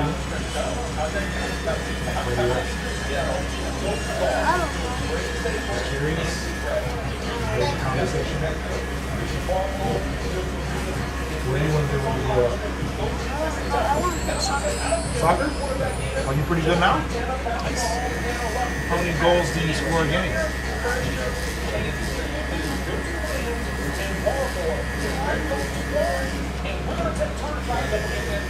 You scored 8 goals in a game before? Wow. That's incredible. The game that you guys scored, that you scored 8 goals, did you guys win? Oh, wow. When you scored 1 goal, did you guys win?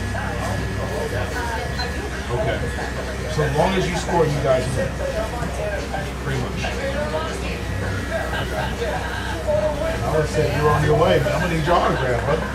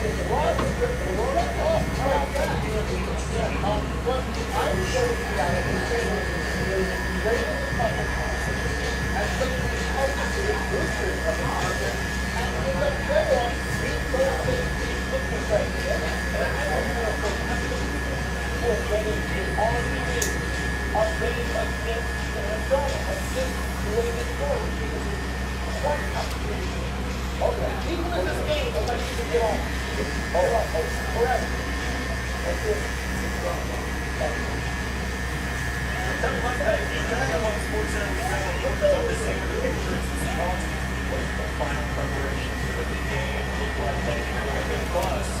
quarterbacks always the spotlight. We're bringing in former Provo quarterback Michael Vick with his thoughts on Vick, Donald, and much more. Sports Center continues from San Francisco.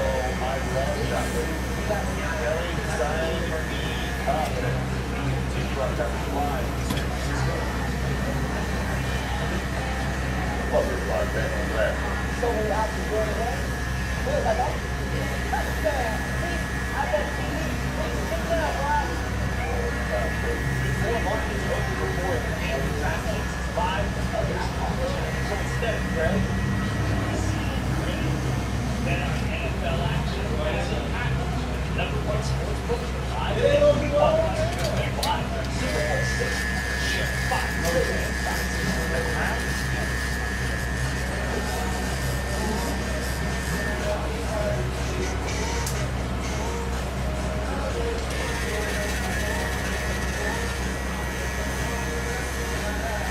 Become a soccer player? Are you going to play for Portugal or where do you want to play? Nigeria?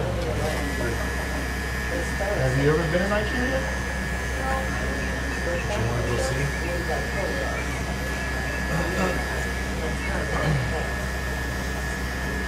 The dietitian's diet really matters. The way fitness starts to be coached. Because what you put in is what you get out. And what you eat, that's where it starts. Factor. Eat well and grow.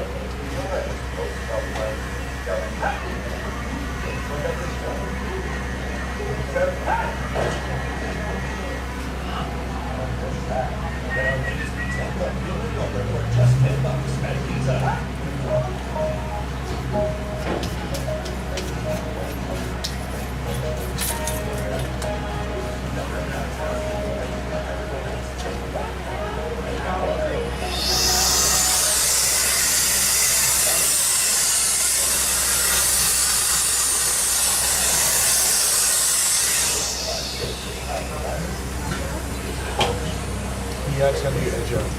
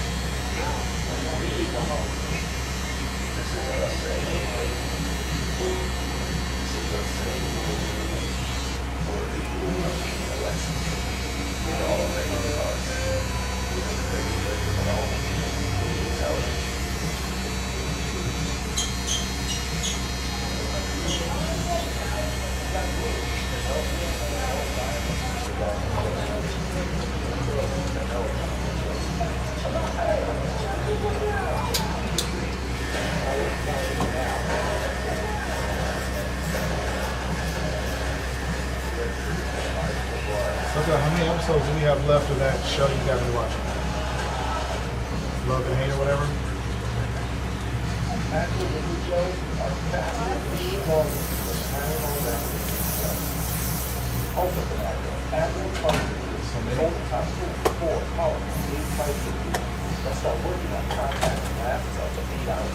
Yeah, supposed to have to have cookies and milk. Oh my God.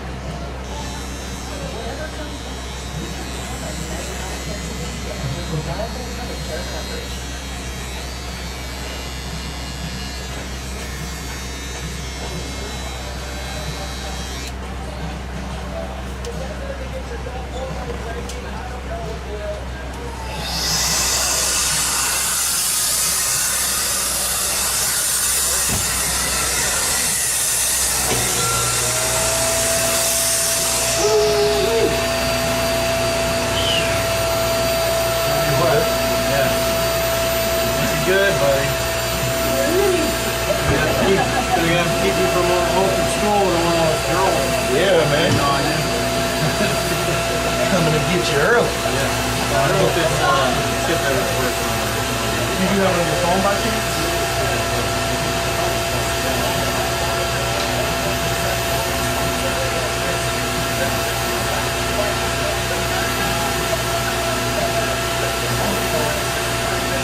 I should use that.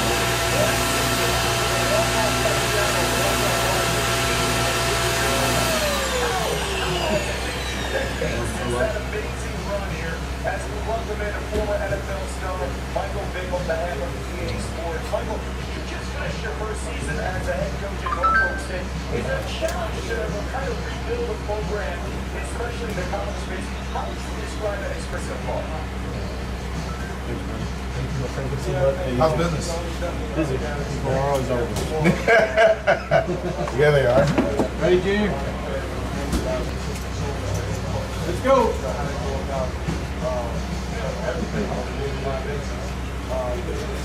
See you next time.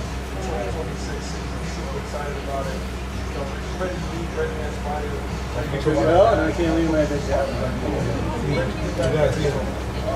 There's a lot of learning experience around looking at their losses, looking at their lessons learned, and lessons cool.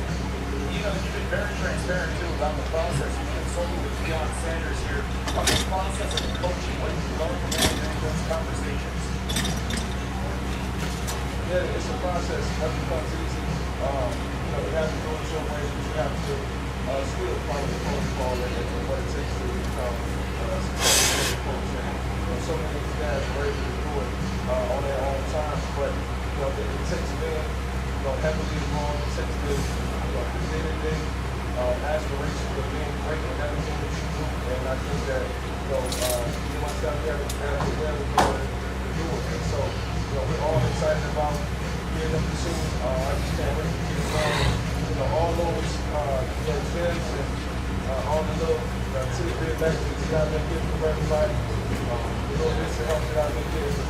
I'm really Cannot wait. Of course, that's a few months down the road. Let's talk a little bit about the quarterbacks coming into this game. You are the first NFL quarterback to rush for over 1,000 yards in a season. And we've seen the evolution of quarterbacks over the last couple of decades. You play a major role that, hey, using your legs is a strength, not something that you say, that'll be watching in the pocket. When you look at Drake May, he's been outstanding, rushing as well as scrambling, especially in the playoffs. How do you evaluate May's performance so far this season?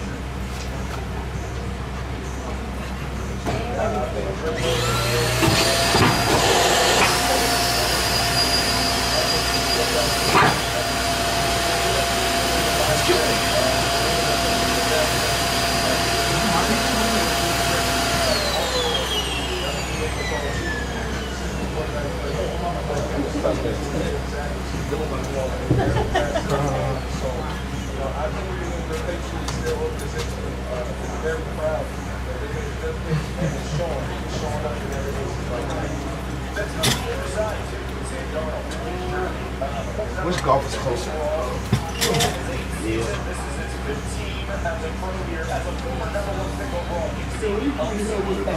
Experience that as well. What stands out to you about Donald's journey here to get to potentially the mountaintop?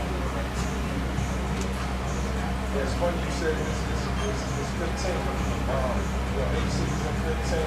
I think it just goes to show that you can't give up on young quarterbacks early. You got to give guys time to mature.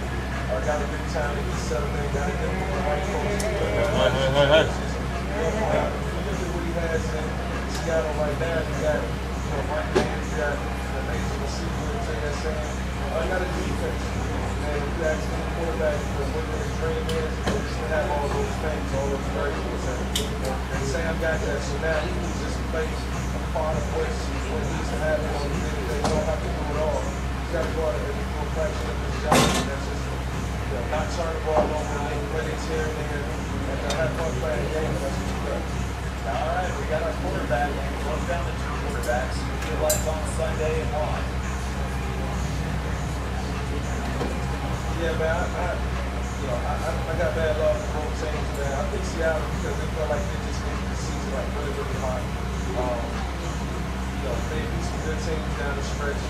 They really imposed their will, have an amazing defense. They're going to fly around. Take that away from the Lakers. They got style players. You know, of course, we got a good quarterback that we just talked about. But, you know, a guy like Sam Donald was on a mission. And so you got a guy who's on a mission at the quarterback position. You got to look out. We got a lot of improvement. I think Sunday, we definitely submitted. All right, Michael, listen, we got you here because it's EA Sports, and let's talk about video games. The greatest players in video games history, we'll talk about football, Tecmo Bowl, Bo Jackson, and Michael Vick, Matt. You were on the cover in 2004. Who do you predict is going to be on the cover this upcoming season? Sam Donald, he won the Super Bowl. But I'm gonna go with JSN. Like, I know how bad, I know how those guys think like those guys. And not to say the same on that respect, but JSN had an amazing season this year. You know, it's always good to see, you know, a receiver or a defensive back or somebody in a different position on the cover. We get used to seeing the quarterback. So let's switch it up. Let's go JSN. I'm with you on that. We had Saquon last year, some luck of the running back. Now let's mix it up and get a little wide receiver. And if you were to win this past weekend, or this coming weekend, it's well deserved. And it's so great to see Michael Vick. Thank you for joining us here on behalf of EA Sports.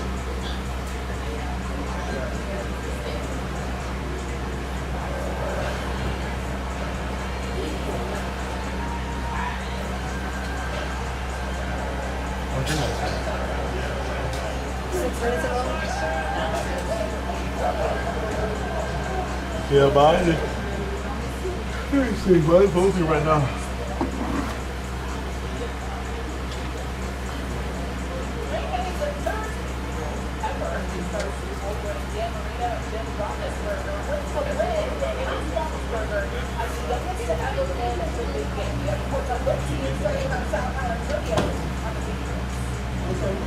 Hey there, listening to New England Patriots and finished their final practice, full season. Their final practice of the year, and we just got the injury report. Here is the latest. Drake May full participant in the practice on Friday for the last 3 days, Wednesday, Thursday, and Friday. Drake May's shoulder injury. What up, dog? Both dogs for Super Bowl 16 against the Steelers. But two defensive players are on the injury report for Super Bowl 16. Inside linebacker Marcus Millay, who injured his ankle last game with Maryland practice on Friday. Washington was in the game. Same goes for Alvin Landry, outside linebacker. Washington was in the game. Hello there. Third down and red zone. They wanted to bring speed to the left. How you doing, Mama? In the game. Now here's Jeff Donaldson. This is Russell Balls. Well, Sal, the Seahawks got in the final full practice today. Yeah, we see the practice. Once we wrap it up, what we're going to find there, the preparation is never done. They got to show them the final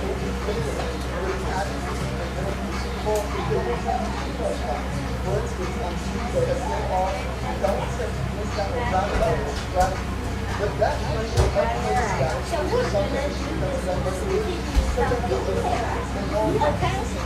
So sit back and relax. This video is awesome. It's cutting hair. Okay. Bye.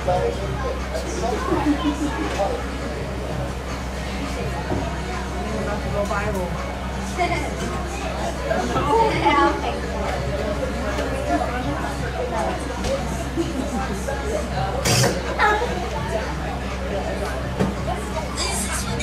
I was just trying to correct the adjustments.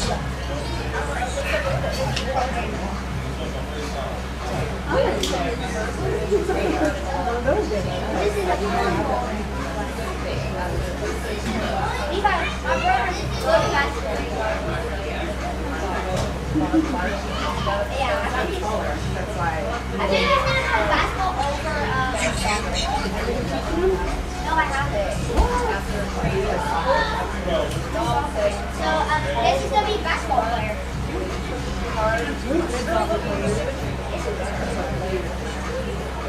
What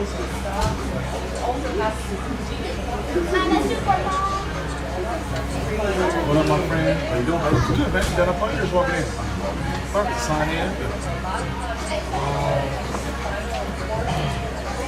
Is CJ? I think CJ will get right. I appreciate you, bro. Thank you. What did you get? Another time.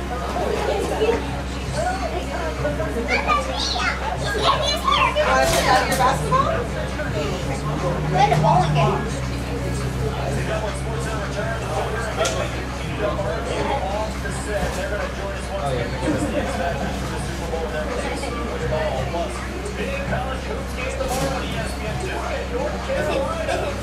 Right, viewers?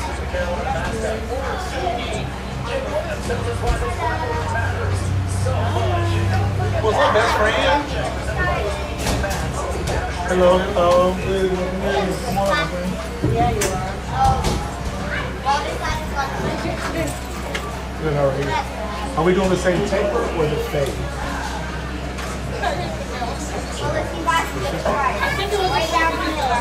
So the fade was what we always did. Taper was the new thing we did.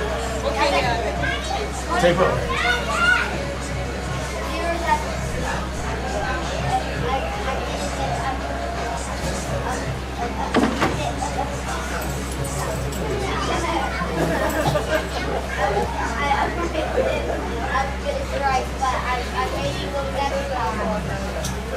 You having a good week, buddy? Good.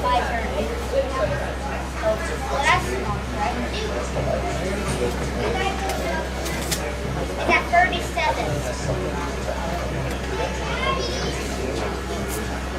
That's spare. I can get a spare, but not right. The guy almost got his strike. But okay.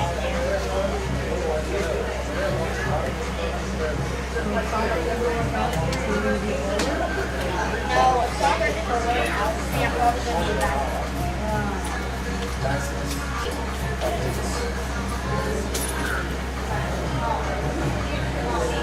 Another spare?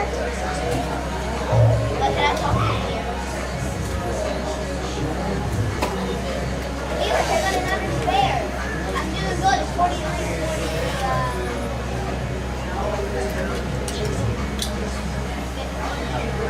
54.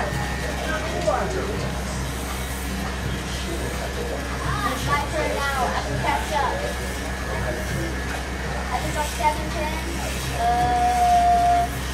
And I just got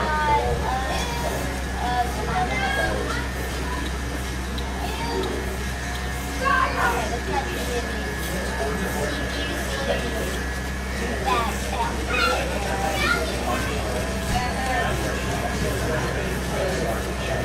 What is there, man?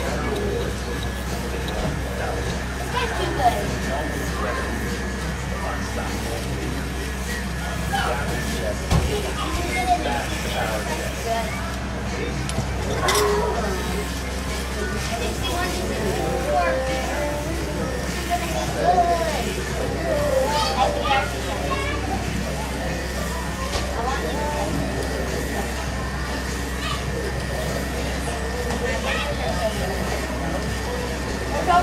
We're probably gonna get 10 likes.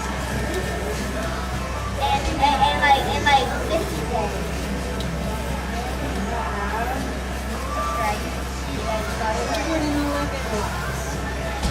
Already on this video?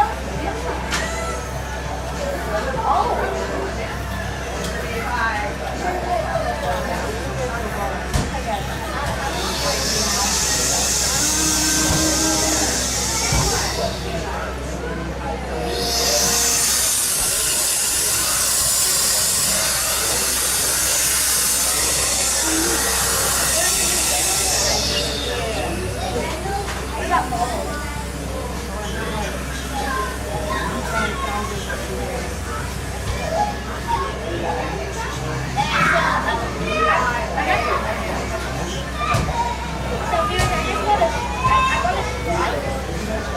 And now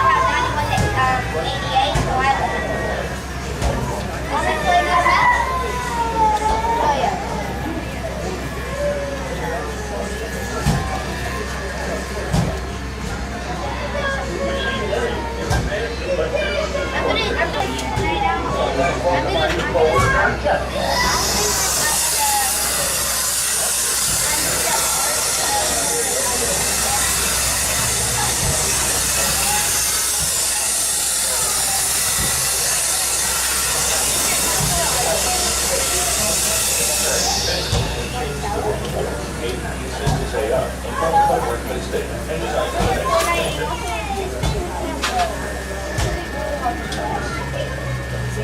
This is a big challenge.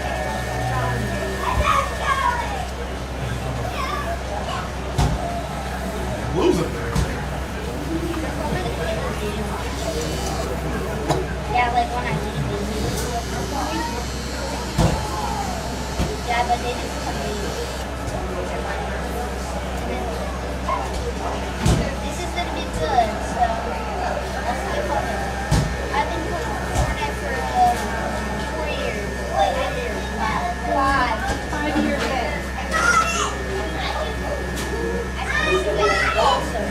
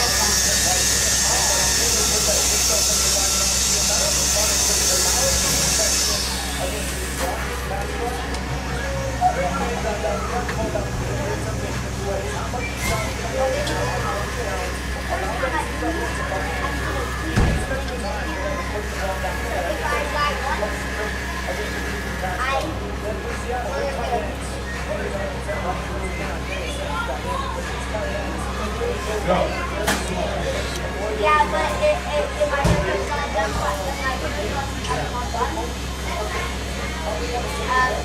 I'll just continue again.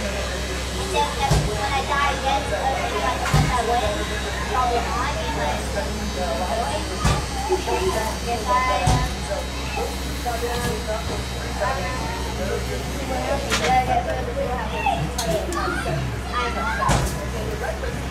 my game's still loading.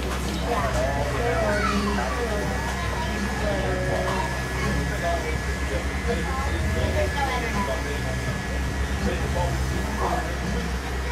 I'm gonna go back to the gold goal. Sorry about that.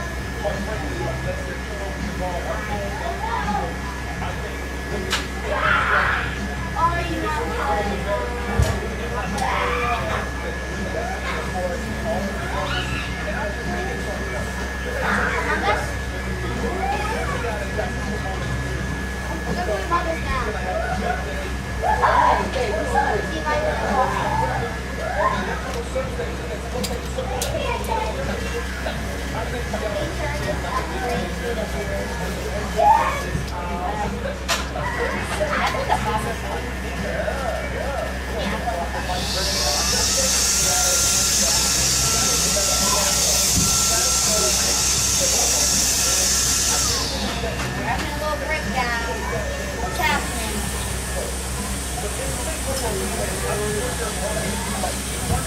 Sign it. Oh, yeah, it's like a big house. Okay. The only thing that works right now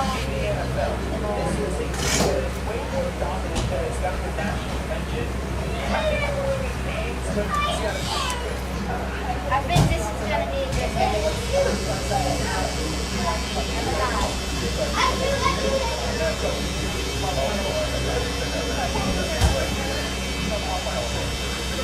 Might work. It might be cool.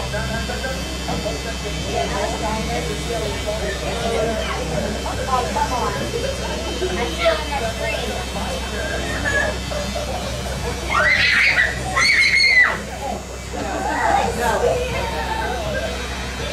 Playing this, I don't know what game. It's the first time playing.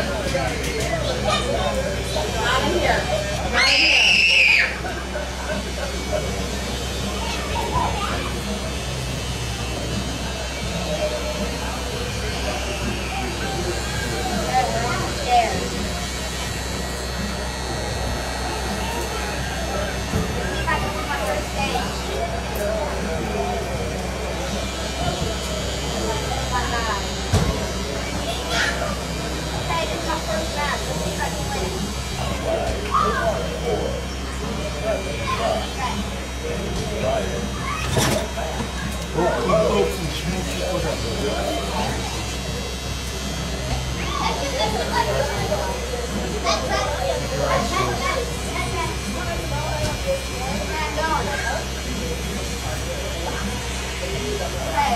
I'm in second place right now.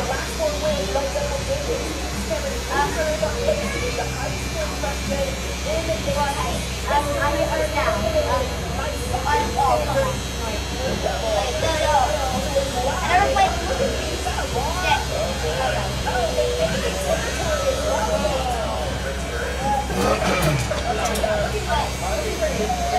never played this game. I'm actually doing horrible right now. Oh, okay. I just fell.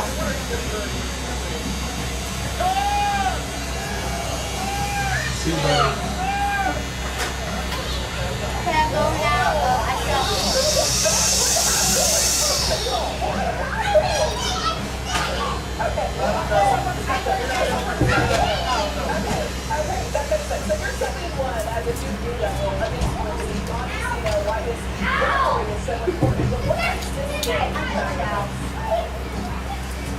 So, Christine, something that never leaves me, like that your sample this. What about I hope that every time? Just roaming around now. I don't know what I'm doing.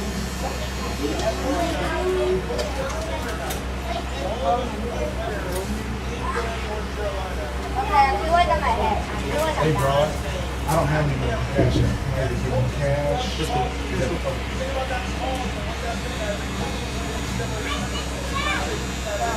Oh, no, wait, now.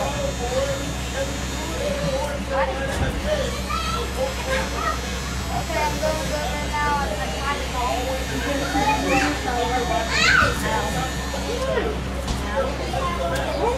It takes you up. All the kids are wearing their hair like this. No. I want a million friends who know how to do No, that's just something about Mary. That's a real thing. It's in a movie. It's a real thing. Perfect time. Sorry, we're good. I'm still trying. I'm just getting like goofy right now. And I'm doing it bad. I have a I don't know what she slide looks, there. but it comes back. I'm on my second lap.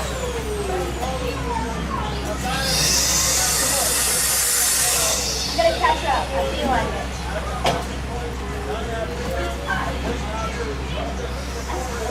You like it? Okay, you can get up. Yes.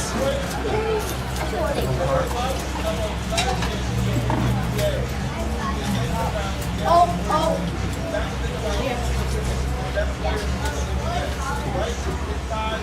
I'm not. But that was kind of dramatic. What just happened? I don't know. I'm going. I'm taking a jump. Oh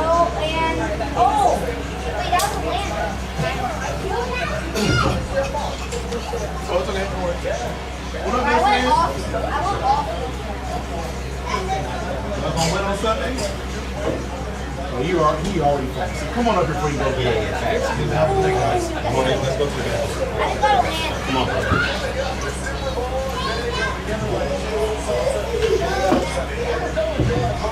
Oh, I'm fine. But this is sick.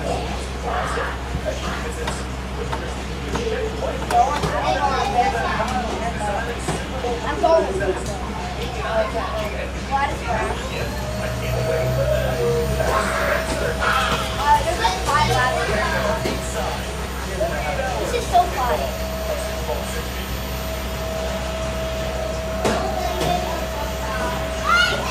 Oh, wait. Oh, ow.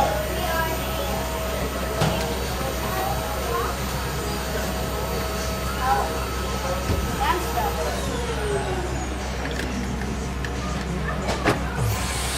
Wait. How can I go?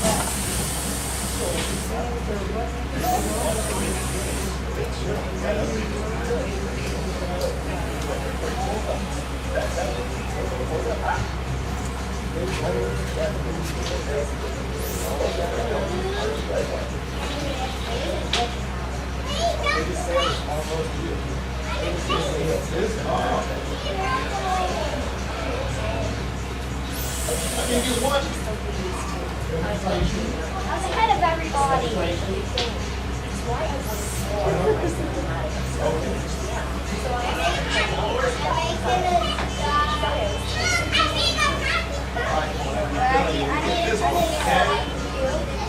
Okay. I'm gonna try that. Whatever. Well, without the race. I'm actually racing. I'm not by myself. All right, sleepyhead. Oh, come on. Come on up, brother.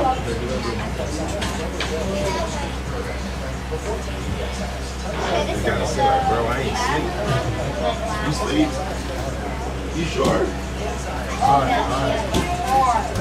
How much you want to bet by the time I get done you're going to be asleep? How much you want to bet? 1 lollipop? 2 lollipops? What'd you say? 2? All right. If you fall asleep before I get done with your haircut, you owe me 2 lollipops. But if you can stay awake this whole time, I'll give you 1 lollipop for you and 1 lollipop for your sis. How's that? That equals 2 lollipops. You got a deal? All right, my man. Hi, everybody. I got a 10. Well, that's bad. So let's just see how this goes. Be sure to hit the notification. They can actually see me playing. Oh, I will really hide it right there. Oh. Okay, that's we're done. Actually, doing good. So. Play the game.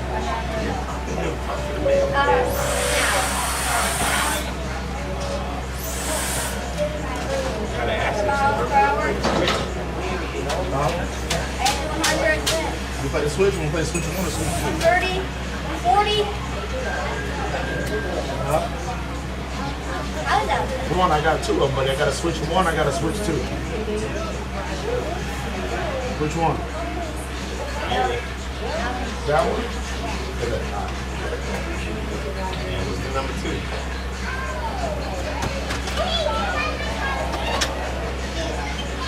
You know what? I did just see my next. What's the difference though? Bigger, better battery life, 2 charging ports, faster processor, next gen games. He done sold that too. Take your hands off, buddy. He done sold it too. I'm already on better game, better life. Right. Credit score improves, man. Right, everything. You sleep better. Right. More electrolytes. Everything. Catching up. Let's see if I can catch this guy.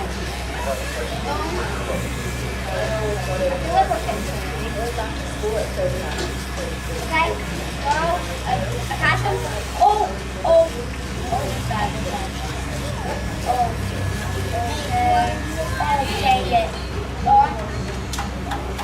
What you doing?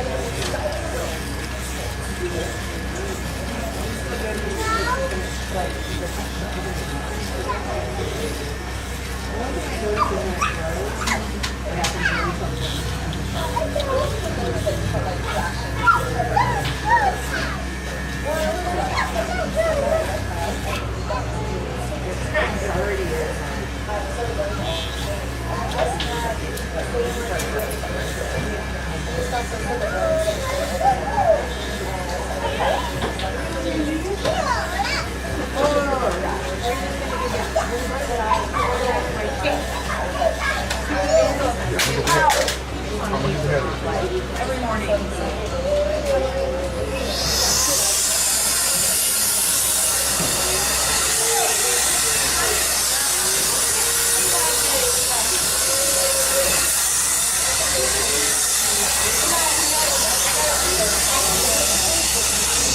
I got a lot of power. Ready? You need seconds. Wait. I'll do it. Okay, honestly, this is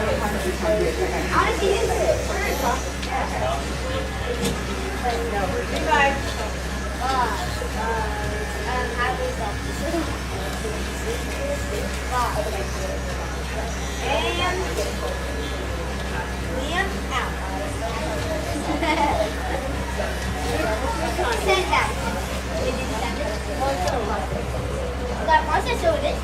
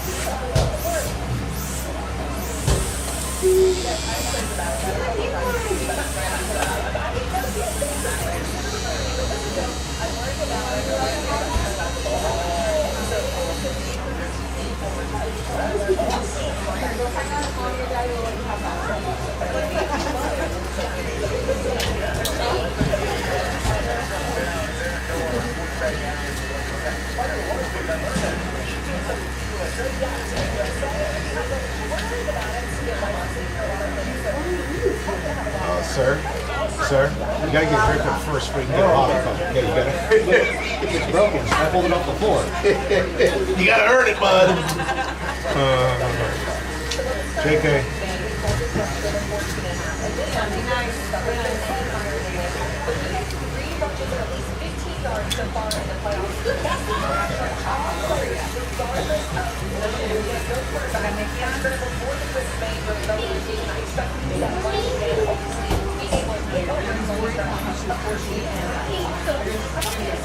He always says, hey, I never get it right because, well, he does it really doing it. Like, really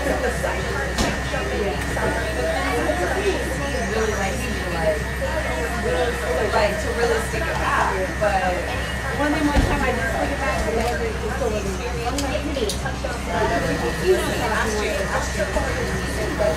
He knows how he wants it.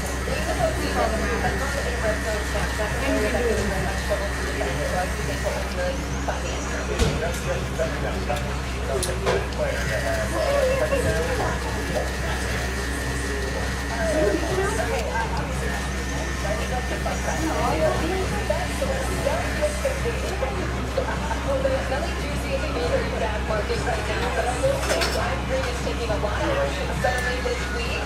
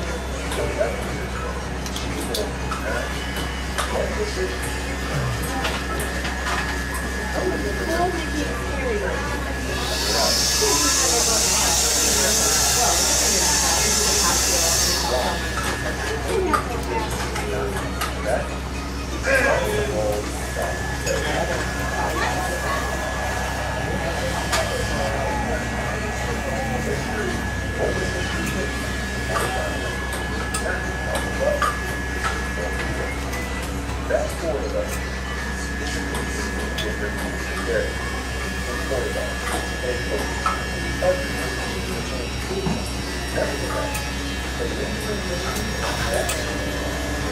up, my friend?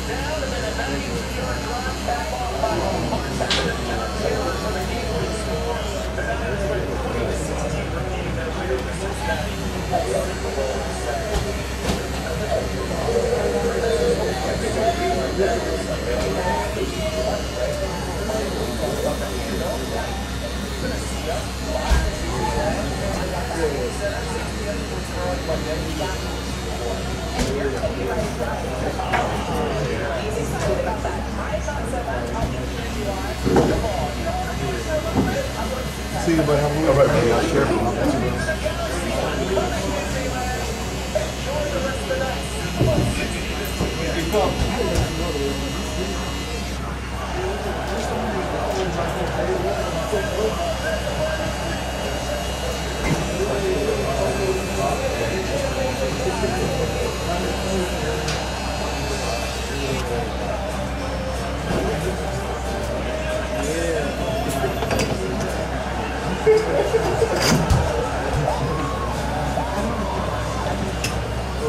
You gotta shut it down for me.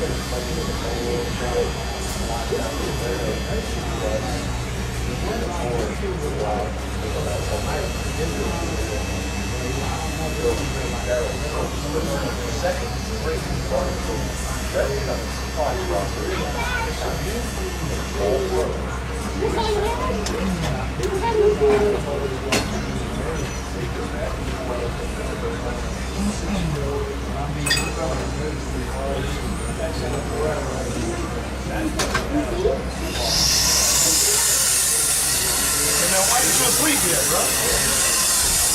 You got no lollipop for you and your sister, bro. Hey, bro, you over too, bro. You telling to double up on it. Oh, yeah, you with the nips? Double up? I ain't telling no lies. I just, oh, man. I'm just,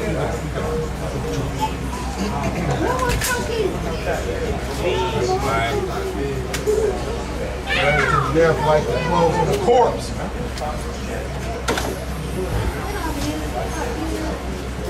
Soldier something, bro.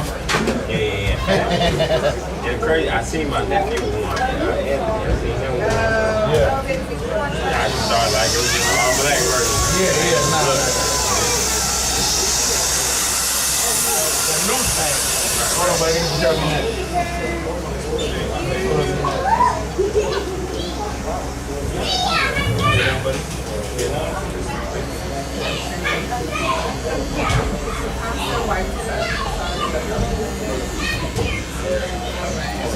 How we go? Hey man, I'll see you next time, okay? Hey man, that boy hate my guts. Can't stand it. He ran.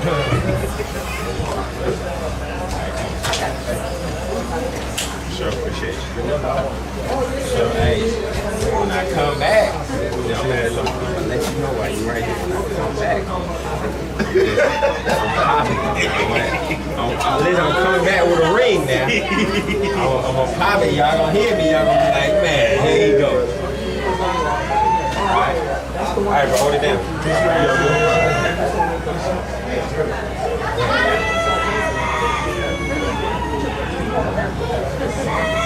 I'll take mine at 4 Lincoln, man. I'll take mine at 4 Lincoln.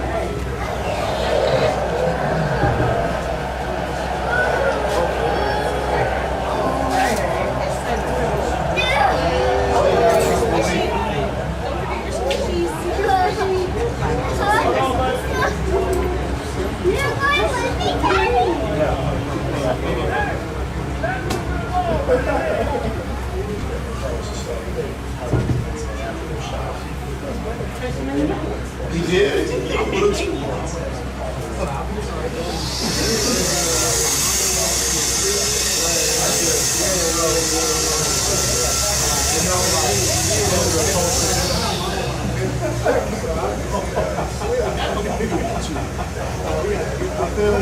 You ain't gonna have me this. Not a one shot. This time I'm going to somebody did.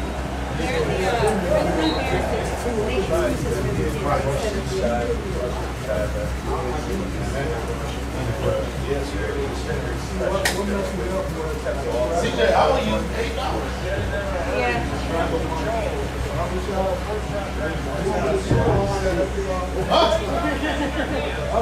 So I get bad reception in the building, man. It just sometimes people be saying crazy stuff. Our receptions go out.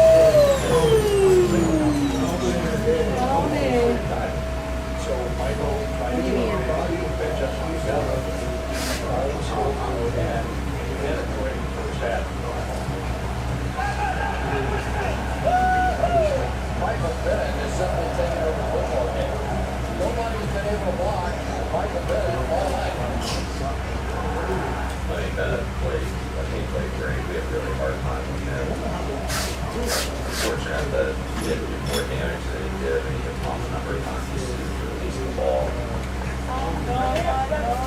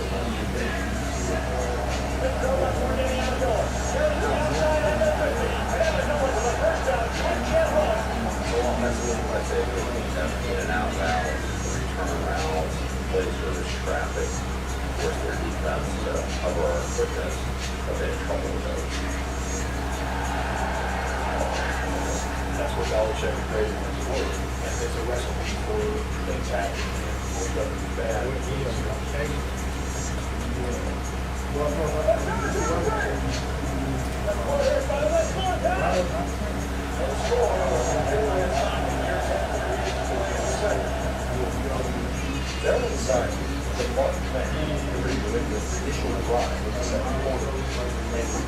target again on the first scoring play of the game.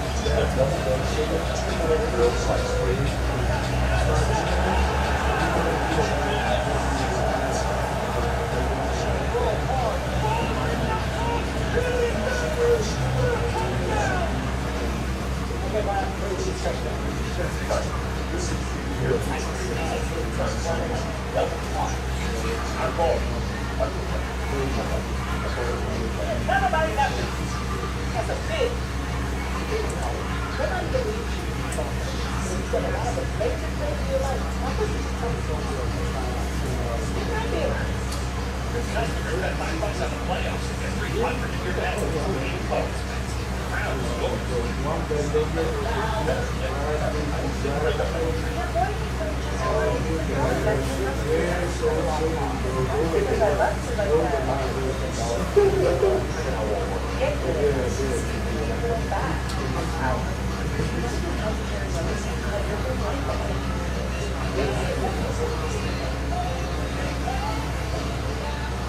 Whatever comes next, you can count on United Comprehensive Media with reliable Medicare coverage.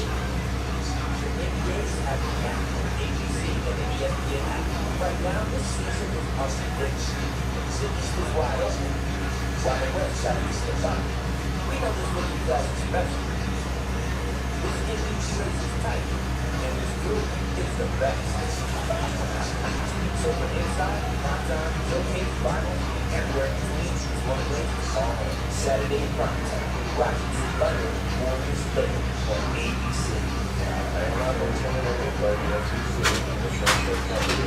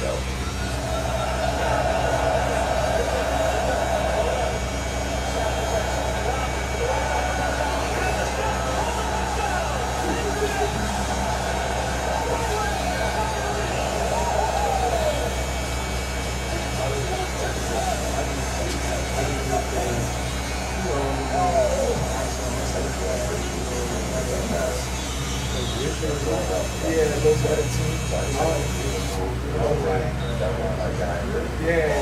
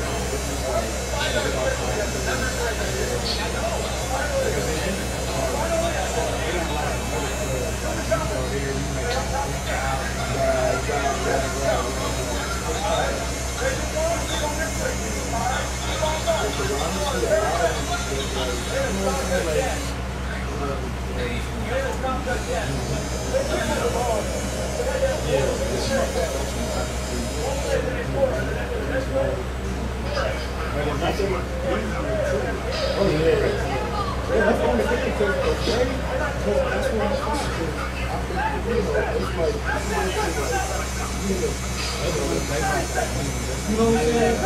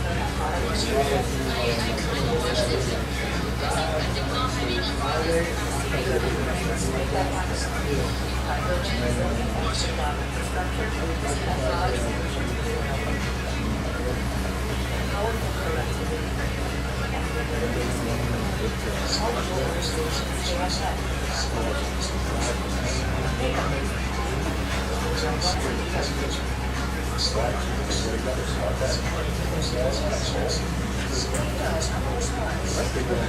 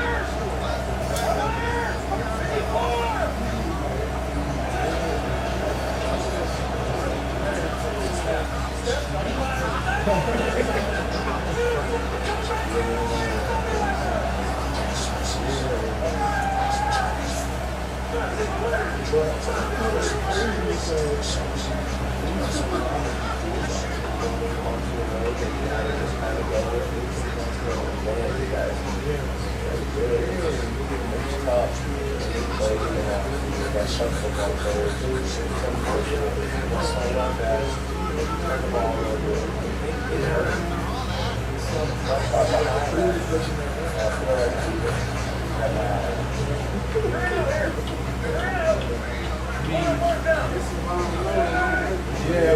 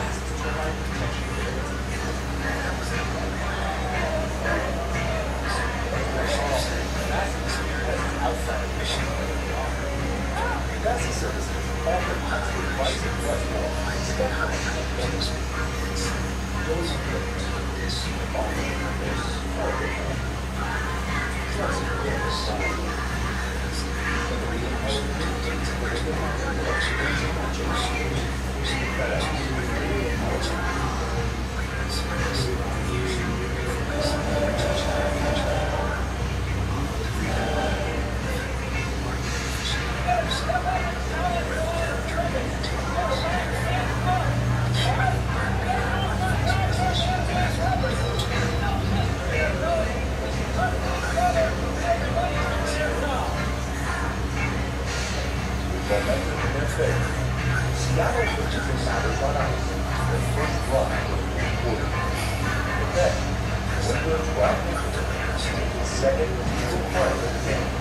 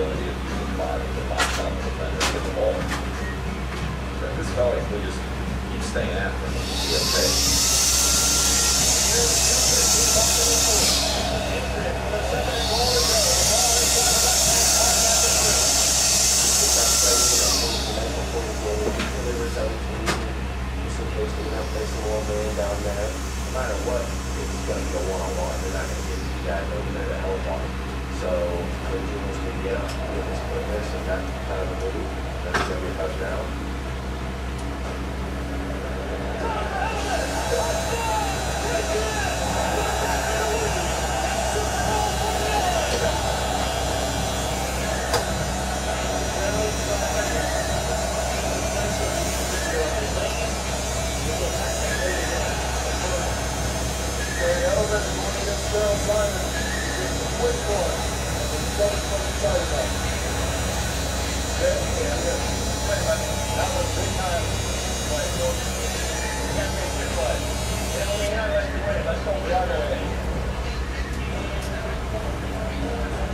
ahead. The stunning end to Super Bowl 39.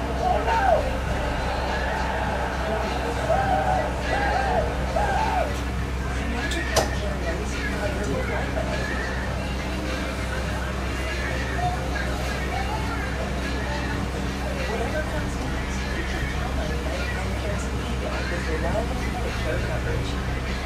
Please speak to me. You've got 8 plans for her business to go fresh. She needs the right partner to make it happen. U.S. Bank Business Banking gives her everything to run and grow her business her way. That's the power of me. This is the power of us. Buying cars, how do they do it? There's like a million options. These are supplement love. Car gurus we get. It's the number one most visited car shopping site. Make sure your deal is the best one. For muscle cramps and spasms, let's go. The Hercules, make the move to Carowinds with fast muscle weight. See, gentle and absorbs quickly for relief. Carowinds work. Try Carowinds and get back fast. You want to guard today? Oh, man. Just a simple system. It protects the whole home inside and out. Stop. This is Simpson. Whoa! That is impressive. There's no say once to be safe. Big odors of big destruction? Try E3 Vanish. With 50% more odor fighters to instantly restore just these freshness. And that's huge.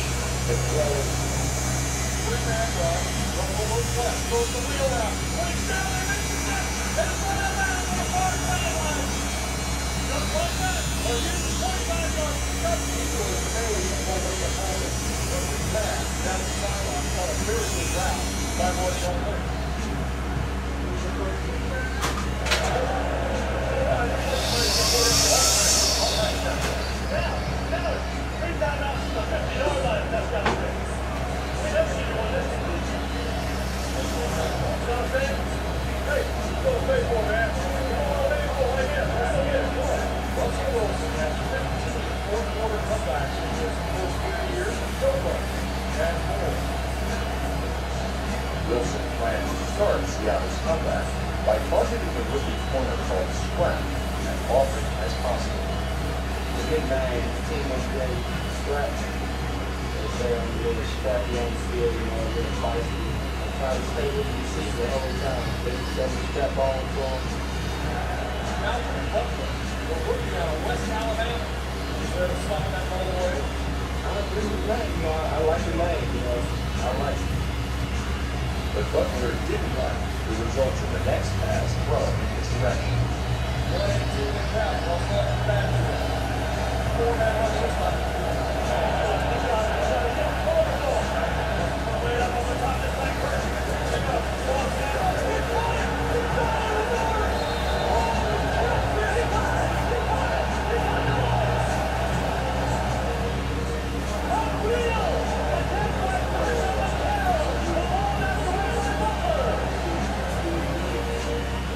Everything got some time. Can't be mad, but I still want to be mad. And this game over, it's going to be my fault. So it's not. I'm trying to make up for it.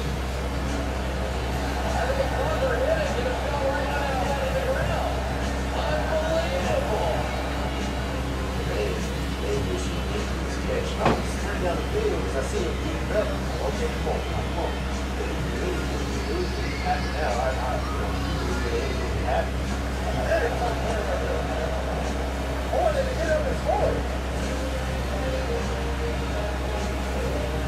And of course, it was the kind of play that we had, and it was the way to see off all we did. We all knew they're going to punch it in and come on football. After that catch, you just knew that that was the big catch. Put the Seahawks in a position to win their second straight Super Bowl. Hey, what are we thinking? What's this play over? We got big for the game. What are we thinking? Run the next play now. We're going to start the next play. Right out. He's first to goal with the 5. 106 to play. On Shawn, he's got a fair amount of damage. Ball well. Plus 1%. He handful in. He goes left. Right now, makes unsung, but the biggest play of the Super Bowl. He's got a football tackle on him. He slips the block and puts one shot in the outline. Because of course, I put it. Once I got there, I forgot that I had a leg. I've been there to do it, but at least get off of it. Just come under. I've been wondering, I do I have a shot down. The play he leaned on that, he's so big. I remember texting him 2 days later. I said, you see this play. I don't think bench press was putting off tackle Lynch with his shoulder. No one person ever takes it down. He got it down right there. It was a hell of a play. Did I do it? I don't know. I would take it one. What followed was the goal line corner. A defensive formation the Patriots had never previously tried in any game. Just got to look at it. That's how it is in the game. It's inside the 5.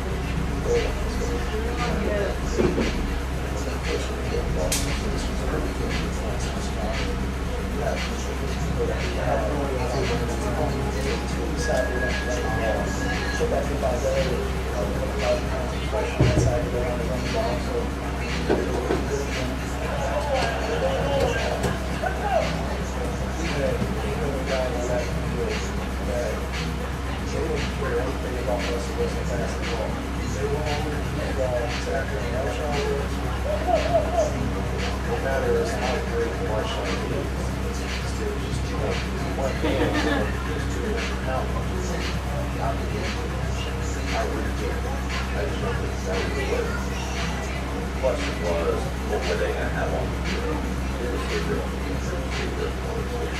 When we had our goal line, we just had a match. How many receivers they have on the field, but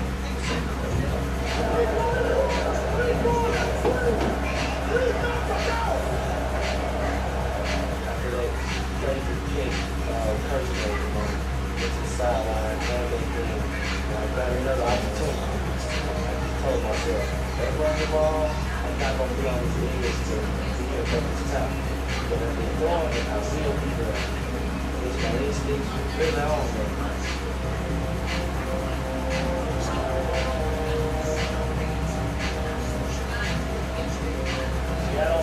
Down 4.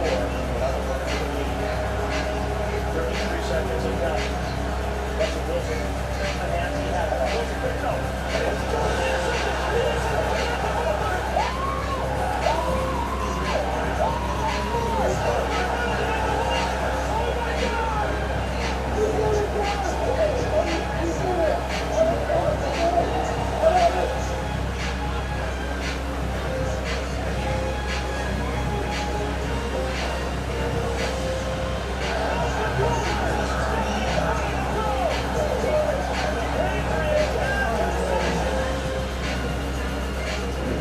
got to look at that one. Every job, it's just a bang bang. It's not there. That's different. I think a more seasoned vet can get a whole process. Stack the receivers. We practice, I believe, coach, did that a lot more couple times. Josh Boyce scored on this play that I remember. He did that on practice. You know, deal with that thing like, come on, that would be on there. What are you doing? I think that was the one thing Malcolm kept in the whole practice. Sometimes that one play that is a split pitch, I think he was just like, I know this. So we're just snap the ball going. Just believe in what happened in practice.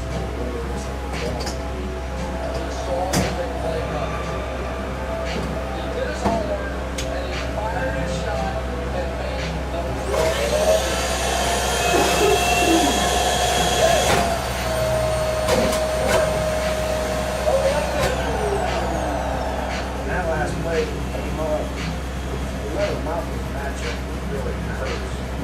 When Crowder had seen enough of those pick routes, he anticipated what was coming as well as Malcolm. So you want to be up there in the stack, and Malcolm got Malcolm had seen that in practice. It kind of just worked out. Stars were all aligned. I didn't realize at the time, that's why the best players are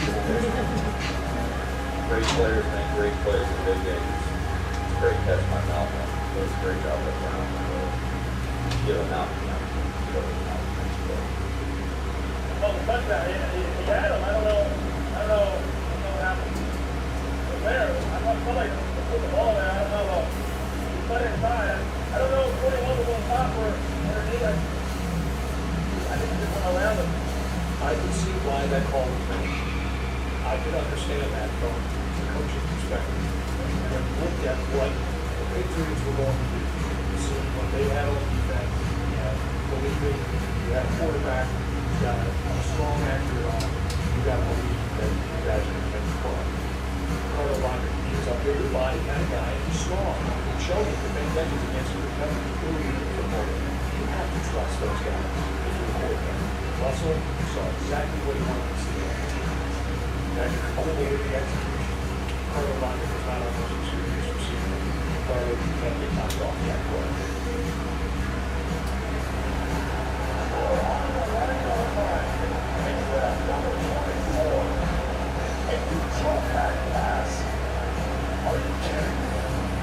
You got a guy that's been borderline unstoppable in this part of the field.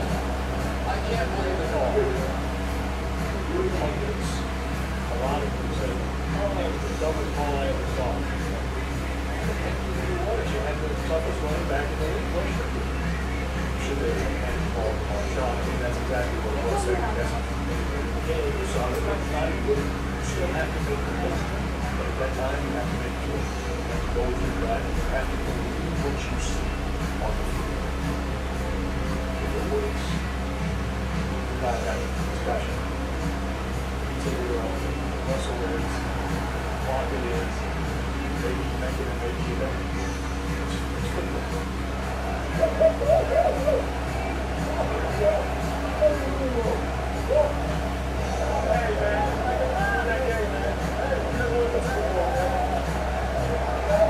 I'm always supportive of my draft free agent guys. I'm happy for him. He's having success in his play. Because I feel like he's a really lucky.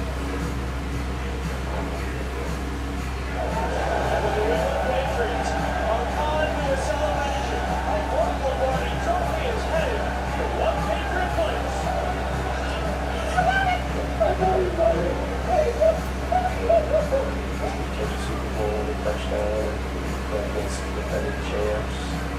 It's one of those things where literally years out and it came true.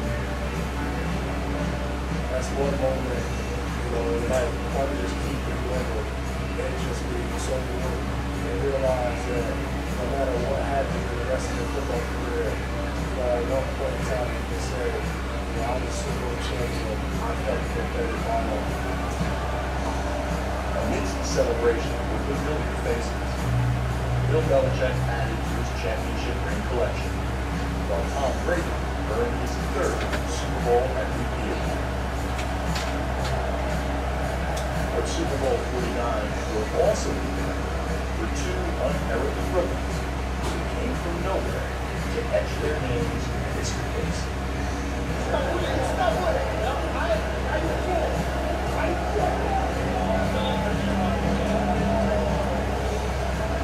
Had a great game, man. Had a great game, bro. I feel like it was surreal after I sat down and played. And you still didn't even hit me right after the game. It took like 2 or 3 weeks for it to sink in. It was definitely exciting. Unfortunately, the game, I really wish we could still be part of history in the field. That's a pretty big thing. I just had a vision that I was gonna make a big thing, and it came through, and I'm just blessed to be here. Go! Are you kidding me? Hey, that's way! You're unbelievable, man. Way to go! Hey, you did it! And that was the whole season, like, interception. First interception, going forward, to see us be breaking and press. Maybe the interception, a whole lifetime career so far. And probably will be better. I don't ever think I'll be able to feel it again.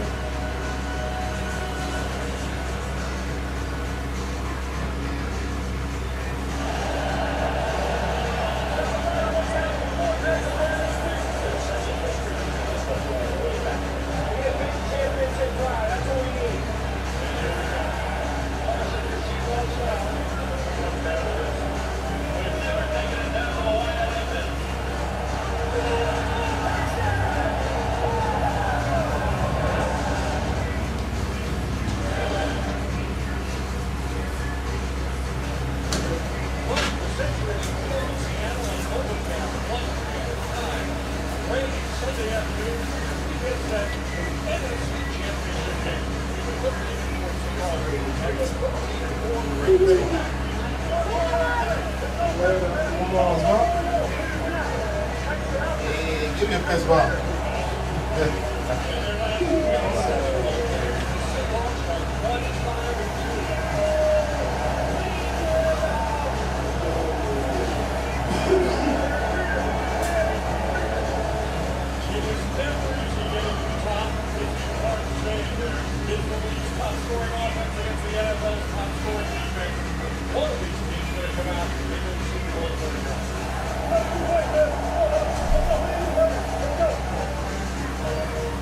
Today's opening possession lasted nearly 4 minutes.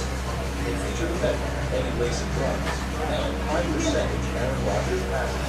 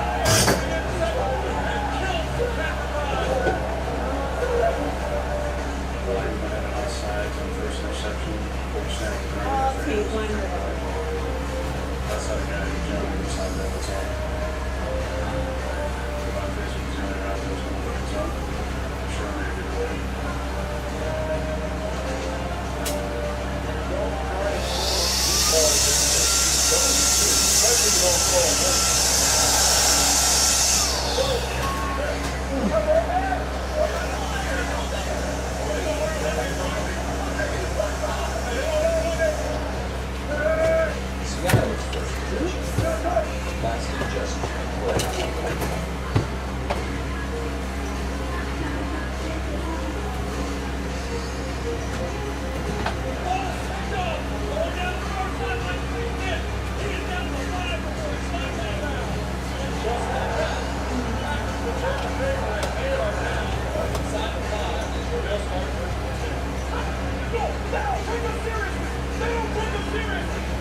Everything happened. Everything happened.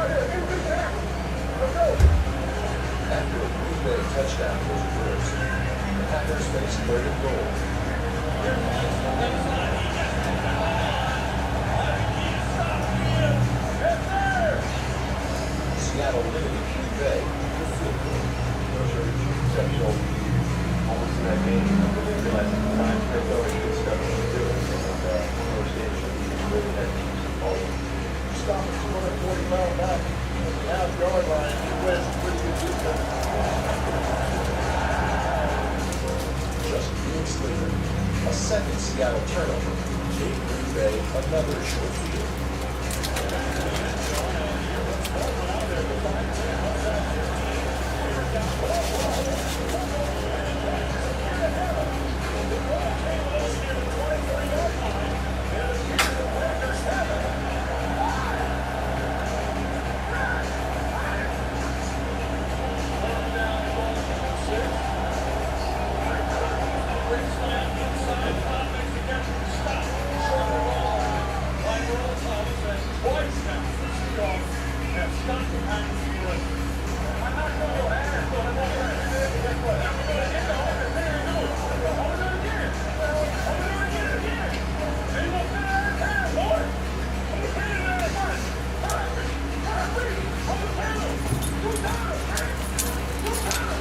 Another field goal for the Packers.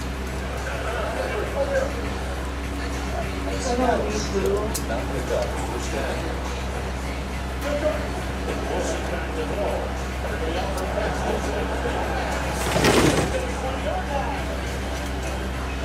Aaron Rodgers. This is one of my favorite songs.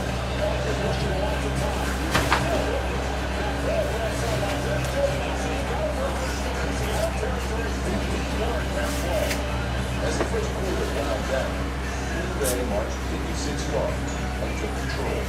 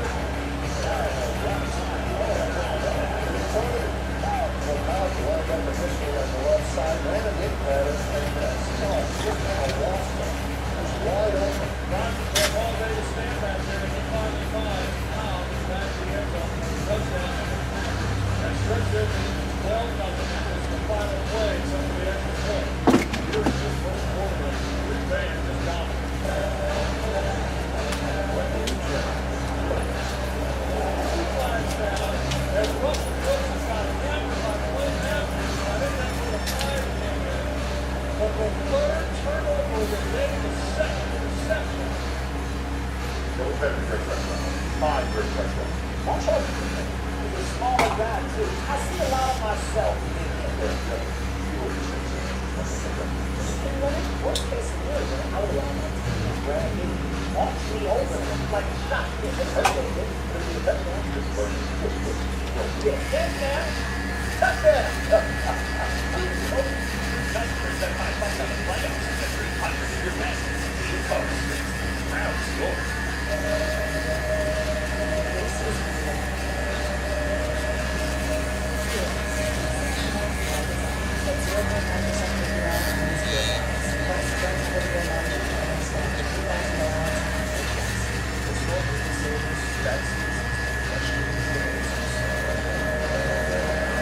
Now taxes, return taxes. Your small business, it's your car. Now this is taxes. It's got big plans for choose the right partner to get out. U.S. Bank and Inspection gives you everything to learn from the business to permanent. That's the power. And this is about us.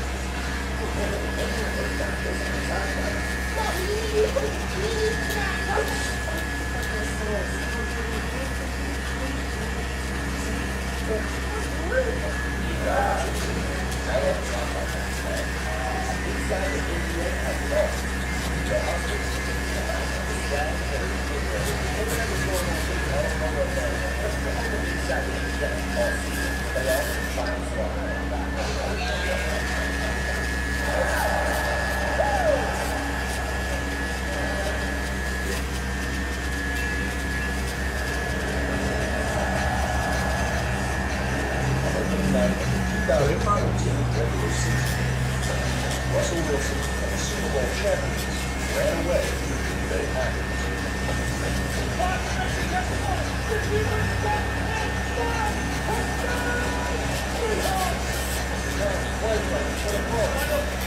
In that case, pair of touchdowns with 0 interceptions.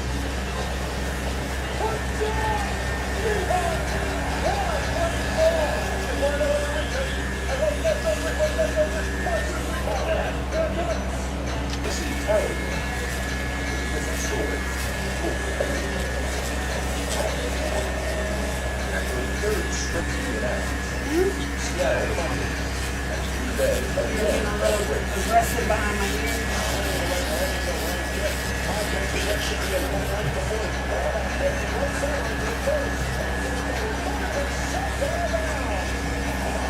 Fourth down and 1. Just outside Seattle's red zone. Our football team again 7 for 2 minutes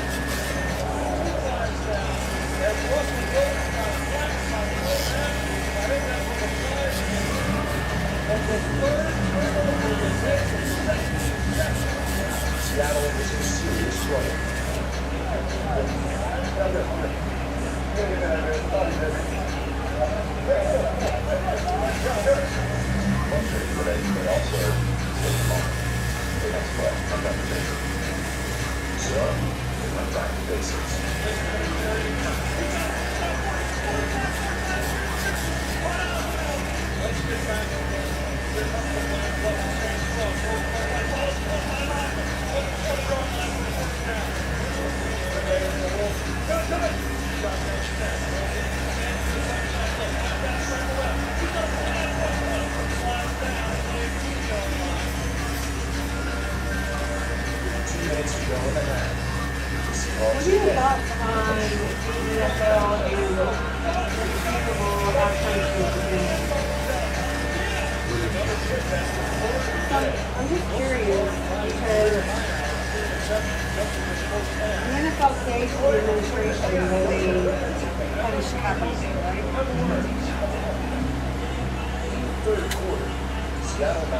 When did they appoint Jay-Z as the person in charge of the halftime entertainment? When that happened? So that was before, that was at the time Kaepernick was already. that already happened. So I feel like 2 years after that. I feel like in an attempt to say thing, you say, hey, look what we're doing. There's some Jay-Z. I don't necessarily think that, but I don't have a reason to agree or disagree with that. I just don't. Yeah. So I'm just thinking with the last 2 years, this year and the last year, with Kendrick's performance, and then making a political statement or a statement. And then this year with Jay-Z purposely choosing that money. As an American, as a Puerto Rican, Trump didn't even recognize that they were terrible. You know what I mean? Like, you're getting people in an uproar about, oh, he's not going to sing in English, he's going to wear a dress and all that stuff. And knowing where Bad Bunny stands politically, the NFL hasn't come back and said, no, never mind, we're not going to let them do it. They're still letting them do it. I don't think it works that way, but I think the thing is, I think the right picks and chooses what they will be honest about. So I don't necessarily know that Jay-Z picked Bad Bunny under the assumption that it's going to be politically honest. I'm not saying he did or didn't. I'm saying you never know what the right is going to decide to be upset. So I don't know that this was this methodical chess game that Jay-Z was playing by selecting that money for the halftime. I mean, as far as Jay-Z's concerned, he's an American citizen. How was he to know that the right would politicize this? And once the contract is signed, like there's no way.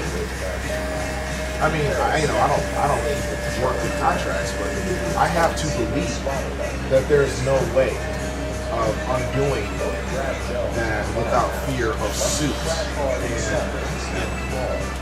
I don't know.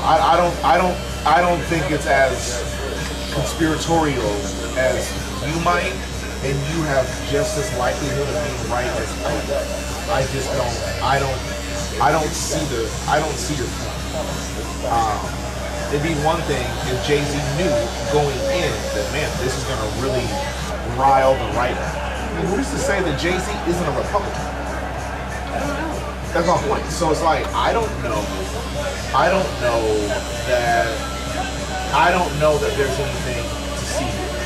The right decides what they will and will not stand for, what they will and will not, So I don't know that this was a finger to the establishment on Jay-Z's part. I think it just happened to turn off with it because of what the right decides matters to them and doesn't.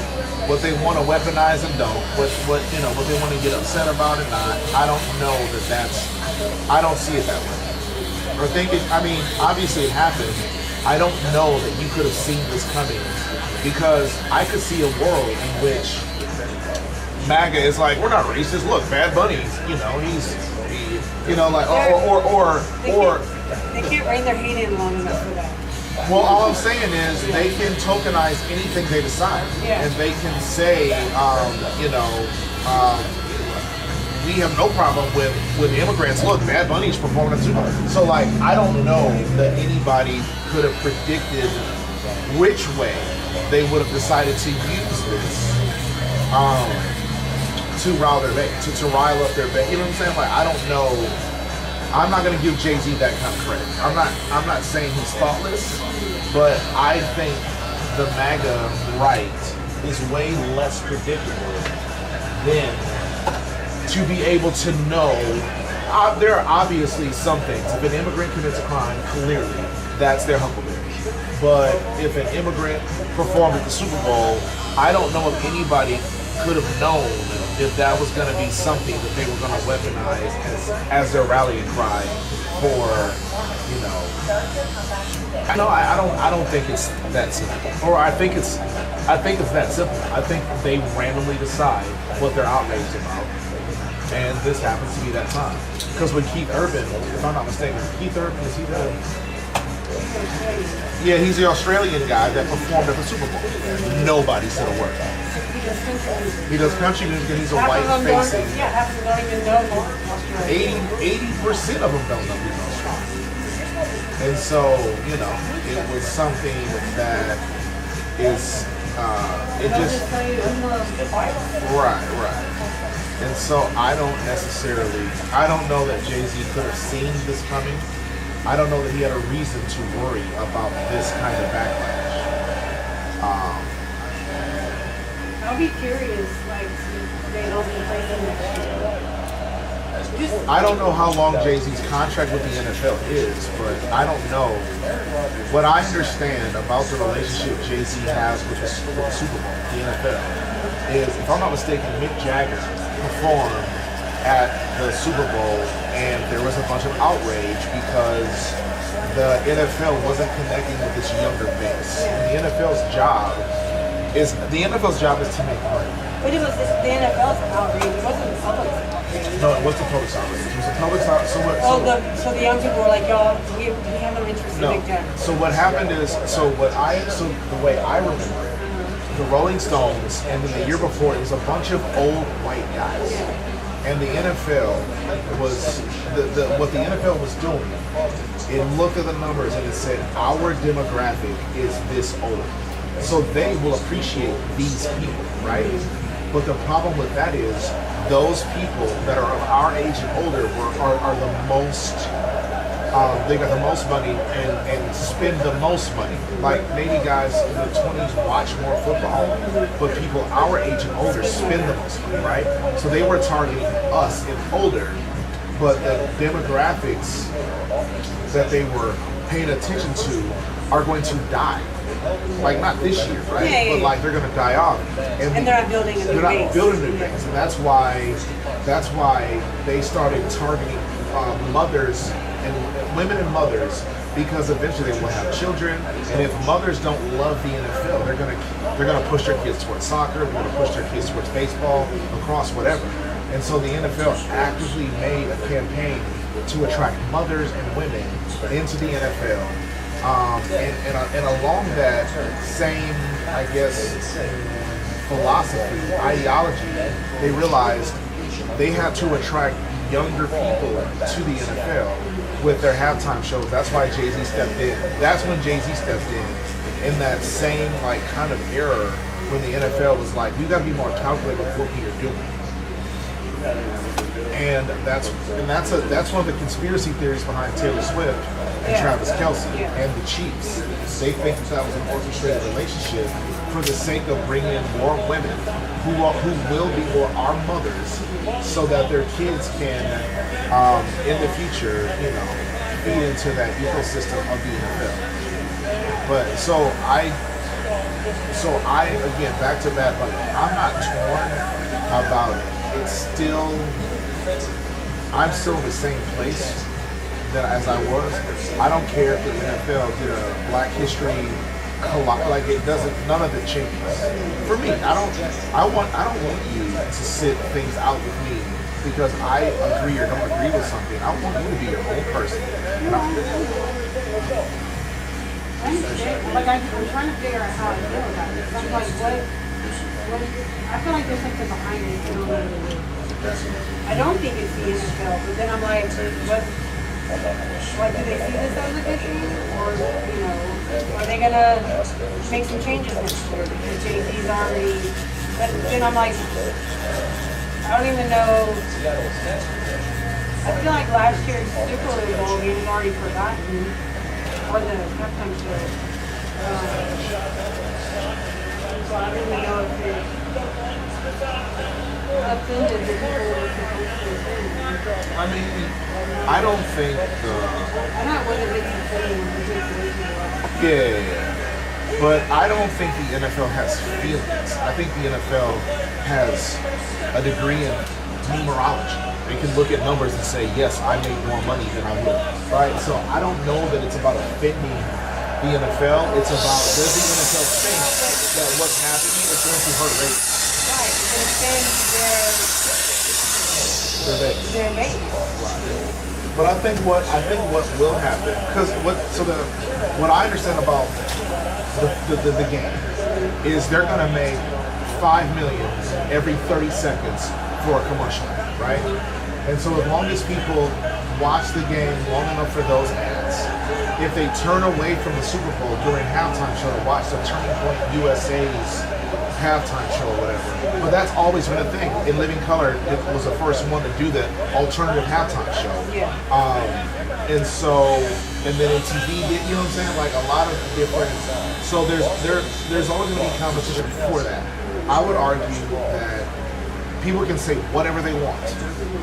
A lot of people are going to either hate, rage, watch. You're going to see like, what the fuck is Bad Bunny? What's this dude gonna wear? You know what I'm saying? And then other people are gonna be like, listen, I want to watch the Puppy Bowl during. Like, there's always going to be alternatives, and I would argue that Jay-Z probably doesn't unilaterally, and maybe he does. Maybe he unilaterally has control over what he decides to do with the acts that he brings to the Super Bowl halftime show. But I also believe that Jay-Z looks at numbers and says, this person is on, you know what I'm saying? And so even if MAGA has a problem with this, MAGA is 25% of the country. 75% of the country isn't MAGA. So I would believe that this is a non-issue. That this is a non-issue in a lot of different ways. I think like the part I'm not talking about watching this. I'm like, does it make a difference? Like tune in during the halftime show just so that it's viewed, or what happens if I don't tune in during the halftime show?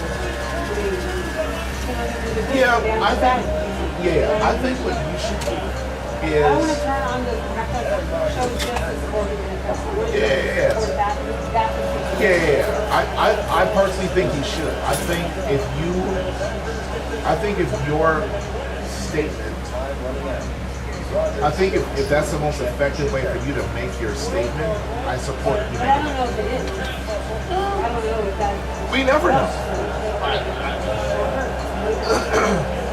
So I know for a fact what I'm doing doesn't hurt the NFL because I am 1 grain of rice or sand, right? I just know when I put my pillow under my head at night, I feel like I have accomplished something, whether it's just a gesture, I don't know, or just that my show of solidarity to common and other people, because this ain't just a black and white issue, right? So I would say for you, if you think turning the halftime show on is going to make you feel like you've contributed to your cause, I support that.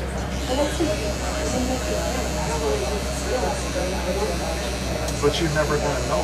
I know that all I have is feelings. Like nothing. Like I get laughed at by people that when I tell them 7 years later I still don't watch football.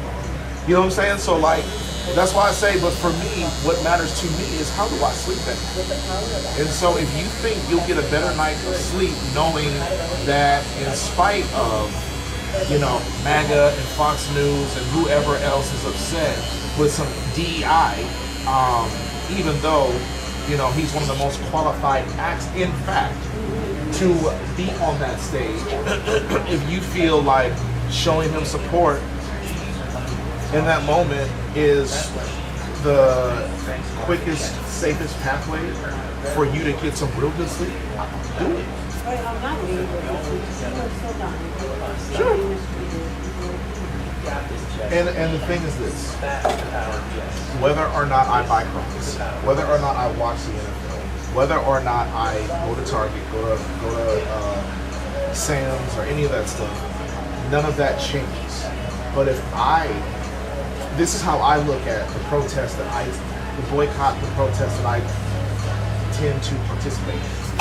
I know that it's not going to change anything. The way I look at it is, if I've got just 1 drop less of blood on my hands, I sleep better. And so if you feel like contributing to the support of Bad Bunny in spite of how a sector of America views his presence at the Super Bowl halftime show, then I say fuck him, watch. But that's, again, I think you're worried about the wrong things. I think if it's going to make you feel better to support him, A, we have Bad Bunny Radio every Saturday. B, we can patronize, we can go to Wisconsin, we can do that. But if your actual opposition is the actual Super Bowl, then I would say let's make it that specific where that's how you support him. I think when you do I think this about parents. If you just let your kids run around and just whatever, and you just hope that they're going to be good people, as opposed to doing things with intention, even if you do them bad, if you're making an effort, you can't go. And I think with protests and the stances that you take, I think as long as you have a vision in your mind, if you identify an issue and you say, I don't know what to do about this, but this is my personal stance or protest about it, regardless. I don't know what to do about this, but this is my personal stance or protest about it, regardless.